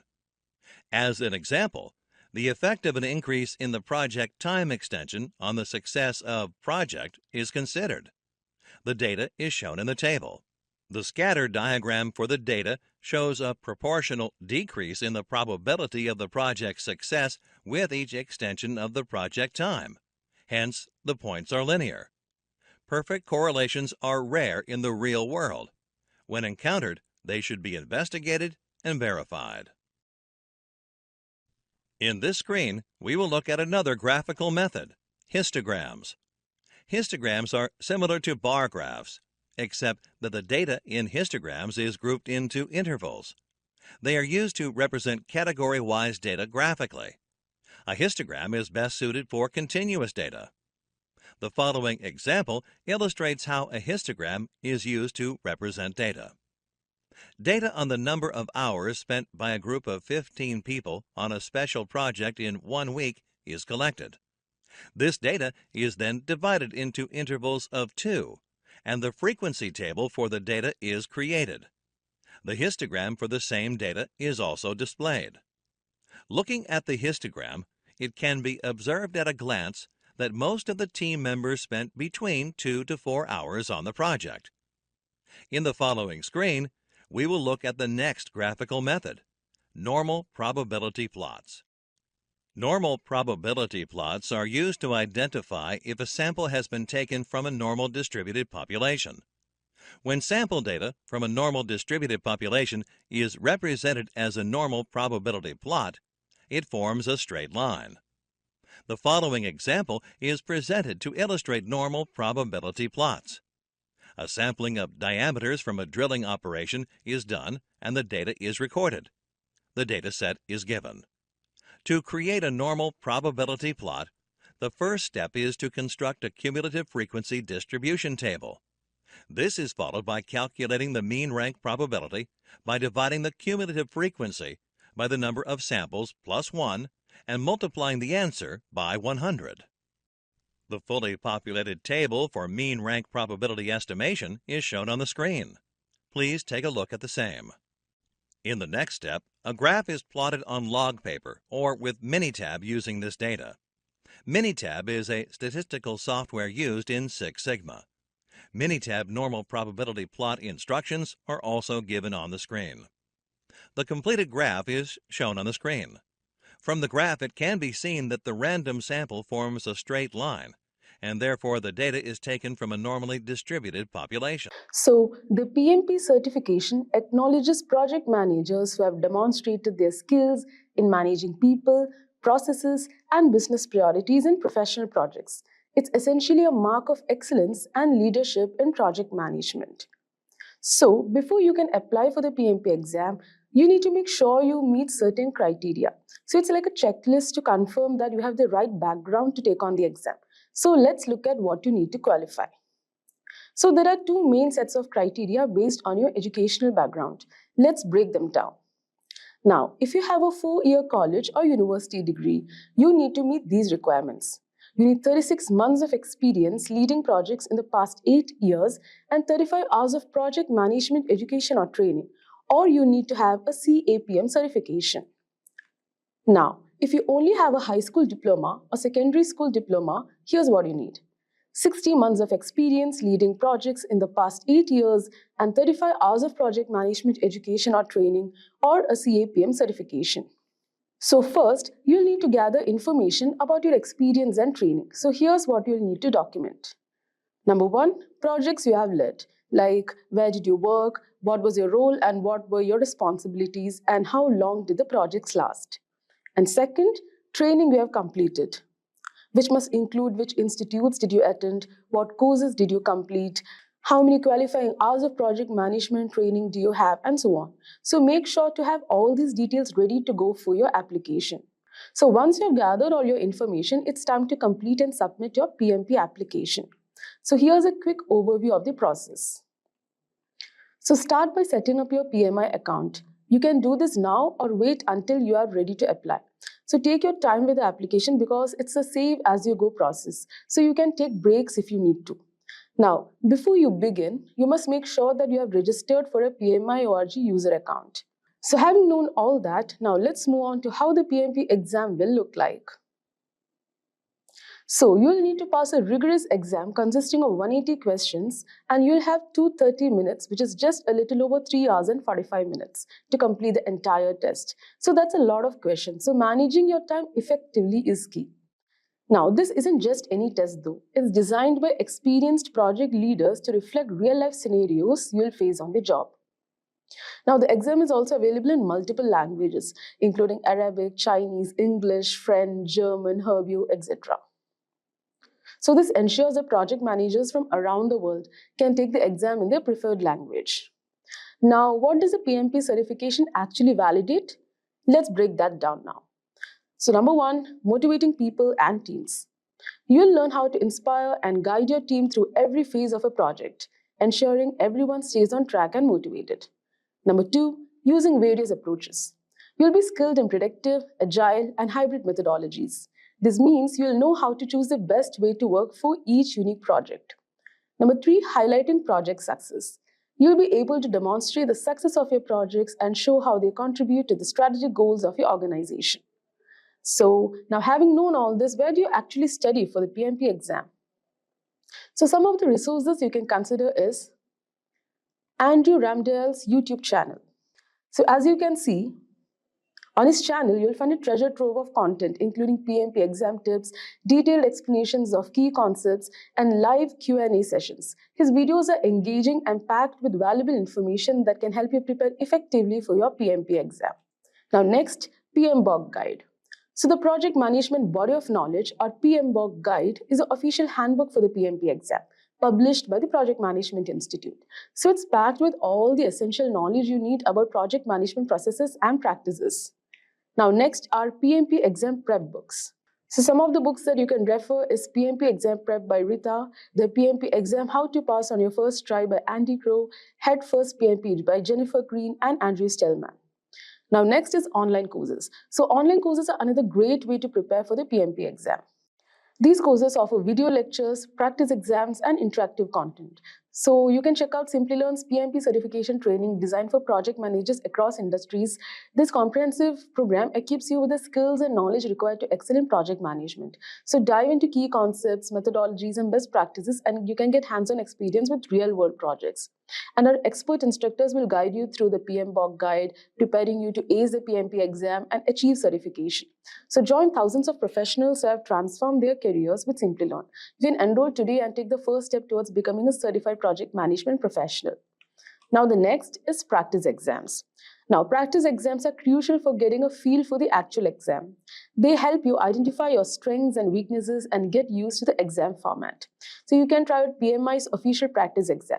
So the PMI website offers an official practice exam that's a great way to experience the test environment and question types. Now you can also consider Simplilearn's free practice exam. So the Simplilearn's practice test is free and based on PMBOK guide, it includes around 200 multiple choice questions. So that was a complete overview of the PMP exam. Now let's see some of the tips that you can keep in mind while preparing and writing the exam. So understand the exam content outline. So first, make sure you're familiar with the PMP exam content outline. This document breaks down the exam into domains, tasks, and enablers. So understanding this outline helps you focus on what's really important for the exam. Focus on the 5 domains like people, process, business environment. Make sure you know the tasks and enablers for each domain. Now, practice, practice, and practice. One of the most important tips is to practice as much as you can. Taking practice exams helps you get familiar with the question format and identify weak areas. Use flashcards for key terms. So flashcards are a fantastic tool for memorizing key terms and concepts. Then focus on the most common concepts. So some concepts appear more frequently on the exam than others. So focus on these high impact topics. So key concepts include the 5 process groups, 49 processes, knowledge areas, and formulas. So make sure you're comfortable with these areas. And then understand the agile and traditional frameworks. So the PMP exam tests both agile and traditional project management approaches. So understand the principles of agile as well as the traditional PM methodologies. Review the Agile Manifesto, Scrum framework, and how Agile practices integrate with traditional PMP processes. Now, while writing the exam, read questions carefully. So during the exam, read each question carefully. Make sure you understand what's being asked before you jump to an answer. Now, manage your time wisely. So time management is crucial for such exams. You have 230 minutes for 180 questions, which means you should aim for around 1.5 minutes per question, and then eliminate wrong answers. So if you're unsure about a question, what you can do is use the process of elimination to narrow down your choices. So that's a wrap on our tips for passing the PMP certification exam. I really hope you found these insights helpful and that they boost your confidence as you prepare. In today's video, we will dive into something incredibly useful, Gantt charts for project management. We will start by understanding what Gantt charts are with a relatable example, explore their benefits, and then create a Gantt chart from scratch to manage our projects effectively. Sound exciting, right? Let's not waste any time and get started. Imagine having a crystal clear roadmap for your project where every task, deadline, and dependency is perfectly laid out. Sounds relaxing, right? This is exactly what a Gantt chart offers. A Gantt chart is a project management tool that visually represents a project schedule using horizontal bars to show tasks, their duration, dependencies, and progress over on a timeline. It helps team track milestones, deadlines, and overall progress while managing resources and ensuring tasks are completed in the correct sequence. For example, you are leading a project to launch a mobile app for an e-commerce brand before the holiday season. You need to manage tasks like designing the app, developing features, testing, and deploying it, all on a tight timeline. A Gantt chart helps by showing each task their deadlines and how they connect, like finishing design before development begins. It keeps your team on track, avoid delays, and ensure the app is ready for the busiest shopping season. So as now we have a basic understanding of Gantt charts, let's see how to make it from scratch in Excel. Before we move on, if you are looking to take your career to the next level, the Simplilearn's PMP Certification training is your key to mastering project management as a globally recognized PMI partner. Our course prepare you to ace the PMP exam on your first attempt with 35 PDUs, live interactive classes, 2000 plus practice question, and real world simulation. Gain expertise in core project management concept, exploring cutting edge tools like generative AI, and unlock lucrative roles in top industries. So don't forget to check out the course link from the description box below and the pinned comment. So without any further ado, let's get started. So welcome to this demo part of this video. So this is text I have added. So this is a random text. It's not any data and all. So I have just put it random tasks. Okay, planning stage, execution stage, just the name of project leaders and the start date, end date, and what are the days. So if you will check here, so this is nothing but D9 minus 69 means end date minus start date. Okay, for task 1, how many days is needed, you can say, or in progress. Okay, this is the planning stage, and progress is 90%. This is also random. Okay, nothing else. Okay, so while just putting date and all the things, just see this. It should be date. Okay, long date, it means January, it will write, or 01 it will write. Okay, and for the progress one, it should be percentage. Okay, otherwise it will show you the error. So days are random. Yeah, now it's visible, I guess. Okay, so here you can see, so this is all the part of text formatting. Okay, the colors and the styles, and these are the execution stage and the review stage.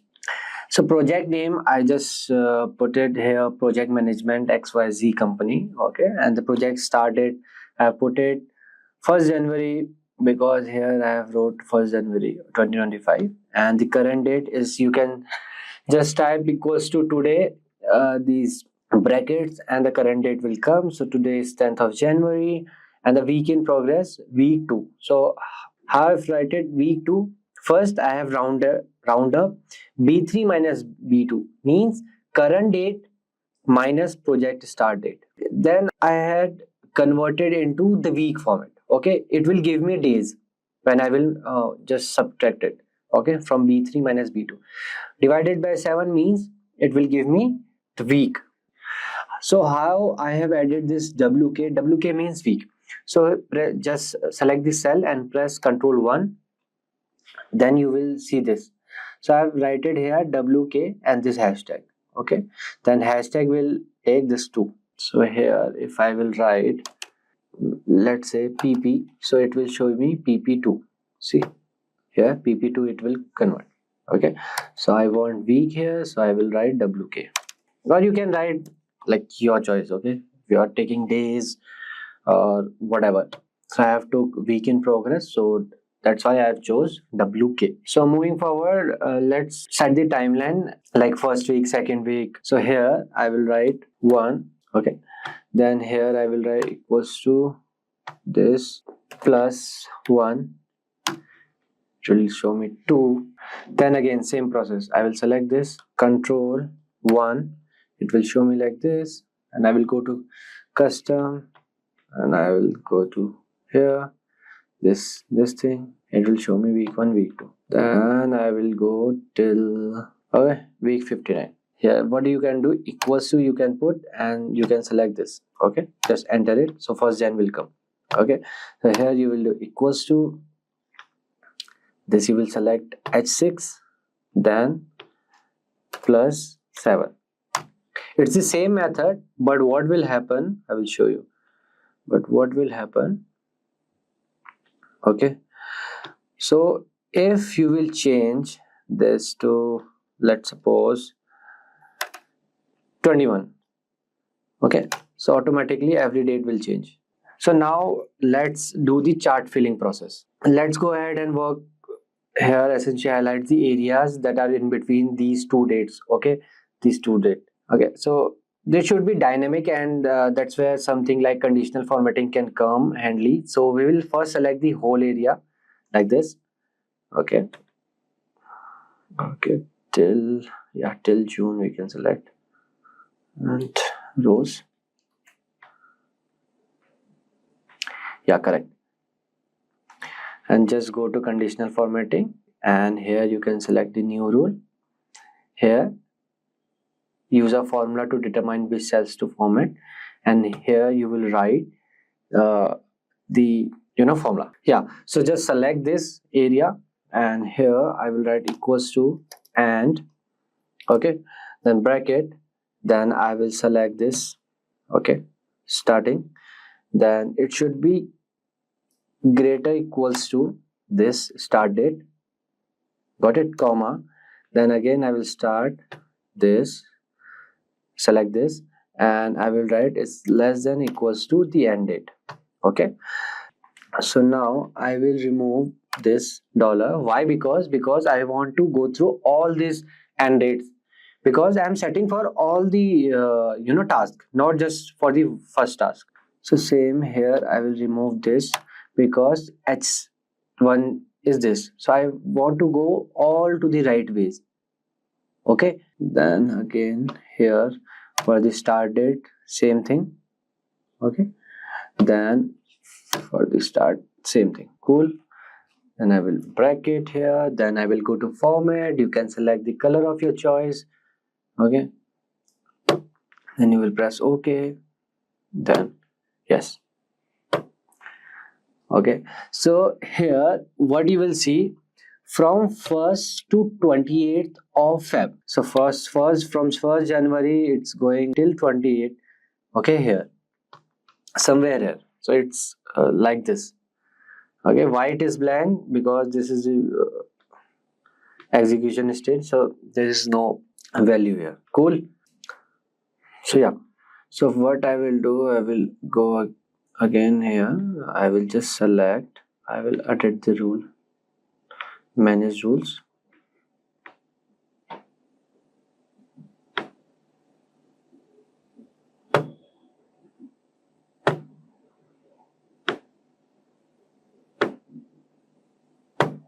Yeah, so now color is changed.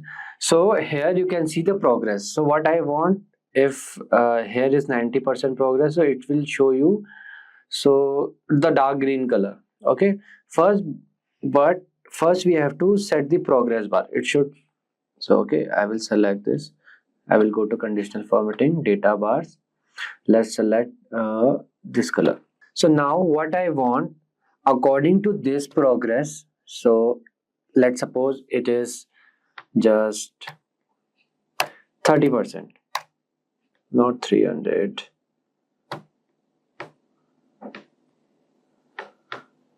It is just 30%. Okay, so what I want, the 30% should be in dark green, rest should be in light green.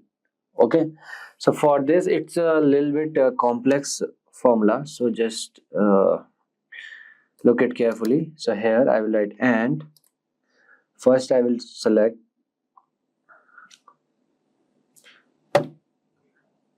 h6. Okay, then I want it to go like this, so I will add here, okay, dollar. Okay, so it should be greater than and equals to the starting date. Okay, again I will add dollar here. Okay, comma, then again I will select this h6, then here I will write again dollar sign equals to, same formula like that. I will select the starting date. Okay, then here I will add dollar, then I will add here plus, I will start with one bracket, then I will write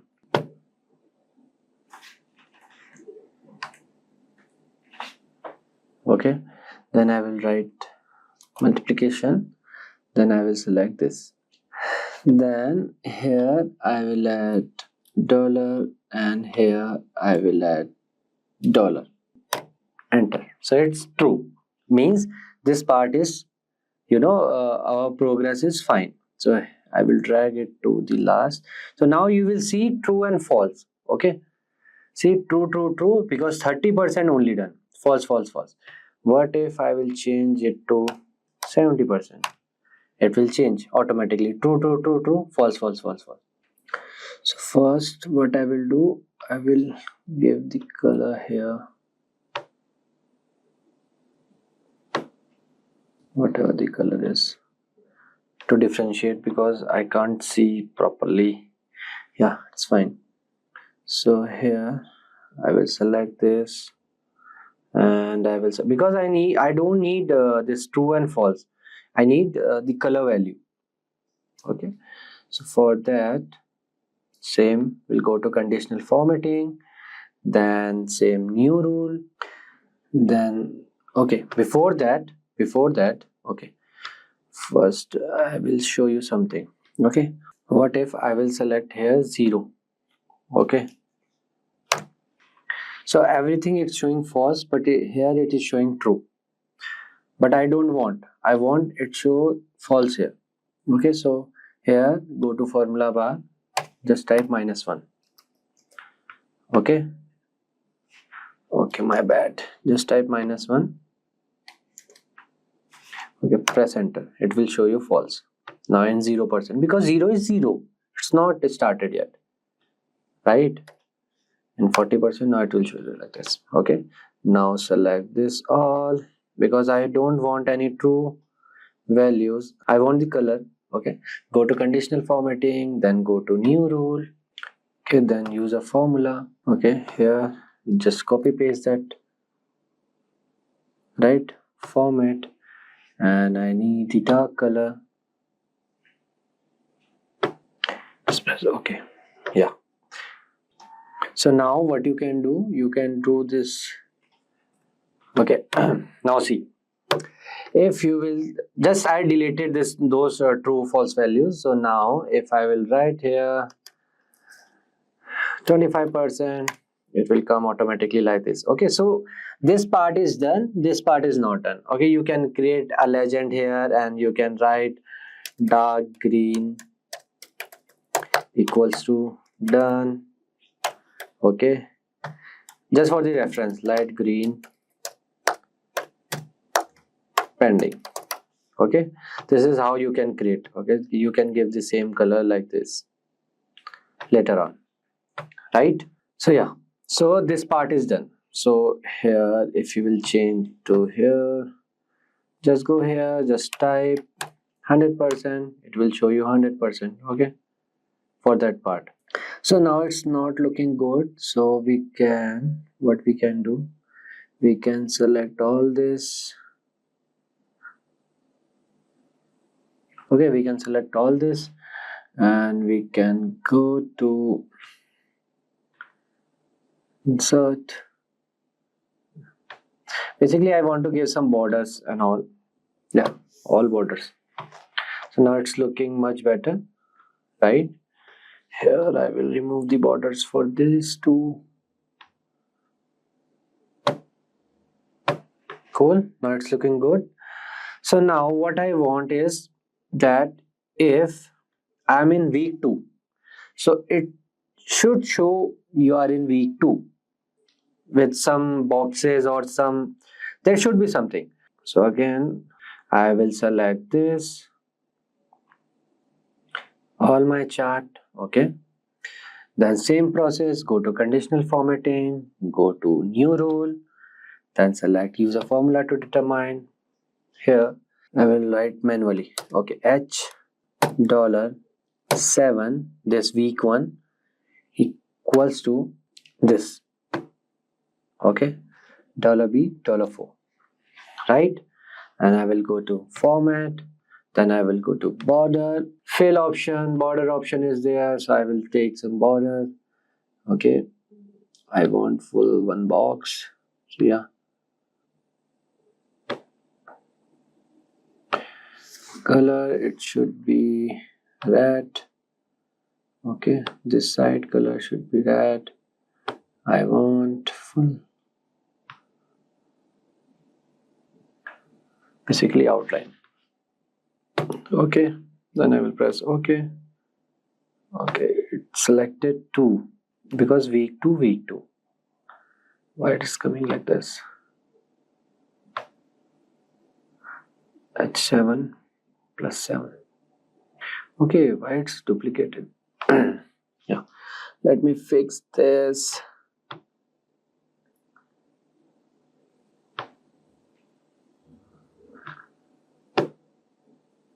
Yeah,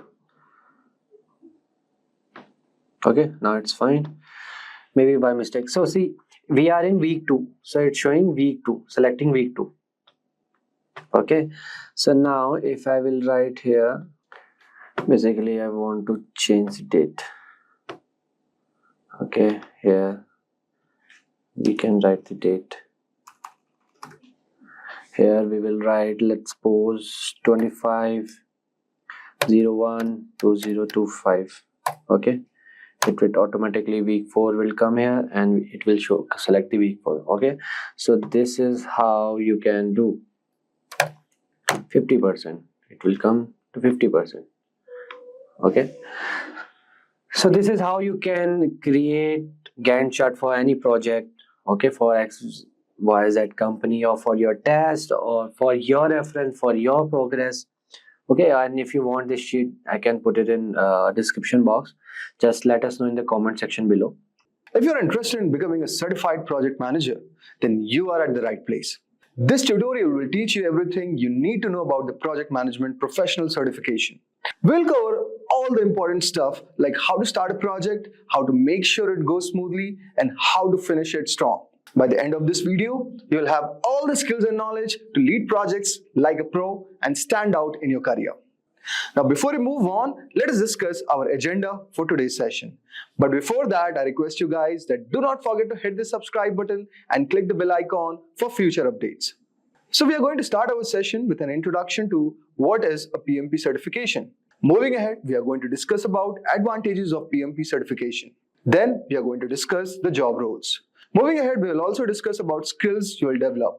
Then we are going to deep dive into the exam details. And finally, we are going to conclude our session with a discussion on cost of the certification. So let's start with what is PMP certification. PMP stands for Project Management Professional. The PMP certification is a globally recognized credential offered by the Project Management Institute PMI. It demonstrates a professional's competency in project management processes, techniques, and methodologies. To attain the PMP certification, candidates typically need to meet certain educational and professional experience requirements, pass a rigorous exam, and agree to adhere to PMI's Code of Ethics and Professional Conduct. The certification exam covers various aspects of project management, including project initiation, planning, execution, monitoring and controlling, and closing. Having a PMP certification can enhance a project manager's credibility, potentially leading to better job opportunities and higher salaries in the field of project management. It's a valuable asset for anyone looking to advance their career in project management. I hope so you would got brief idea regarding what is PMP certification. Now let's move on to PMP certification advantages. The PMP certification cost is high because it is a globally recognized certificate. A professional certified by PMI can land a job anywhere in the world with an undoubted edge over other job candidates. A PMP certification benefits professionals in the following ways. New skills. Preparing for the certification forces you to brush up on previously learned project management skills while introducing you to the latest industry tools, concepts, and skills that are in high demand. Professional development. As a PMP certified professional, you will get various opportunities to network with other PMI members who are industry experts and broaden your career prospects. Higher salary.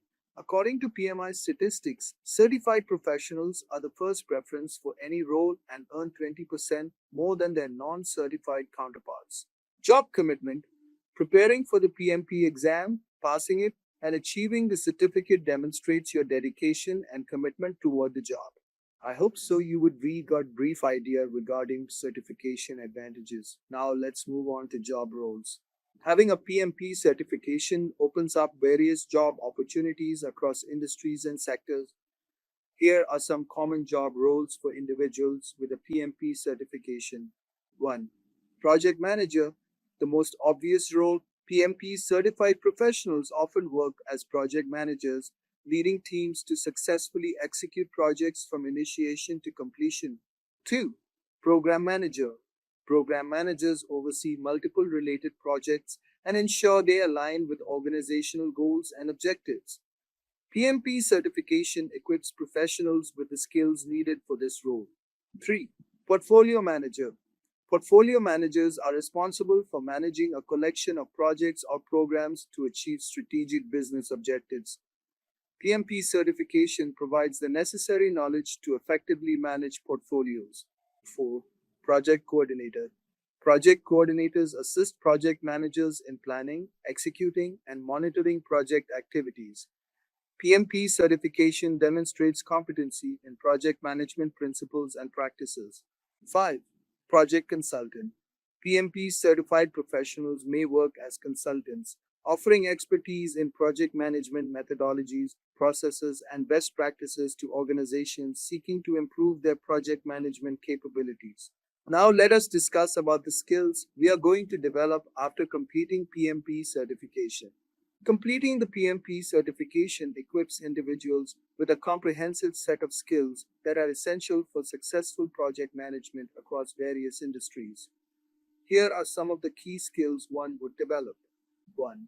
Project planning. PMP certification provides a thorough understanding of project planning processes, including scope management, scheduling, resource allocation, and risk management. This skill ensures that projects are effectively planned to meet objectives within constraints. 2. Leadership. PMP certified professionals learn leadership skills to motivate teams, resolve conflicts, and foster collaboration among project stakeholders. Effective leadership is crucial for guiding teams toward project success. 3. Communication. Clear and effective communication is vital in project management. PMP certification emphasizes communication skills for conveying project goals, expectations, and updates to team members, clients, and other stakeholders. 4. Risk management. Identifying, assessing, and mitigating risks is a critical aspect of project management. PMP certified professionals learn techniques for risk identification, analysis, and response planning to minimize project disruptions. 5. Time management. PMP certification teaches time management skills to ensure projects are completed within schedule constraints. Professionals learn to develop realistic project timelines, prioritize tasks, and manage deadlines effectively. Overall, completing the PMP certification not only demonstrates proficiency in project management processes and methodologies, but also equips individuals with valuable skills that are essential for successfully leading and executing projects in today's dynamic business environment. Now let us discuss about the PMP exam details. The PMP exam is a rigorous assessment designed to evaluate a candidate's knowledge and understanding of project management principles, processes, and best practices as outlined in the Project Management Body of Knowledge PMBOK Guide published by the Project Management Institute PMI. Here are the key details about the PMP exam. 1. Exam format. The PMP exam is a computer-based test consisting of 180 multiple-choice questions. Out of these, 175 questions are scored, while the remaining 5 are pretest questions used for future exam development and do not affect the candidate's score. 2. Exam content. The exam content is based on the PMBOK Guide and other reference materials designated by PMI. It covers 5 domains of project management: initiating, planning, executing, monitoring and controlling, closing. 3. Exam duration. The PMP exam has a duration of 230 minutes, 3 hours and 50 minutes. This includes the time for completing the exam and a 10-minute break if desired. 5. Exam eligibility. To be eligible to take the PMP exam, candidates must meet certain educational and professional experience requirements set by PMI. As of my last update, the general requirements include a 4-year degree bachelor's or global equivalent and at least 3 years of project management experience, with 500 hours leading and directing projects, plus 35 hours of project management education, or a secondary degree, high school diploma, associate's degree, or global equivalent with at least 5 years of project management experience, with 500 hours leading and directing projects, plus 35 hours of project management education. It's essential for candidates to thoroughly review the exam handbook and familiarize themselves with PMI's policies and procedures before scheduling and taking the PMP exam. Now let us discuss about the PMP certification cost. PMP certification costs Wondering what the cost of quality PMP is? PMP cost incurred to earn 35 PDAs varies from country to country from $300 to $5,000. Re-examination fee structure. For PMI members, $275. For non-PMI members, $375. A person choosing to become a PMI member at the time of application will have to shell out a PMP price of $555, which will cover both the examination and the membership fees. Interestingly, even if a person doesn't wish to become a PMI member, HESH will anyway have to pay the same PMP exam fee. Hence, we recommend you to apply for the PMI membership option so that paying your PMP course fee is more practical. After going through the PMP certification cost, let us next learn what exactly is its renewal fee. So first, let us discuss about what are exactly Agile principles.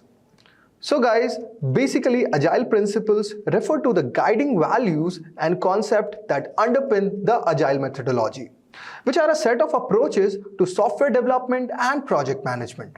The Agile Manifesto, which was created in 2001 by a group of software developers, outline these principles. The manifesto emphasizes flexibility, collaboration, customer satisfaction over a rigid process and documentation. Now let's move on and discuss one by one what are those set of 12 Agile principles that are applied in our today's software industry. So guys, here's our first Agile principle. That is, our highest priority is to satisfy customer through early and continuous delivery of valuable softwares. In contrast to the conventional product development methods characterized by prolonged cycles, Agile principles advocate for minimizing the duration between conceptualization and product launch.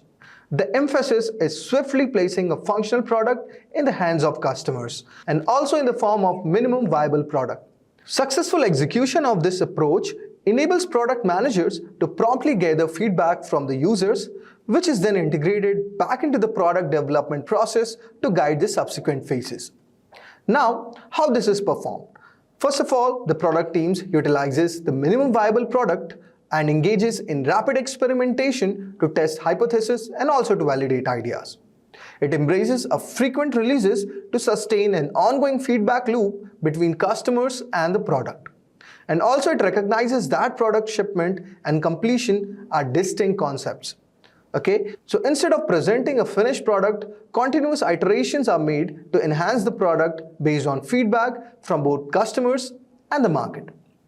Now let's move on to our second Agile principle. That is, we welcome the changes in the requirement even late in the development. Agile processes harness change for the customer's competitive advantage. In the practical terms, what I mean to say that Agile principles and values emphasize the earlier methods in the product development that were resistant to change and often sticking to detailed and inflexible plans. Whereas Agile principles endorse the observation of evolving markets, customer requirements, and also competitive challenges, advocating a shift in directions when necessary. So in practical terms, if I say, product teams align themselves with overarching strategic goals and also possibly themes nested within these goals. The product department remains vigilant, actively monitoring the market, customer feedback, and the other factors that influences the product development. When actionable insights emerge, plans are adjusted to better meet the customer and the business's need. So this was all about the second Agile principles, which says that regular reviews, adjustment, and sharing of product strategy is very crucial for our product to become successful in the market. Now let's move on and discuss about our third Agile principle. That is, deliver working software frequently from a couple of weeks to a couple of months with a preference to the shorter time scale. So what does this mean? This means that the Agile methodology, characterized by short-term development cycles, focuses on smaller portions of the product. Contrast with the extensive documentation typically associated with the waterfall product development. There's an important note to it that the frequent release approach provides numerous opportunities for the teams to validate product ideas and strategies with qualified stakeholders who experience each new release. In practice, we perform something like this. In the agile development cycles, which are often referred to as sprints or iterations, break down the product initiatives into manageable chunks completed within a specific time frame. And this time frame usually ranges from 2 to 4 weeks, which reflects the agile nature of the development process. In the stark contrast to the mentioned marathon-like cycles, it is followed by the waterfall teams. There is another popular alternative to the agile sprints, that is continuous deployment. This method involves shipping softwares regularly, guided less predetermined time boxes and more by making decisions and implementing them promptly. I hope so guys, you would have got an idea regarding this agile principle. Now let's move on and discuss about our fourth agile principle, which says that businesses, people and developers must work together daily throughout the project. So what does this mean guys? It means that communication is a vital element for the success of any project or team. And in the realm of agile principle, it is considered a daily necessity. There is a saying that it takes a village to raise a child, and holds true for the product development as well. The achievement of a successful product hinges on the insights from both the businesses and the technical facets of an organization. And in this, collaboration can only be achieved through consistent teamwork. Regular communication between businesses professionals and developers serves to enhance alignment across the organization, fostering trust and transparency. So in practical terms guys, cross-functional agile product development teams often incorporate representatives from the product side.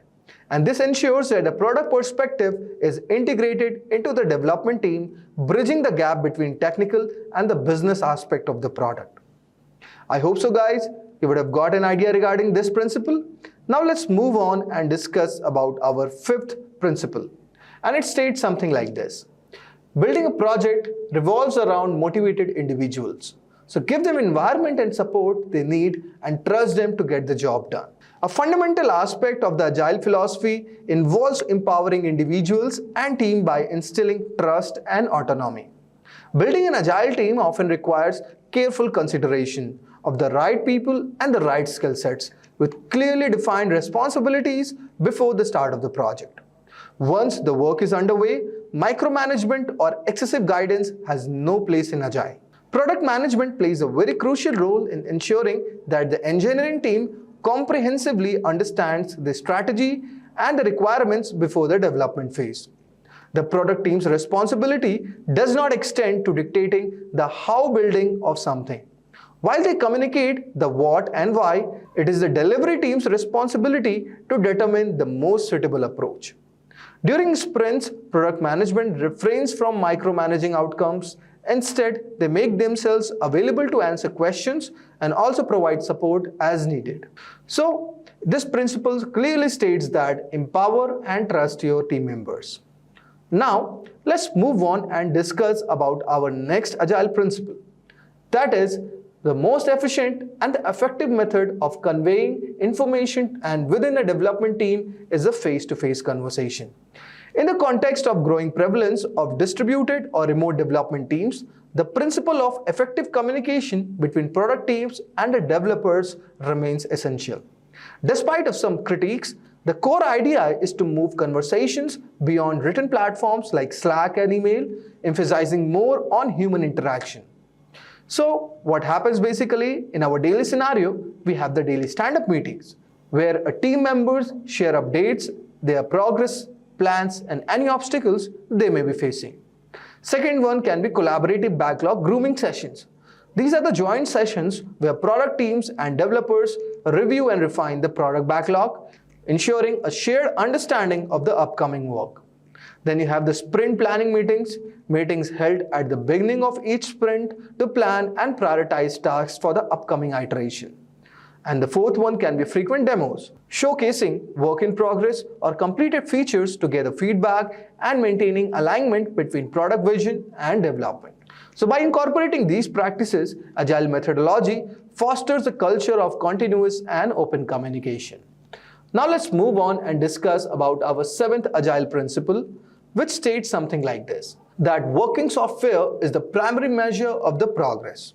Adherents of the Agile philosophy, which emphasizes that primary focus should be on building software with perfect and detailed documentation, taking a secondary role to working software. The mindset also prioritizes creating products to market quickly by avoiding the bottleneck that extensive documentation or it's not done until it's perfect mentality might create one.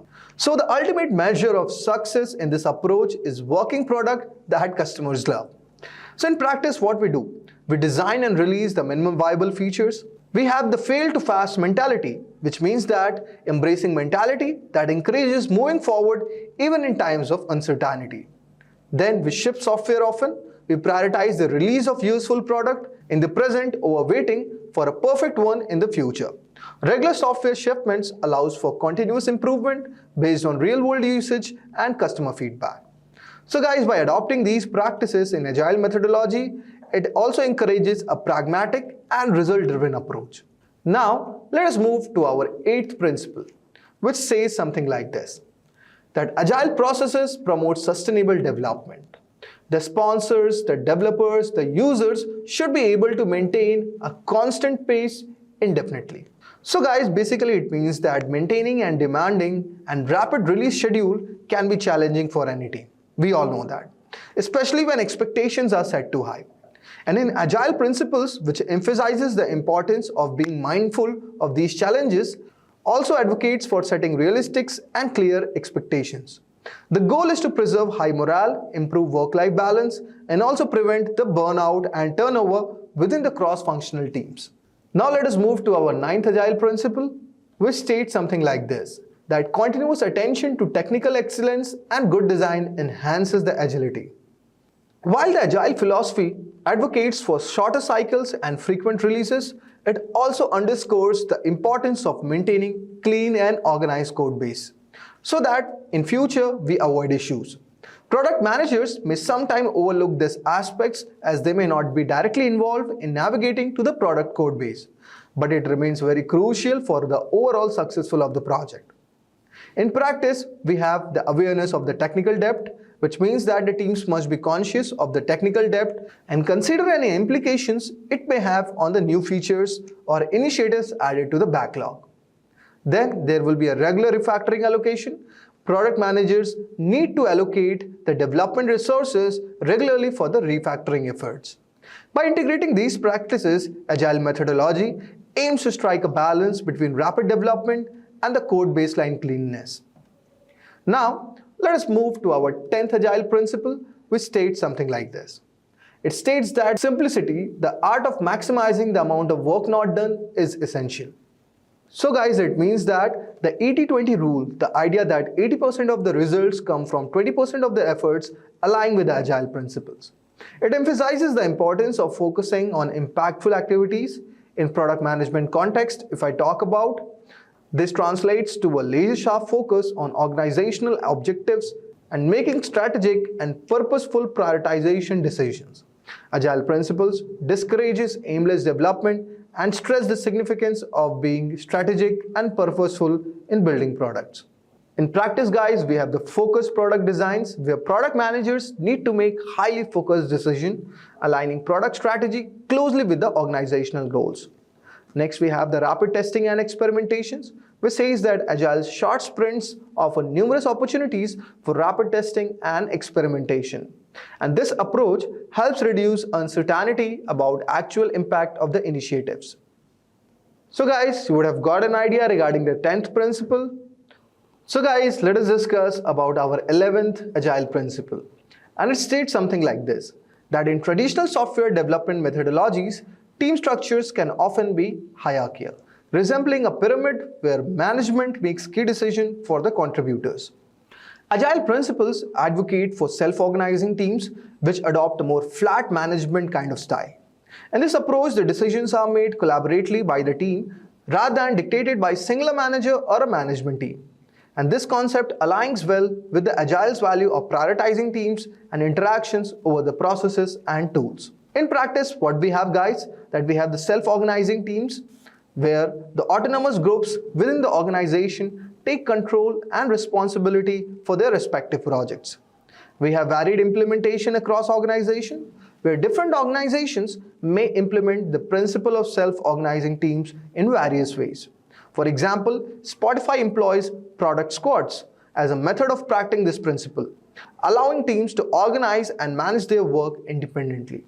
So by embracing self-organizing teams, Agile methodologies aim to foster a collaborative environment where team members have a sense of ownership, responsibility, and authority to make decisions collaboratively, collectively, and also promoting agility. So guys, let us discuss about our final Agile principle, that is the 12th principle, and it states something like this, that at regular intervals, the team reflects on how to become more effective, then tunes and adjusts its behavior accordingly. It means something like this. Let me tell you an anecdote. We all know that living by Agile principle means that there is no room for the mindset of we can change because we have always done this way.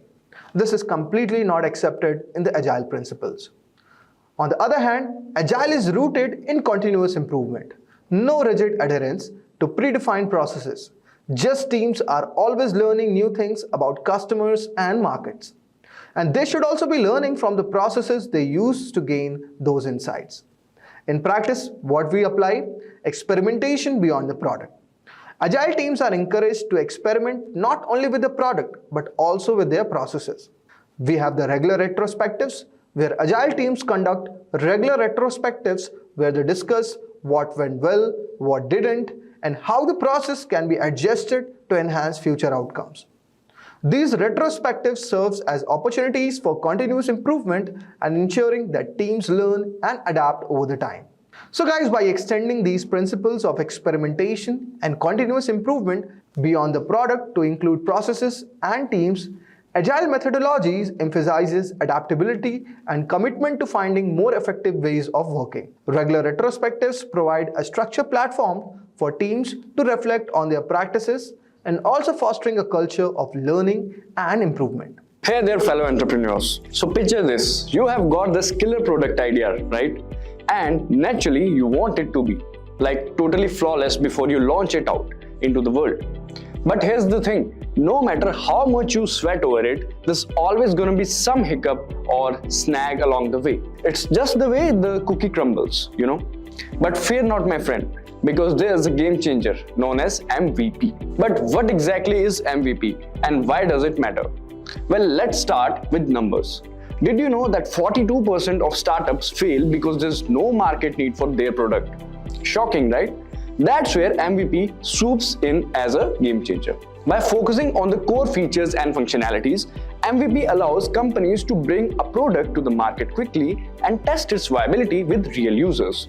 And get this, companies that prioritize MVP development are 3 times more likely to experience success with their product launches. In fact, 78% of businesses say that MVP helped them learn what customer really wanted, leading to more successful iterations down the road. So whether you're brainstorming your next big idea or fine-tuning an existing project, stick around as we unravel the mysteries of MVP. Also, if you are interested in advancing your career, consider SP Jain's Professional Product Management course, led by industry experts. This comprehensive program equips you with essential skills and insights to excel as a product manager. Dive deep into the latest industry trends and advancements through live sessions, from strategic planning to product development and marketing. Gain a thorough understanding of the field.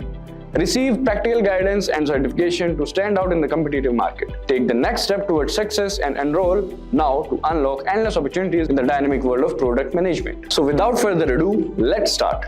So what is MVP? A minimal viable product or MVP is a strategy used in product development where a new product is launched with basic features enough to attract consumers' attention. It's the simplest version of the product a company aims to bring to the market, whether it's a car, website, TV or laptop. By offering the basic version, companies can gather feedback from the potential user to improve the final product before its full release. An MVP typically includes 3 key elements.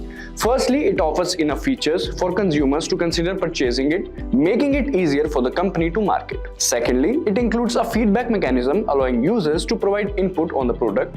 Lastly, it provides future benefits to early adopters, encouraging them to try out the product ahead of others. Some of the fine examples of MVP is Amazon. Believe it or not, Amazon began by selling used college textbooks. Their first version of the product was a basic website for delivering books to students. As time passed, they grew their business to become the huge online store we see today. Similarly, another fine example is Airbnb. Airbnb journey began with a bold idea: renting out air mattresses. Yes, you heard it right. They kicked off with a simple website connecting travelers with hosts offering makeshift accommodations. This quirky start was their MVP, that is minimal viable product. Slowly but surely, they listened to user feedback, fine-tuned their problem, and expanded their horizons. It's a tale of humble beginnings turned into a global phenomenon. Who knew an air mattress could spark a revolution in travel?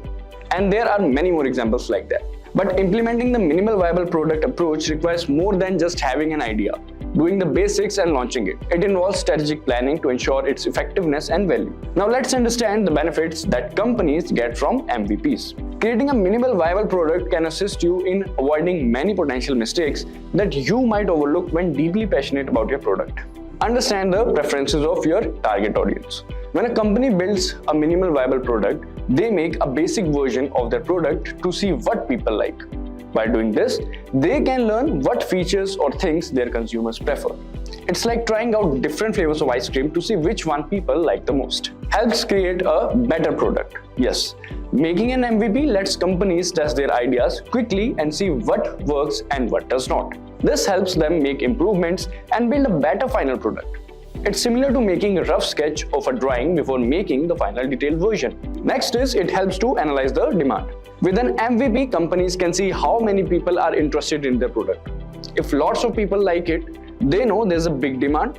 If not many people are interested, they might need to change their plans. It's a bit like testing the waters to see if people want what you're offering. Next is ensures quick release. Instead of spending a long time making a perfect product, an MVP lets companies release something quickly. This means they can start getting feedback and making improvements sooner. It's like serving a simple version of a dish at a restaurant first and then making it fancier based on the customer's say. So this was about the benefits. Now let's talk about how to develop a minimal viable product. So first is understand your goals. Before starting to develop your minimal viable product, it's important to know what you want to achieve.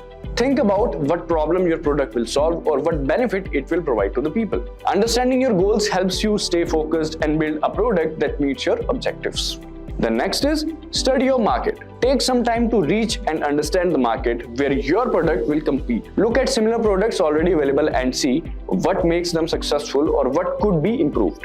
By studying the market, you can identify opportunities and challenges, helping you tailor your MVP to better meet the needs of your target audience. Next is consider the product features. Think about essential features your product needs to have in order to address the problem or provide the benefit you identified. Keep the features simple and focused on solving the core problem or delivering the main benefit. Avoid adding too many features at this stage, as the goal of an MVP is to create something basic that you can test and iterate upon based on the user feedback. The next is gather feedback early and often. Once you have developed your MVP, don't wait too long before sharing it with the potential customers. Gather feedback as early as possible by letting people try out your product and asking for their thoughts.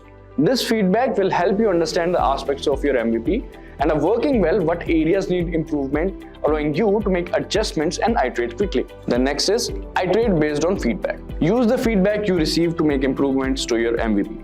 This might involve adding new features, refining existing ones, or even pivoting in a different direction based on what you learn from the users.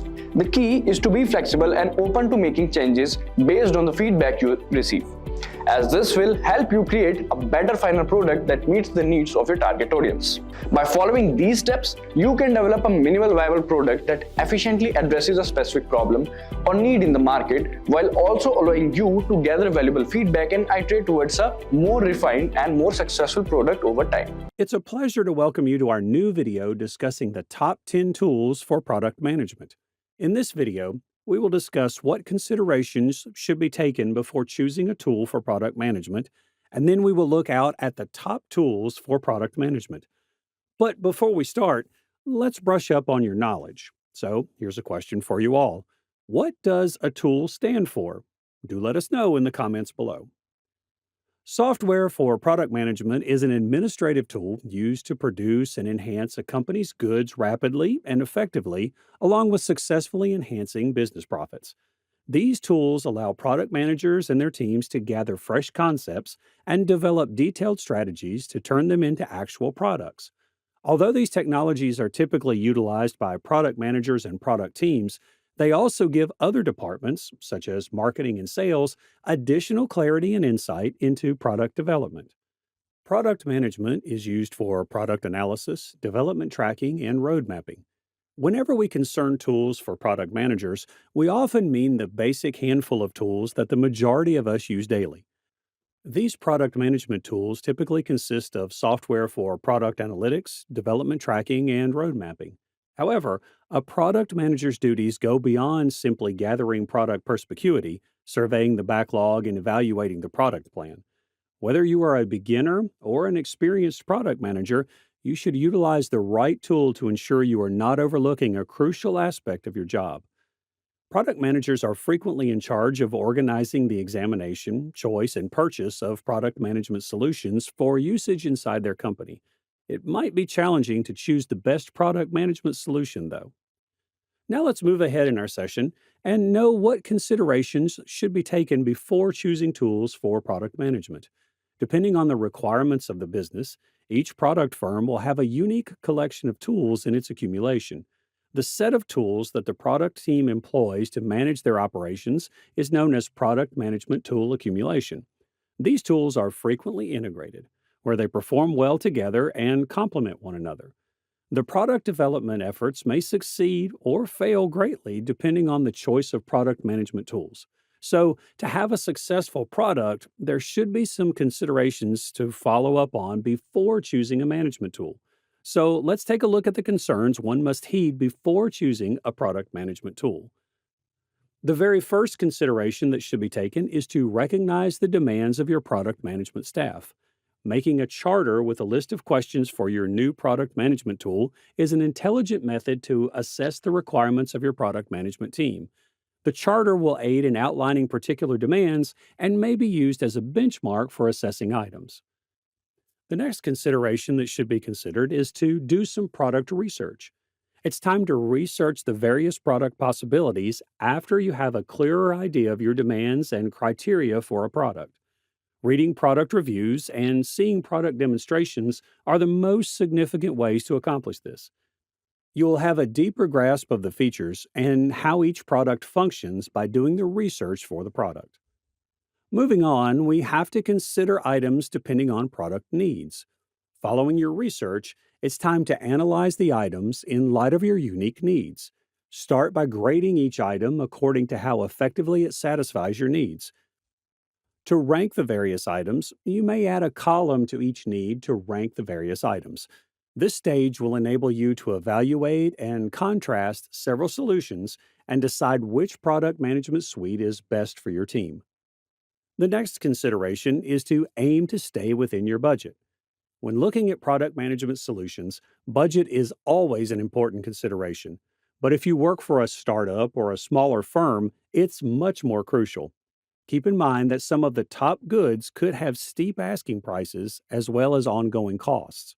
The simplest method to achieve this is to set a predetermined budget for your product tool and use it as a guide when weighing various possibilities.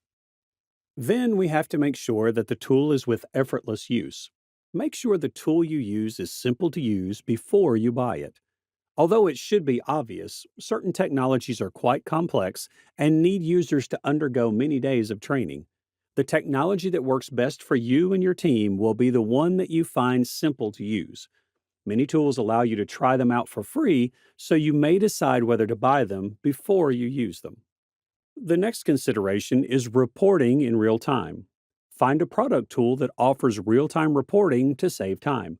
Creating reports that reflect the product's current condition will gather data from many parts of the product management systems. Moving on, we have a reputable interface. Although there are a lot of tools available, some of them appear somewhat dated.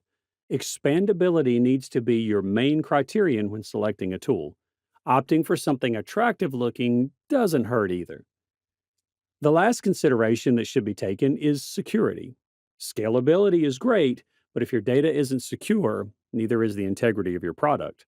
Examine the security features that your desired tool supplier offers. To keep your client data private and isolated from everyone else's, choose a different dedicated hosting platform. Let's proceed in our session and know what top tools are used for product management. How do you assess and determine which tools are best for your team? Consider your firm and product size and development stage as a starting point. A tiny firm with one product manager, for instance, probably won't require or have the funds for numerous tools. You could pick a few applications that provide a wide range of integrations and features. A huge organization, on the other hand, would require specific tools created for complex work streams and several teams. The very first functioning of product management is user tracking and analysis. User tracking enables you to follow online visitors while they browse your website anonymously and via a variety of methods.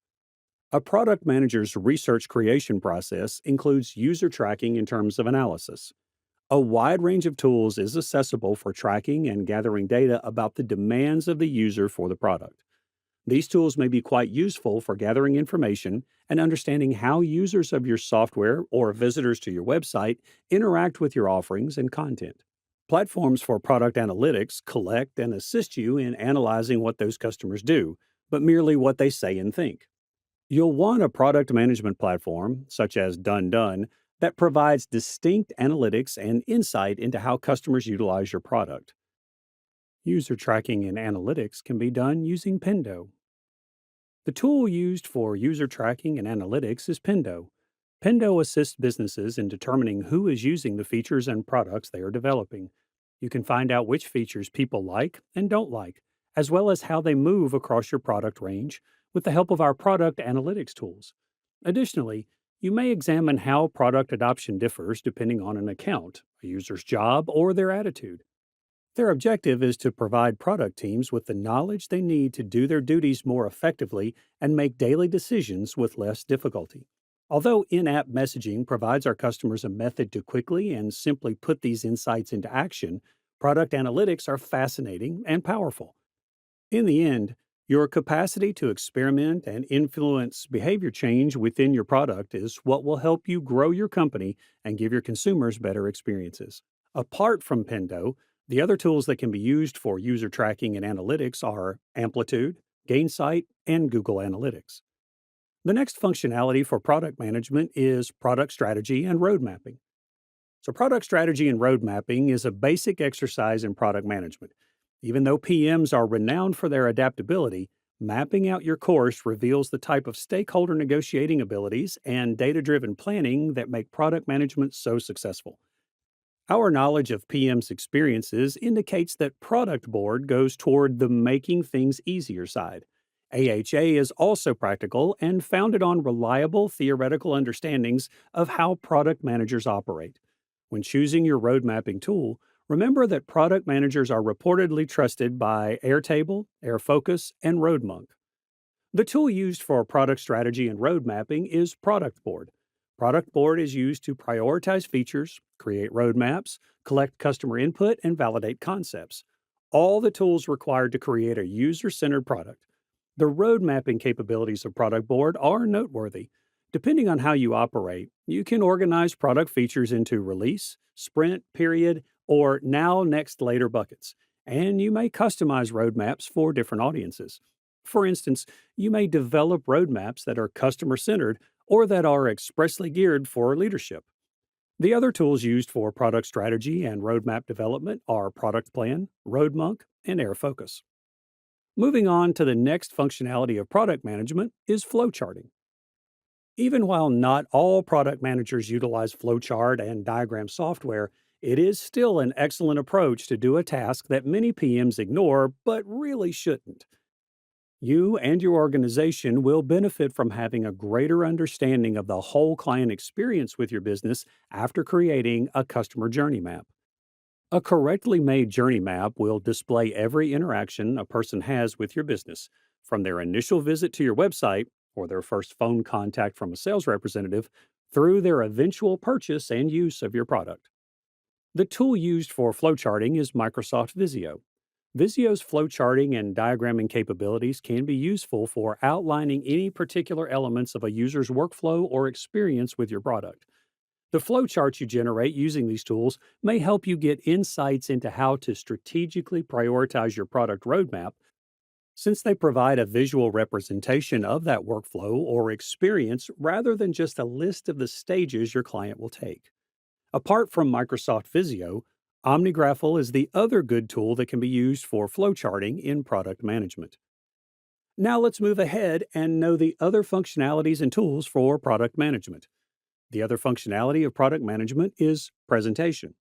A key communication skill for a product manager is the ability to present. It is a component of conveying the product strategy to the company and the team developing the product. Additionally, it is a component of consumer communication. We frequently draw attention to the poor performance of roadmap presentation tools. However, this does not imply that Keynote or PowerPoint shouldn't occupy a significant position in your toolbox for product management. For distributing your high-level goals, ideas, and plans within your company and to external audiences like clients, presentation decks may be quite helpful. For instance, vision boards may be a potent tool for selling a group of executive stakeholders the vision of your product. Additionally, using presentations to teach salespeople or educate industry analysts about your product may be quite successful. The best tool for presentation is Microsoft PowerPoint. One of the most often used tools for presentations is PowerPoint. It is a component of the Microsoft Office package and is usable for domestic, commercial, and academic uses. PowerPoint dominated the presentation industry and was most well known for its templates and usability. This program enables anybody, from amateurs to experts, to create presentations utilizing text, graphics, video, audio, and data tables.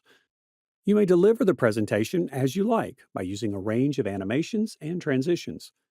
Other than PowerPoint, Keynote, Google Slide, and SlideShare are tools that can also be used for presentations.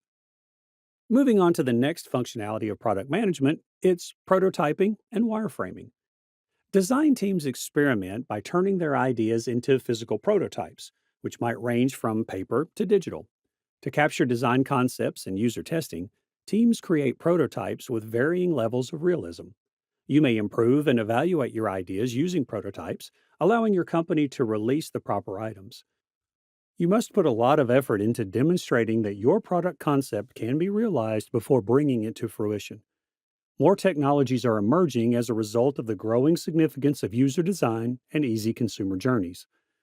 They also employ techniques to minimize discomfort and streamline the delivery process. The number of web-based apps available has increased due to this popularity. Some, nevertheless, are a little questionable in terms of usefulness. Most people are using multi-purpose applications that may be used for prototyping, designing, and whiteboarding. If you're searching for a versatile tool that is also great for prototyping, we may suggest Figma. The best tool used for prototyping and wireframing is Balsamiq. Balsamiq Wireframes is a quick, low-fidelity UI wireframing tool that simulates sketching on a whiteboard or notepad while using a computer. It effectively pushes you to put your attention on structure and substance rather than wasting time on early debates about colors and details. With wireframes, you may quickly produce new ideas, discard the subpar ones, and identify the best solutions. The alternatives of Balsamiq for prototyping and wireframing are Sketch, InVision, and Adobe XD. The next function of product management is product development. Product development involves bringing a new thing or item to market or enhancing already available goods to boost sales. A product is initially merely a sample. For a firm to become something that can be sold on the market, a lot of time and money must be invested. The idea, design, development, and marketing of newly developed or freshly renamed goods or services are all phases in the process known as product development, sometimes known as new product management. The entire process of creating a product, from conception through market launch, is referred to as product development. Product research makes the difference between a product's success and failure, both at launch and throughout the product lifecycle, by helping you understand the requirements and desires of your consumers and keeping an eye on the competitive landscape and environment of your product. The best tool used for product development is Rally. The foundation of value stream management is Rally. By enabling business leaders to address challenging issues like how to prioritize capabilities related to development, how capabilities relate to development outcomes, how to track capabilities progress from planning to delivery, and how to find opportunities to optimize flow, Rally's insight contributes to value stream management. Rally is used by value streams to make complicated processes transparent and enable swift business pivots based on data driven choices. The alternative to Rally for product development is Azure. Moving on, we have project management as the next functionality of product management. A project manager oversees several projects that are necessary to achieve the various goals that a product manager sets for it in terms of vision, goals, and business trajectory. The project manager is therefore more of a man of action, whereas the product manager is more of a master strategist. Making a distinction between projects and products might be helpful. Though product management and project management are two different jobs, still there would be some interactive work. No product manager can operate without zero work support of a project manager. The tool used for project management is Jira. Jira brings teams together for everything from agile software development and customer service to startups and companies. Jira assists teams in planning, assigning, tracking, reporting, and managing work. Jira software, the top solution for agile teams, helps software teams develop better. A workflow is the first step in managing projects and tasks in project management software. Workflows outline your procedure and make task tracking possible for your team. Visualize your process so that your team is aware of the status of tasks and projects. Projects frequently contain checkpoints or milestones that must be met to maintain the overall project's direction. Versions are milestones in Jira Work Management. After creating versions, you may group work into several versions.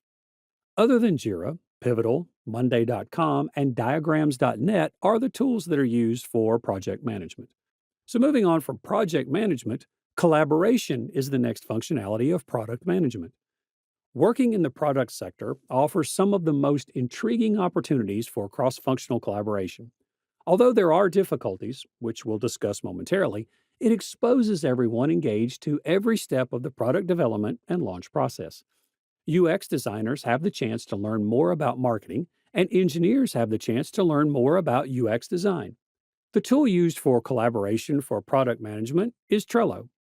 Trello is one of the more powerful project management applications that aims to improve teamwork inside and between departments. Trello allows you to manage several projects and arrange various activities by allowing you to create boards, lists, and cards. To get a clear picture of everything that is happening, you may also set up calendars, make checklists, and assign productivity indicators. Trello has built-in automation for the best processes and the least amount of manual effort, like many other top products today. Trello is an essential component of your product management stack since the job of the product manager involves coordinating a lot of various moving elements. The alternatives for Trello for collaboration are GoToMeeting, Dropbox, and Zoom. The next functionality of product management is user experience and testing. In the field of product management, the phrase user testing is frequently used. Usability testing is frequently used interchangeably with user testing. During the user testing phase of the design process, you analyze your product or service using actual customers to develop user-centered designs. Through this technique, you may learn how your target market behaves when using your product, giving you useful information for the development process. The best tool used for user experience and testing is Adobe Target. Adobe Target is a rule-based testing and targeting tool that can be integrated with analytics and provide reports for marketing offers, customization, and UX testing. This feature enables marketers to determine which offers, experiences, and messages are engaging customers. It has a user interface, integrated best practices, and powerful features for tracking site traffic. It allows for more conversion and properly filters results according to its self-learning algorithmic methodology. The tailoring of consumer interactions across all marketing channels and business contact points may also be automated. Other tools that can be used for user experience and testing are Helio, Hotjar, and UXCam. In the end, the last functionality of product management is customer feedback and survey. Getting feedback from customers involves talking to them and asking them what they think of a good or service. To properly comprehend their behavior and demands, it is crucial to pay attention to their thoughts and feelings. It is crucial for product managers because before you can offer a helpful solution, you must embrace your people and understand the suffering caused by their issues. It's helpful to have a defined goal before pursuing a certain feedback technique. Outlining your learning objectives can help you concentrate on your study and choose which potential or current clients you should contact. This is particularly important if your product or service appeals to a wide range of demographics. And this is because various client segments may experience your product in drastically different ways. Therefore, it's crucial to be specific about who you want to talk to and what you hope to discover about their needs and expectations. The tool used for customer feedback and survey is SurveyMonkey. Following are the features of SurveyMonkey that may help product managers with customer feedbacks and surveys. Obtain viewpoints and get insightful wisdom. For every audience, it is simple to build polls, quizzes, and surveys. Obtain comments using a web link, email, mobile chat, social media, and other channels. Get sophisticated analytic tools and automatically examine your data. Your data may be exported or integrated with your preferred apps. Make smarter decisions based on facts by utilizing your insights. And alternatives, Typeform, Google Forms, and FormStack. Other than SurveyMonkey, the tools that can be used for customer feedback and surveys are Typeforms, Google Forms, and FormStack.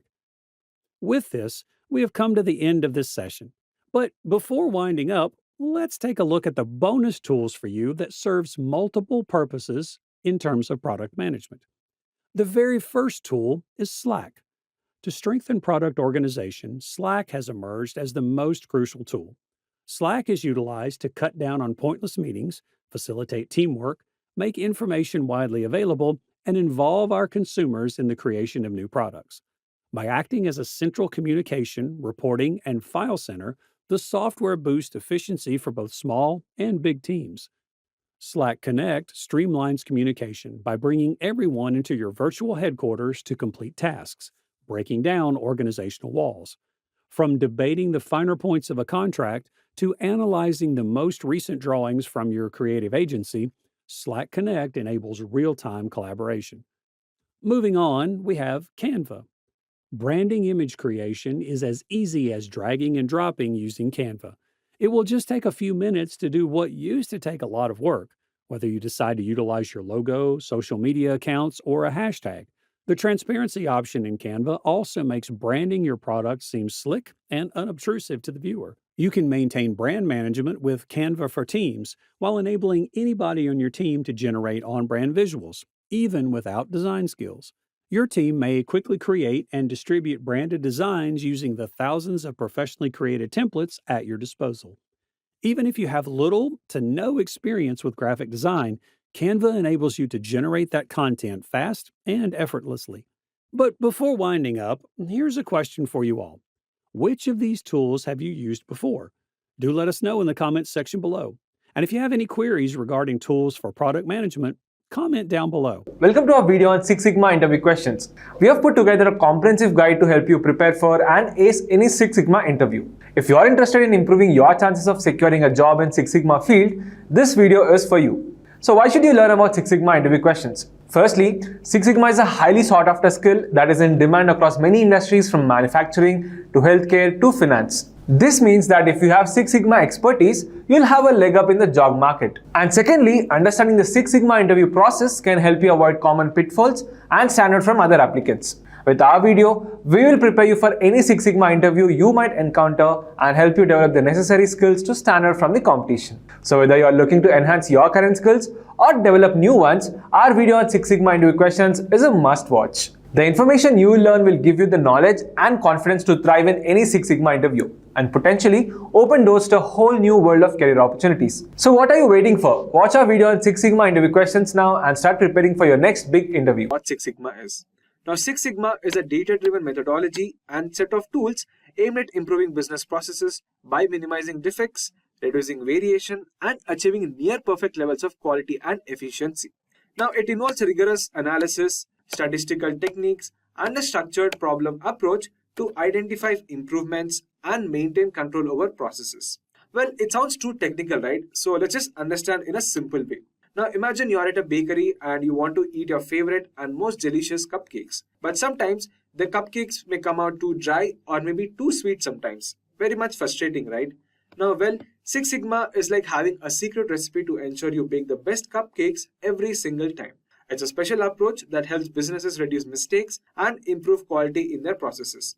With Six Sigma, you measure everything precisely and analyze data to find the root cause of the problems. Then with this knowledge at your disposal, you make improvements and set up controls to prevent those mistakes from happening again. So without any further ado, let us directly discuss some of the major interview questions that you might face in your next interview on Six Sigma. So first on the list, we have what is Six Sigma and why it is important. Now, Six Sigma is a data-driven approach and methodology for process improvement and problem solving. It is a disciplined and statistical approach to process improvement that focuses on reducing defects and variability. It utilizes various tools and techniques to identify and eliminate the root causes of the problem. So the main aim of Six Sigma is to minimize defects and variation in business processes to high levels of quality and efficiency in order to achieve them. Now the second question is, can you explain the key principles of Six Sigma? Now the key principles of Six Sigma include various methodologies like customer focus, process improvement, data-driven decision making, and teamwork. Now, customer focus means understanding and meeting customer needs and expectations. Process improvement involves systematically analyzing and enhancing business processes. Data-driven decision making emphasizes the use of statistical analysis and metrics to drive decisions. And finally, teamwork promotes collaboration and involvement of all stakeholders in process improvement efforts. Now, the next question is, what do you understand about the term DMAIC? Another crucial question in the concept of Six Sigma. Now, DMAIC is a structured problem-solving methodology used in Six Sigma projects. It stands for Define, Measure, Analyze, Improve, and Control. So, it is a step-by-step approach for process improvement. It begins with defining the problem and project goals, followed by measuring current process performance and collecting data. Now, the next steps involves analyzing the data to identify a root cause of the problems and implementing solutions to improve the process. And finally, establishing controls to sustain the improvements, altogether confined as DMAIC. So the next question is, what is the purpose of using statistical tools in Six Sigma? Now, statistical tools are used in Six Sigma to analyze data, identify patterns, measure process performance, and make data-driven decisions. These tools provide a systematic and objective approach to analyzing data and making informed decisions. They help in identifying trends, patterns, and relationships within the data, which can guide process improvement efforts. Now, some of the examples of statistical tools used in Six Sigma include control charts, hypothesis testing, process mapping, Pareto charts, regression analysis, design of experiments, or DOE. Next question on the list we have is, explain difference between DPU and DPMO. Now, DPU or defects per unit measures the average number of defects per individual unit, while defects per million opportunities or DPMO measures the number of defects per 1 million opportunities. DPU is a simple measure that counts the average number of defects found in each unit of a process. It is calculated by dividing the total number of defects by the total number of units. While on the other hand, DPMO is a normalized measure that provides a standardized way of comparing defect rates across different processes or organizations. It is calculated by multiplying DPU by 1 million and dividing by the total number of opportunities for defects in a process. So those were some of the main differences between DPU and DPMO. Well, the next question on the list we have is, what is the difference between Six Sigma and Lean? Now, the interviewer wants to know whether you have a proper knowledge on how Lean and Six Sigma are different from each other, and this is why they might be asking you this question. So the answer for that would be, while both Six Sigma and Lean aim to improve process performance, Six Sigma focuses on reducing defects and variation, whereas Lean focuses on eliminating waste and improving flow. Now, Six Sigma and Lean are two complementary methodologies often used together in process improvement efforts. Six Sigma primarily aims at reducing defects, errors, and variability in processes, while Lean focuses on identifying and eliminating waste and non-value add activities to improve efficiency and flow. While both methodologies share common tools and principles and can be used in conjunction to achieve even greater results. So these were some of the main differences between Six Sigma and Lean. Well, moving ahead, the next question on our list is, what is the role of a Six Sigma Green Belt? Now, a Six Sigma Green Belt is a team member who assists in process improvement projects, gathers and analyzes data, and participates in problem-solving efforts. So basically, a Six Sigma Green Belt is a trained individual who works as a part of a Six Sigma project team. They support the project leader, that is Black Belt, in gathering and analyzing data, conducting process analysis, and implementing improvement solutions. Green Belts often lead smaller scale improvement projects and play a vital role in implementing and sustaining process changes. So moving ahead, the next question on our list is, what is the main difference between type 1 and type 2 errors in hypothesis testing? Well, type 1 errors occurs when a null hypothesis is incorrectly rejected, indicating a insignificant effect when none exists. Whereas type 2 error occurs when a null hypothesis is incorrectly accepted, failing to detect a significant effect.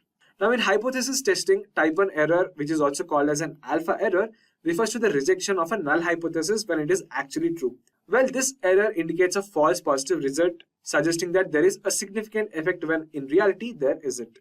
Now, type 2 error, on the other hand, is also called a beta error, occurs when the null hypothesis is accepted despite it being false. Now, this error indicates a false negative result, failing to detect a significant effect that exists in reality when there is actually one in reality. So moving ahead, the next question we have is, what is process map and how it is useful in Six Sigma? Now, a process map is a visual representation of steps, activities, and outputs of a process. It basically helps in understanding and analyzing process flow, identifying inefficiencies, and finding areas for improvement.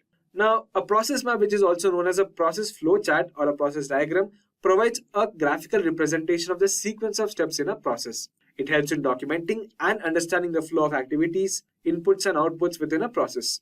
Now, process maps are useful tools in Six Sigma for identifying bottlenecks, redundancies, and non-value added steps, which enable process teams to visualize the current state, identify any improvement opportunities, and develop future state maps for process optimization.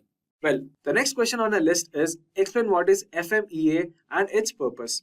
Now, the purpose of conducting an FMEA is to proactively identify and prioritize potential failures in a process or product, determine their effects, and take preventive or corrective actions.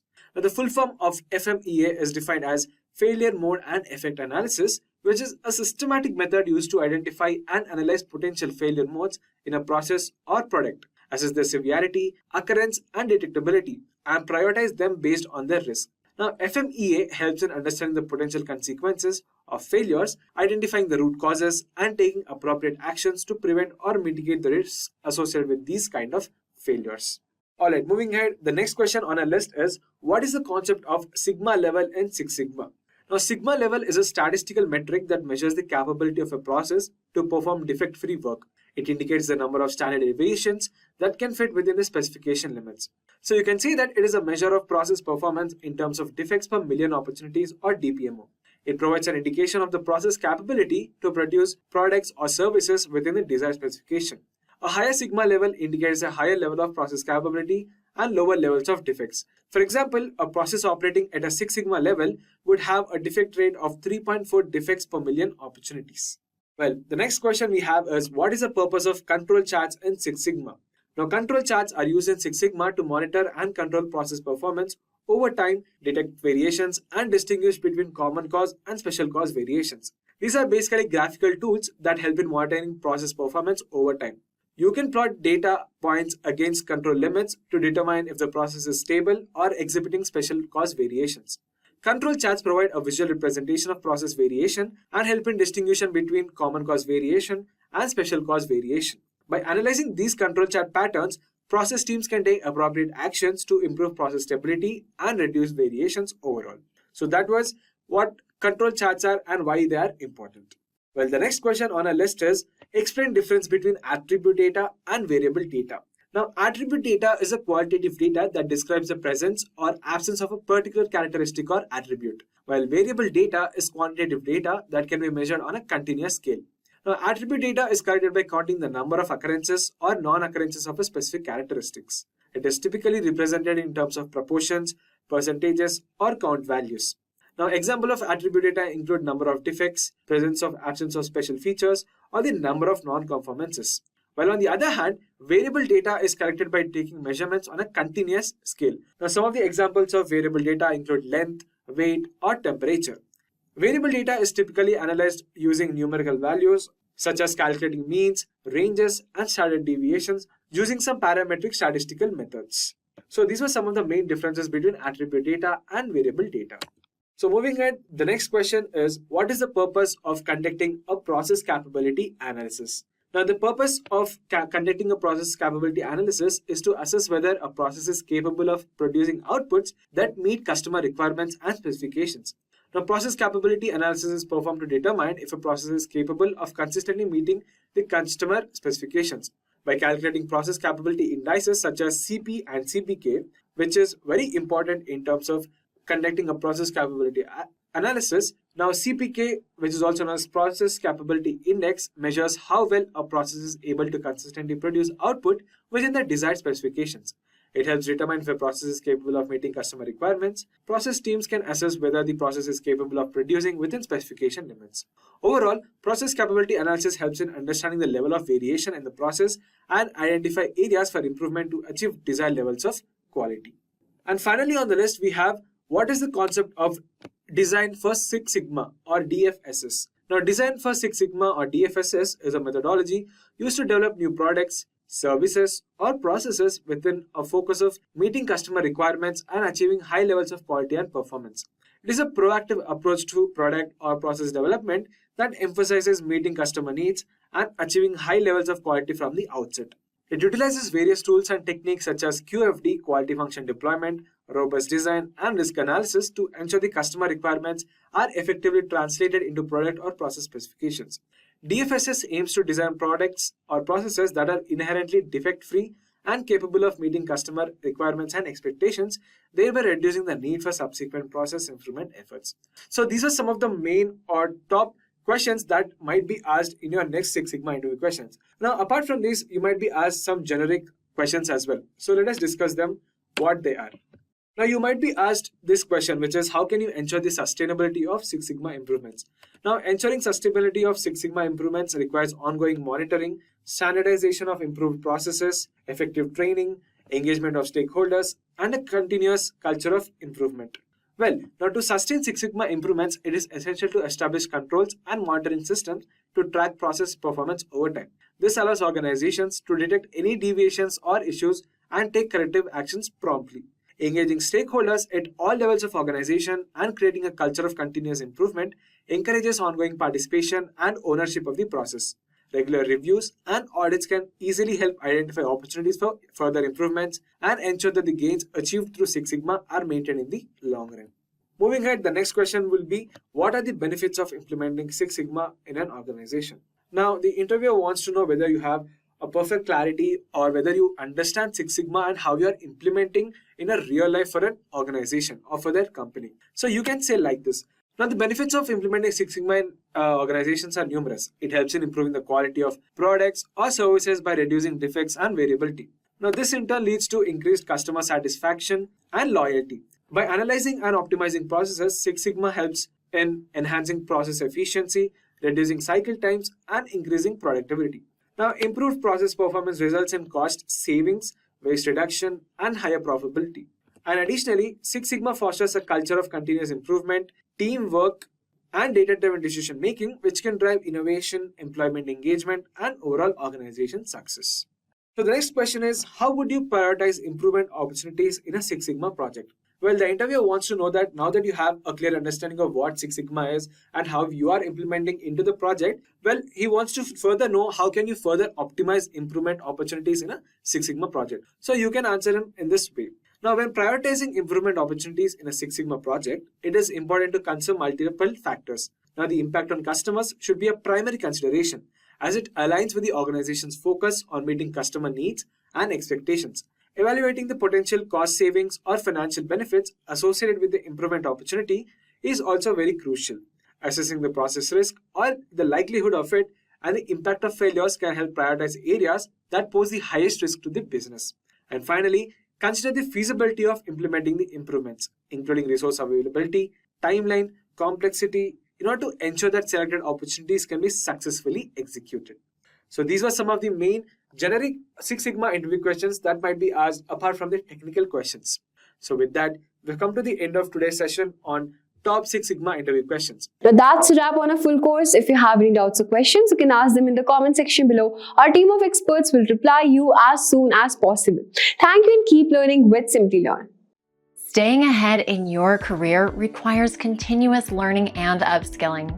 Whether you're a student aiming to learn today's top skills or a working professional looking to advance your career, we've got you covered.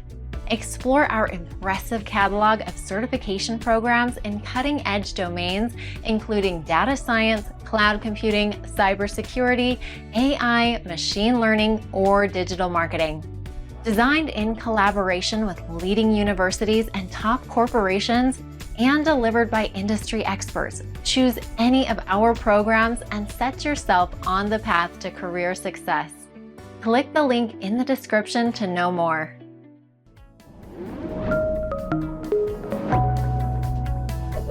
Hi there, if you like this video, subscribe to the Simplilearn YouTube channel and click here to watch similar videos. To nerd up and get certified, click here.